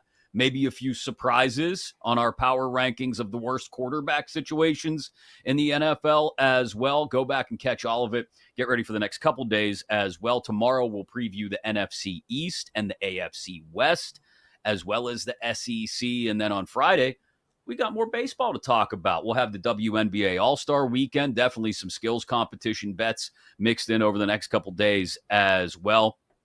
But to continue this theme of previewing division by division around the NFL, we get to the NFC West. Kate, San Francisco, the favorites, but just by a smidge over the Rams. Plus 160, LA plus 185.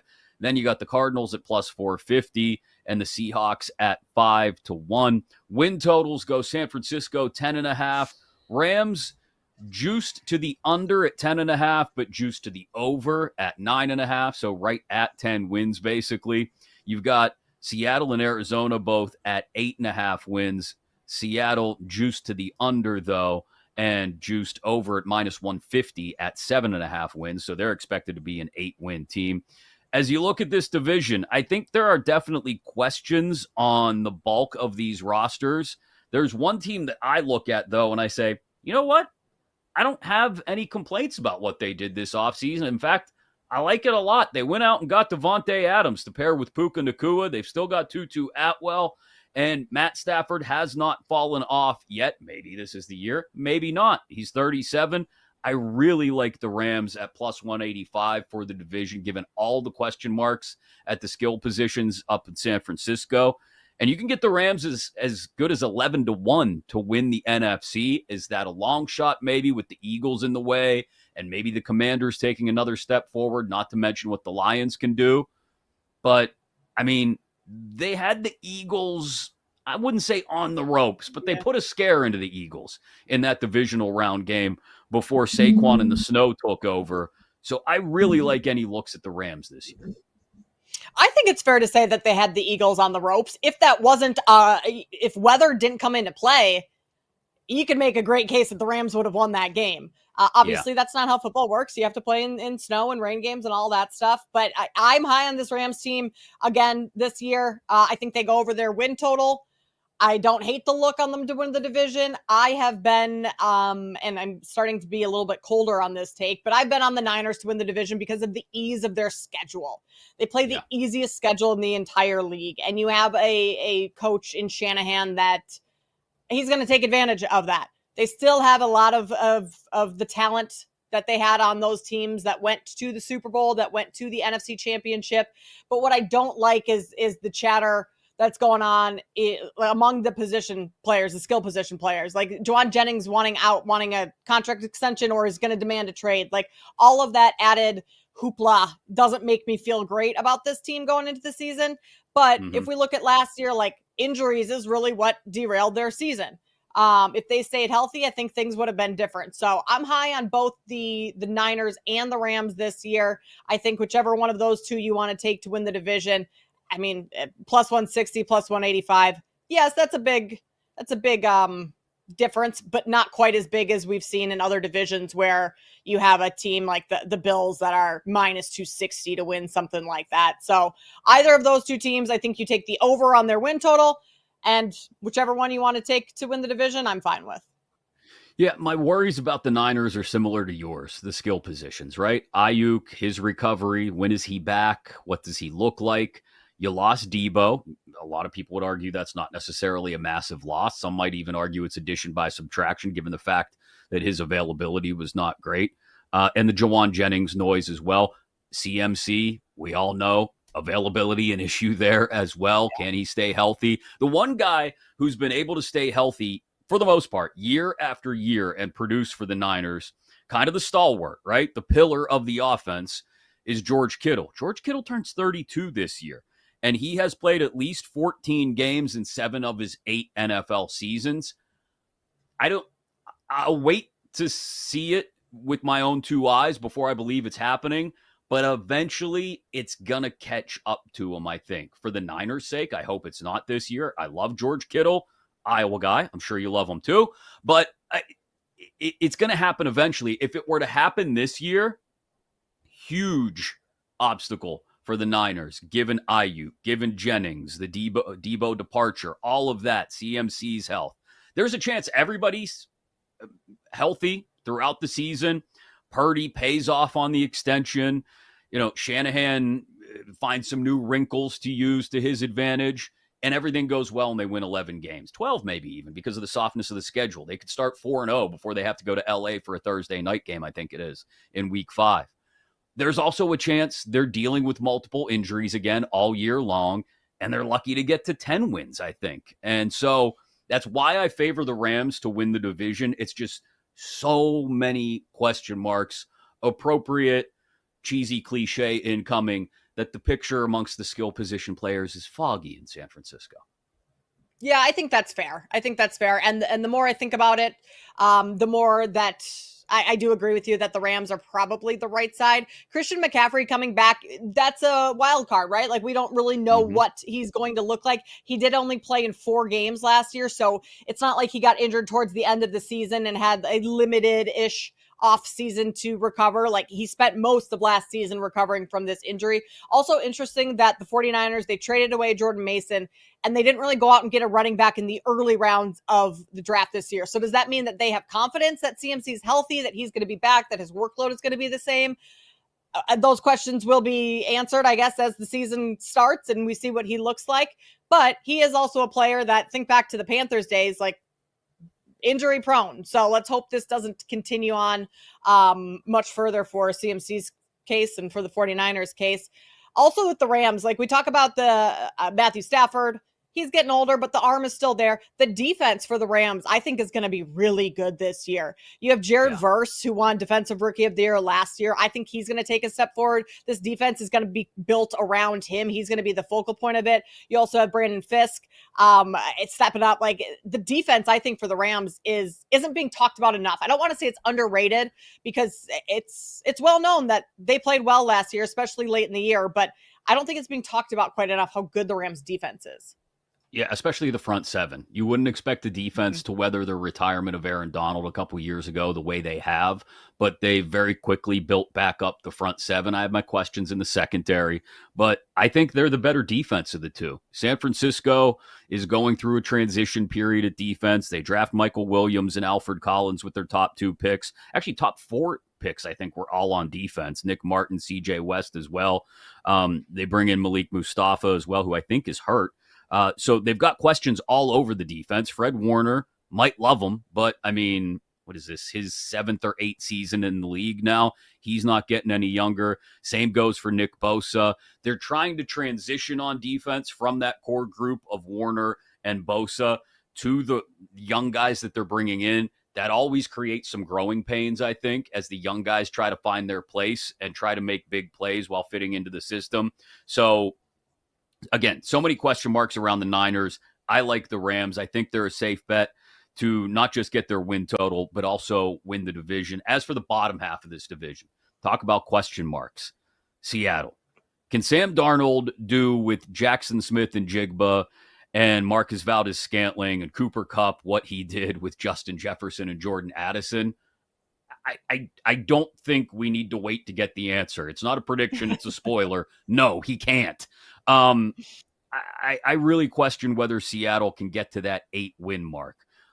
It's minus 145 on the under on the 8.5 wins, and it's minus 150 to the over on 7.5 wins. So the books are telling you this is exactly an 8-win team, and so much of it is predicated on what Darnold can do at quarterback. I know they didn't give him a massive guarantee, but they did go out and sign him. They decided to make that move, and I just don't know. I know he had a good year last year, but again, I look at the weapons he had at his disposal. Kevin O'Connell as the play caller, the guy running the offense, and I question whether Darnold can keep even a glimpse of that going into this year. If he proves me wrong, great for the Seahawks.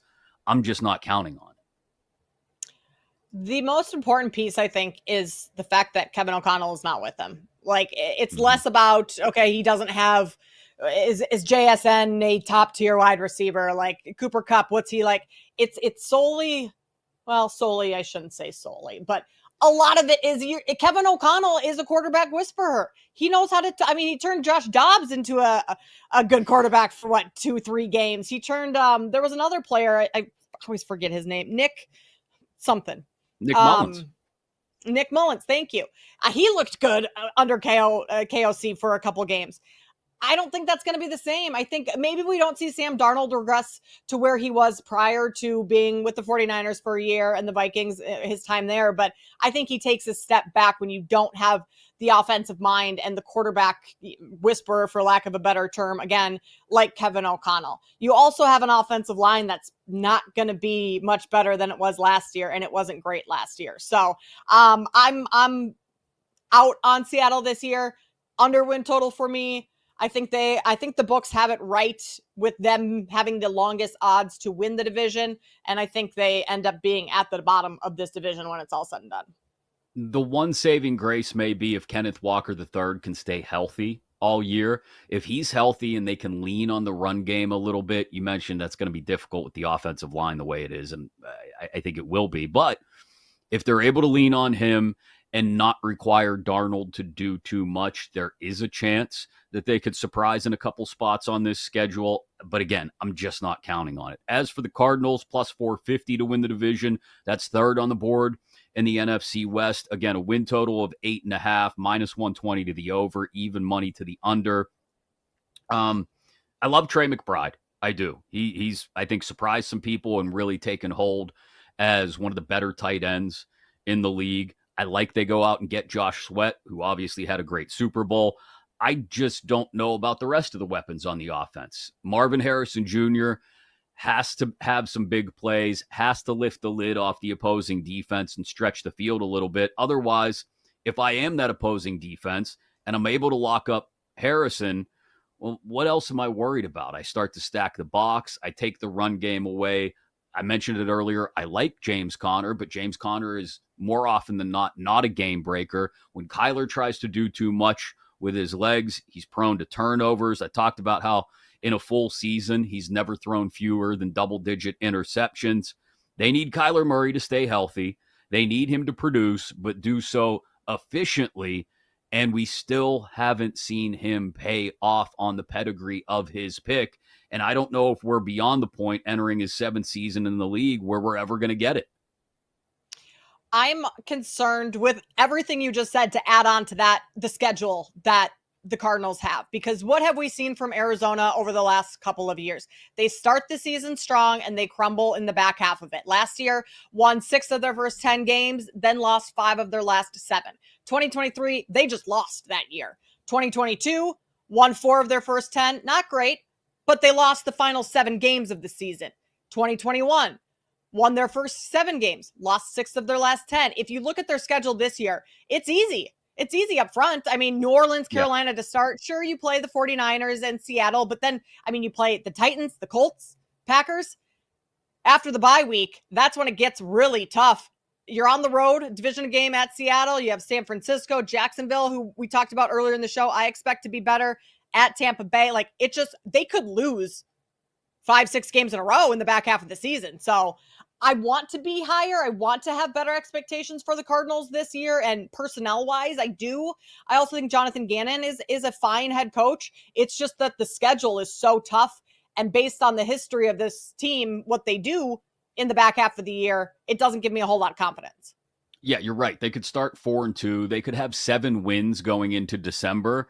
But those final 6 games, a trip to Tampa, the Rams at home, at Houston, Atlanta at home. Okay, we'll see what the Falcons look like. But then at Cincy and at the Rams to wrap things up, they could lose 5 of those final 6. And I don't think anybody would be shocked. And you're talking about, bang, an 8-win team right there basically on the number. And another year of Did we see any growth from Kyler Murray? Is Marvin Harrison going to be able to carry the offense with the help of Trey McBride, obviously, on their backs?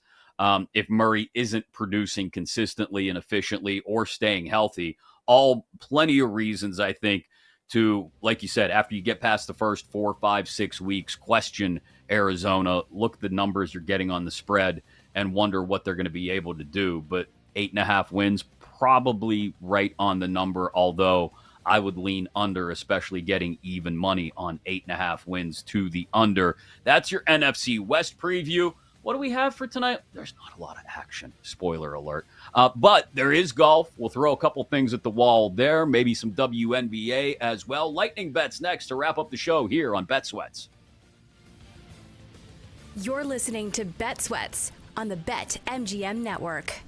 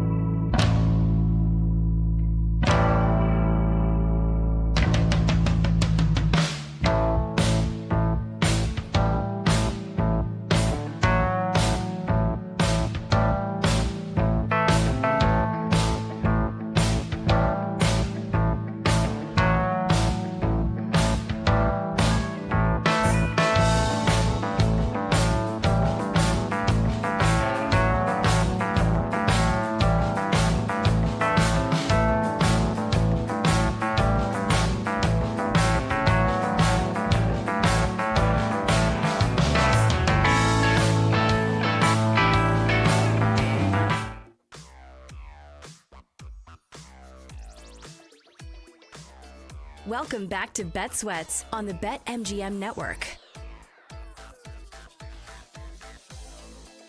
Don't forget to take us with you wherever you're going every single day. Bet Sweat's available in your free Odyssey app. Download it today if you haven't yet for some reason. AUDACY. Also available on iHeartRadio and the TuneIn apps as well. Alongside Kate Constable, I'm Chris Mack. In for Joe O and Sammy P this week. It is the All-Star break in Major League Baseball. So no MLB games on the card, obviously, tonight or tomorrow, but Friday we'll get into the second half. We also still got a few divisions left to preview around the NFL, NFC East and AFC West tomorrow, both North divisions, AFC and NFC on Friday. Still got an SEC preview tomorrow, which, given all the stuff at SEC Media Days, we could probably spend an entire hour talking about the SEC, but we'll drill down on the highlights tomorrow. And also, speaking of All-Star breaks, WNBA All-Star break is right around the corner. Skills competitions bets before the end of the week as well to get you ready for that. And those top 10 rankings of position groups keep coming in from ESPN.com. So maybe we'll take a look at some of our own and compare them to the ESPN list over the next few days also. And the NBA talking about expanding, that might be worthy about talking about in the next couple days as well. But lightning bets are best bets for tonight, although there is limited action. There is WNBA, a nearly full slate there, and yes, some golf bets as well that we'll throw at the board, Kate. It's people like to complain about this time of year. Oh, there's nothing to watch. There's nothing to bet on. There's nothing going on. I think it's the perfect time, not to pat ourselves on the back too much, the perfect time to sit down and actually look ahead to what's happening this football season, both college and NFL, and figure out if all the noise from the offseason had actually meant anything, or is just noise.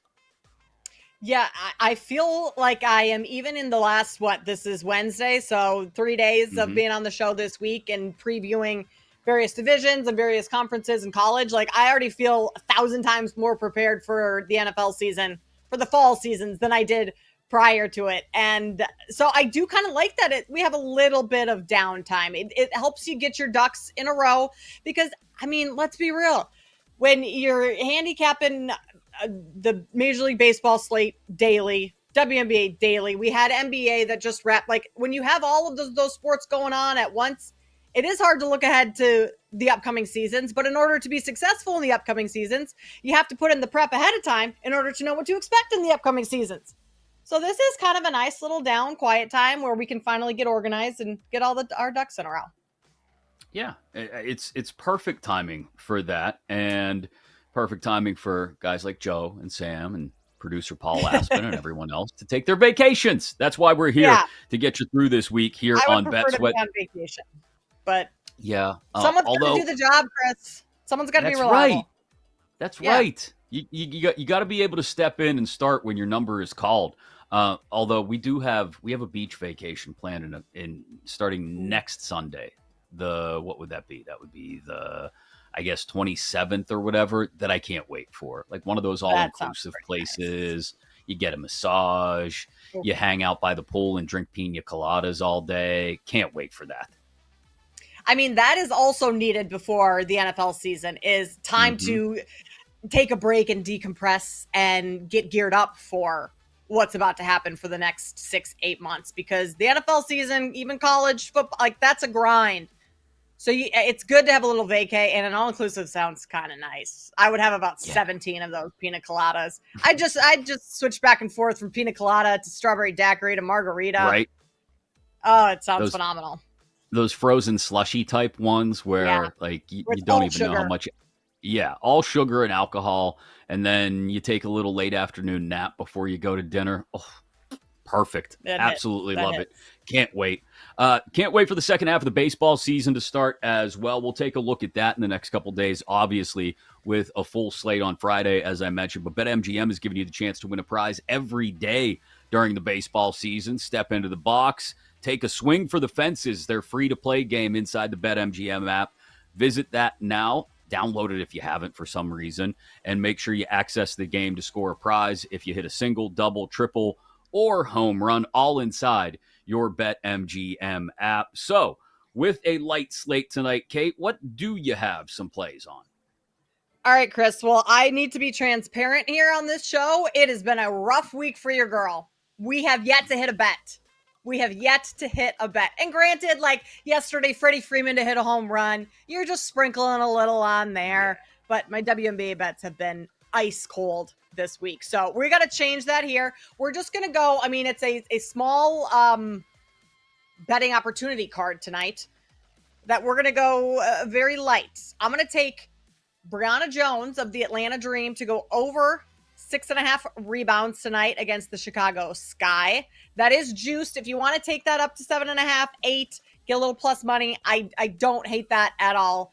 But she's playing the Sky, and there's no Angel Reese, who is the rebound queen, the double queen, the me-bounds, all of that stuff. Without those, Angel Reese grabbing 17 boards like she did the last time these two teams played, those have to go somewhere else. Brianna Jones is going to be a beneficiary of those. She had 11 in both games against the Sky earlier this season, and that was already with Angel Reese on the floor for Chicago. So Brianna Jones over 6.5 boards. And then I'm also going to take the Liberty. I'm going to lay the 9.5 against the Fever without Caitlin Clark. Fever on a back-to-back, a little deflating, losing Clark in the manner they did yesterday up against the All-Star break. And the Fever beat the Liberty the last time these two teams played. And so the Liberty have not forgotten that. They're going to want to remind the Fever that they are one of the top teams in the league. So it's a big number, 9.5, but I'm going to lay it with New York. Yeah, I think there's definitely an impact to that Caitlin Clark absence, as much as I mentioned keeping an eye on Sophie Cunningham props going forward to see what gets posted, given that she's going to see more time on the floor and more action on the ball. Definitely, as far as the side goes, worth looking at New York tonight against Indiana on the second half of a back-to-back going into the break. I don't have any WNBA plays quite yet, but I've got plenty of golf. 153rd Open Championship, the British Open at Royal Portrush in Northern Ireland. I'm not going to go Scheffler. I'm not going to go McIlroy. I'm not going to go chalk on those two. Want to see where their heads are at. Maybe some live bets on those two once things get going. Not going to go with the winner last time the tournament was there in 2019 and Shane Lowry. He's missed the cut at his last two majors. I am going to go with some longer shots down the board, but I'll start not quite as long a shot. Bryson DeChambeau, who's been top 5 in his first two majors this year. He's plus 450 to go top 5 at the British this weekend. And then the long shots. Like I said, Robert McIntyre, 33-1 to win. Had a T6 at Royal Portrush in 2019, second at the U.S. Open last month, 7 top 15s this year. He's playing well. Should be, I would hope, at least on the top page of that leaderboard going into Sunday and have a shot. Sepp Straka, second on the PGA in shots gained on approach, first in greens and regulation. 2 key numbers for these links courses over in Great Britain. So 45-1, sure, let's take a roll at that. And Justin Rose, T20 the last time the tournament was at this course, and a T2 last year at Royal Troon. Lost the playoff at the Masters, obviously, this year, but 6th at the Scottish Open last weekend. 50-1, sure, why not? So McIntyre, Straka, and Rose, that's some big numbers all to win. We'll throw a little bit at those as well with the British Open getting started. Not even bright and early, dark and early. I think the first tee time I saw is 1:30 a.m. Eastern. I will not be staying up for that. I will be sleeping. Yeah, I will be snoozing when they tee off there. I wonder how much in advance a lot of those players got over there to be adjusted to that time. I would think, I mean, you have to, right? Because if you just get over there on Monday, you're still feeling the effects on Tuesday and Wednesday, I would think. And then you're teeing trying to get off practice rounds in, all of that. Like, yeah. Yeah, and you're teeing off on Thursday at a time that for your body clock is when you'd normally be asleep if you live in the States. Like, yeah, you have to get over there early and adjust. That's why so many of them play the Scottish the week before, I would think, too. To sort of adjust on the fly to how they're going to play the British Open, but also, and we talked about your body clock. Like I've never made, full disclosure, I've never made the trip to Europe or even the British Isles and figured out. My wife used to go over all the time. Her dad was British. She would go over every summer. The flight isn't necessarily tough, she said. It's when you get over there and the jet lag catches up with you that like the next day or two, it really hits you. Yeah, I've dealt with that a couple times. It is not fun. Jake Hassan has dealt with that a little bit. Jake just got back from Scotland. How are we adjusting, Jake? I think now I'm good because I gave myself a buffer day when I got back. But like going there, see, because I'm also a crazy person, as you guys well know. Like I flew there July 4th night. So like I flew out of Chicago at 3:30 p.m. Central Time. I landed at like 8 a.m. Scotland time. Most people, would go to bed, try to catch a couple hours of sleep. I didn't sleep on the plane either. I don't sleep on planes. It's just not happening, unfortunately. So most people, would try to catch a nap, catch a couple Z's. Nobody. We just go until the body crashes on us. So that night, and obviously went out because I landed on a Friday morning. Like, what am I going to do? Not go out? So went to bed that night, finally, after a lot of activities. It's like, 3 a.m. I mean, I slept until like 1 p.m. Like, it all just caught up to me at once. But then I felt great the rest of the trip. Like, I got it out of the system. So I recommend that. Just stay up, don't sleep, let it all catch you at once, and you're good. What does Jake Hassan do on, what was it, a 7-8 hour flight to Scotland? I did a little bit of reading. I'm as much as I am the local idiot, I do try to be a literary king. Watched a bunch of movies, obviously. I did finish season 4 of The Bear on the flight over. I had like 3 episodes left in that. So I did finish that on the flight over, and then I watched a couple movies, did some reading. It was good. Better or worse than season 3? Much better, in my opinion. Much better. Okay, good, because I'm watching season 3 right now, and I'm not all that impressed. Season 3 is tough. But season 4, I think they did a really good job. I liked it. Okay, all right, good to know. Good to know. So does it feel like all the stuff we got in season 3 pays off in season 4? Like the buildup was worth it? Yes, and the bottle episodes are scrapped. Thank God. Okay, good. This is promising now. This is good for my flight to vacation in a couple of weekends. Can binge season 4 of The Bear on the way to the beach. I like it. We'll be back tomorrow. We'll continue our previews around the NFL and college football. For Brian Gertsch on the video, Jake Hassan on the board, and Zach Krull, our producer. For Kate Constable, I'm Chris Mack. This has been Bet Sweats. Thanks for listening to Bet Sweats. If you missed anything on today's show, make sure to listen back on the Odyssey app or wherever you get your podcasts.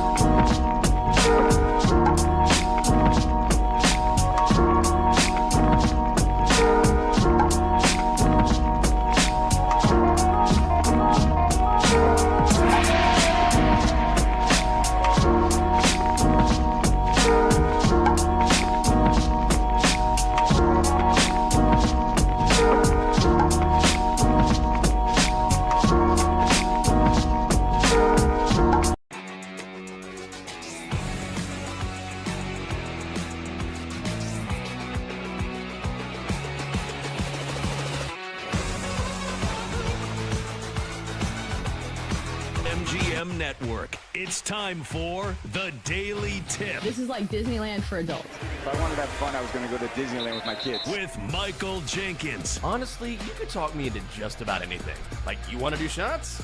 All right, let's do shots. You want to put together a 10-leg teaser? Sure, let's put some money on it. In fact, I do a parlay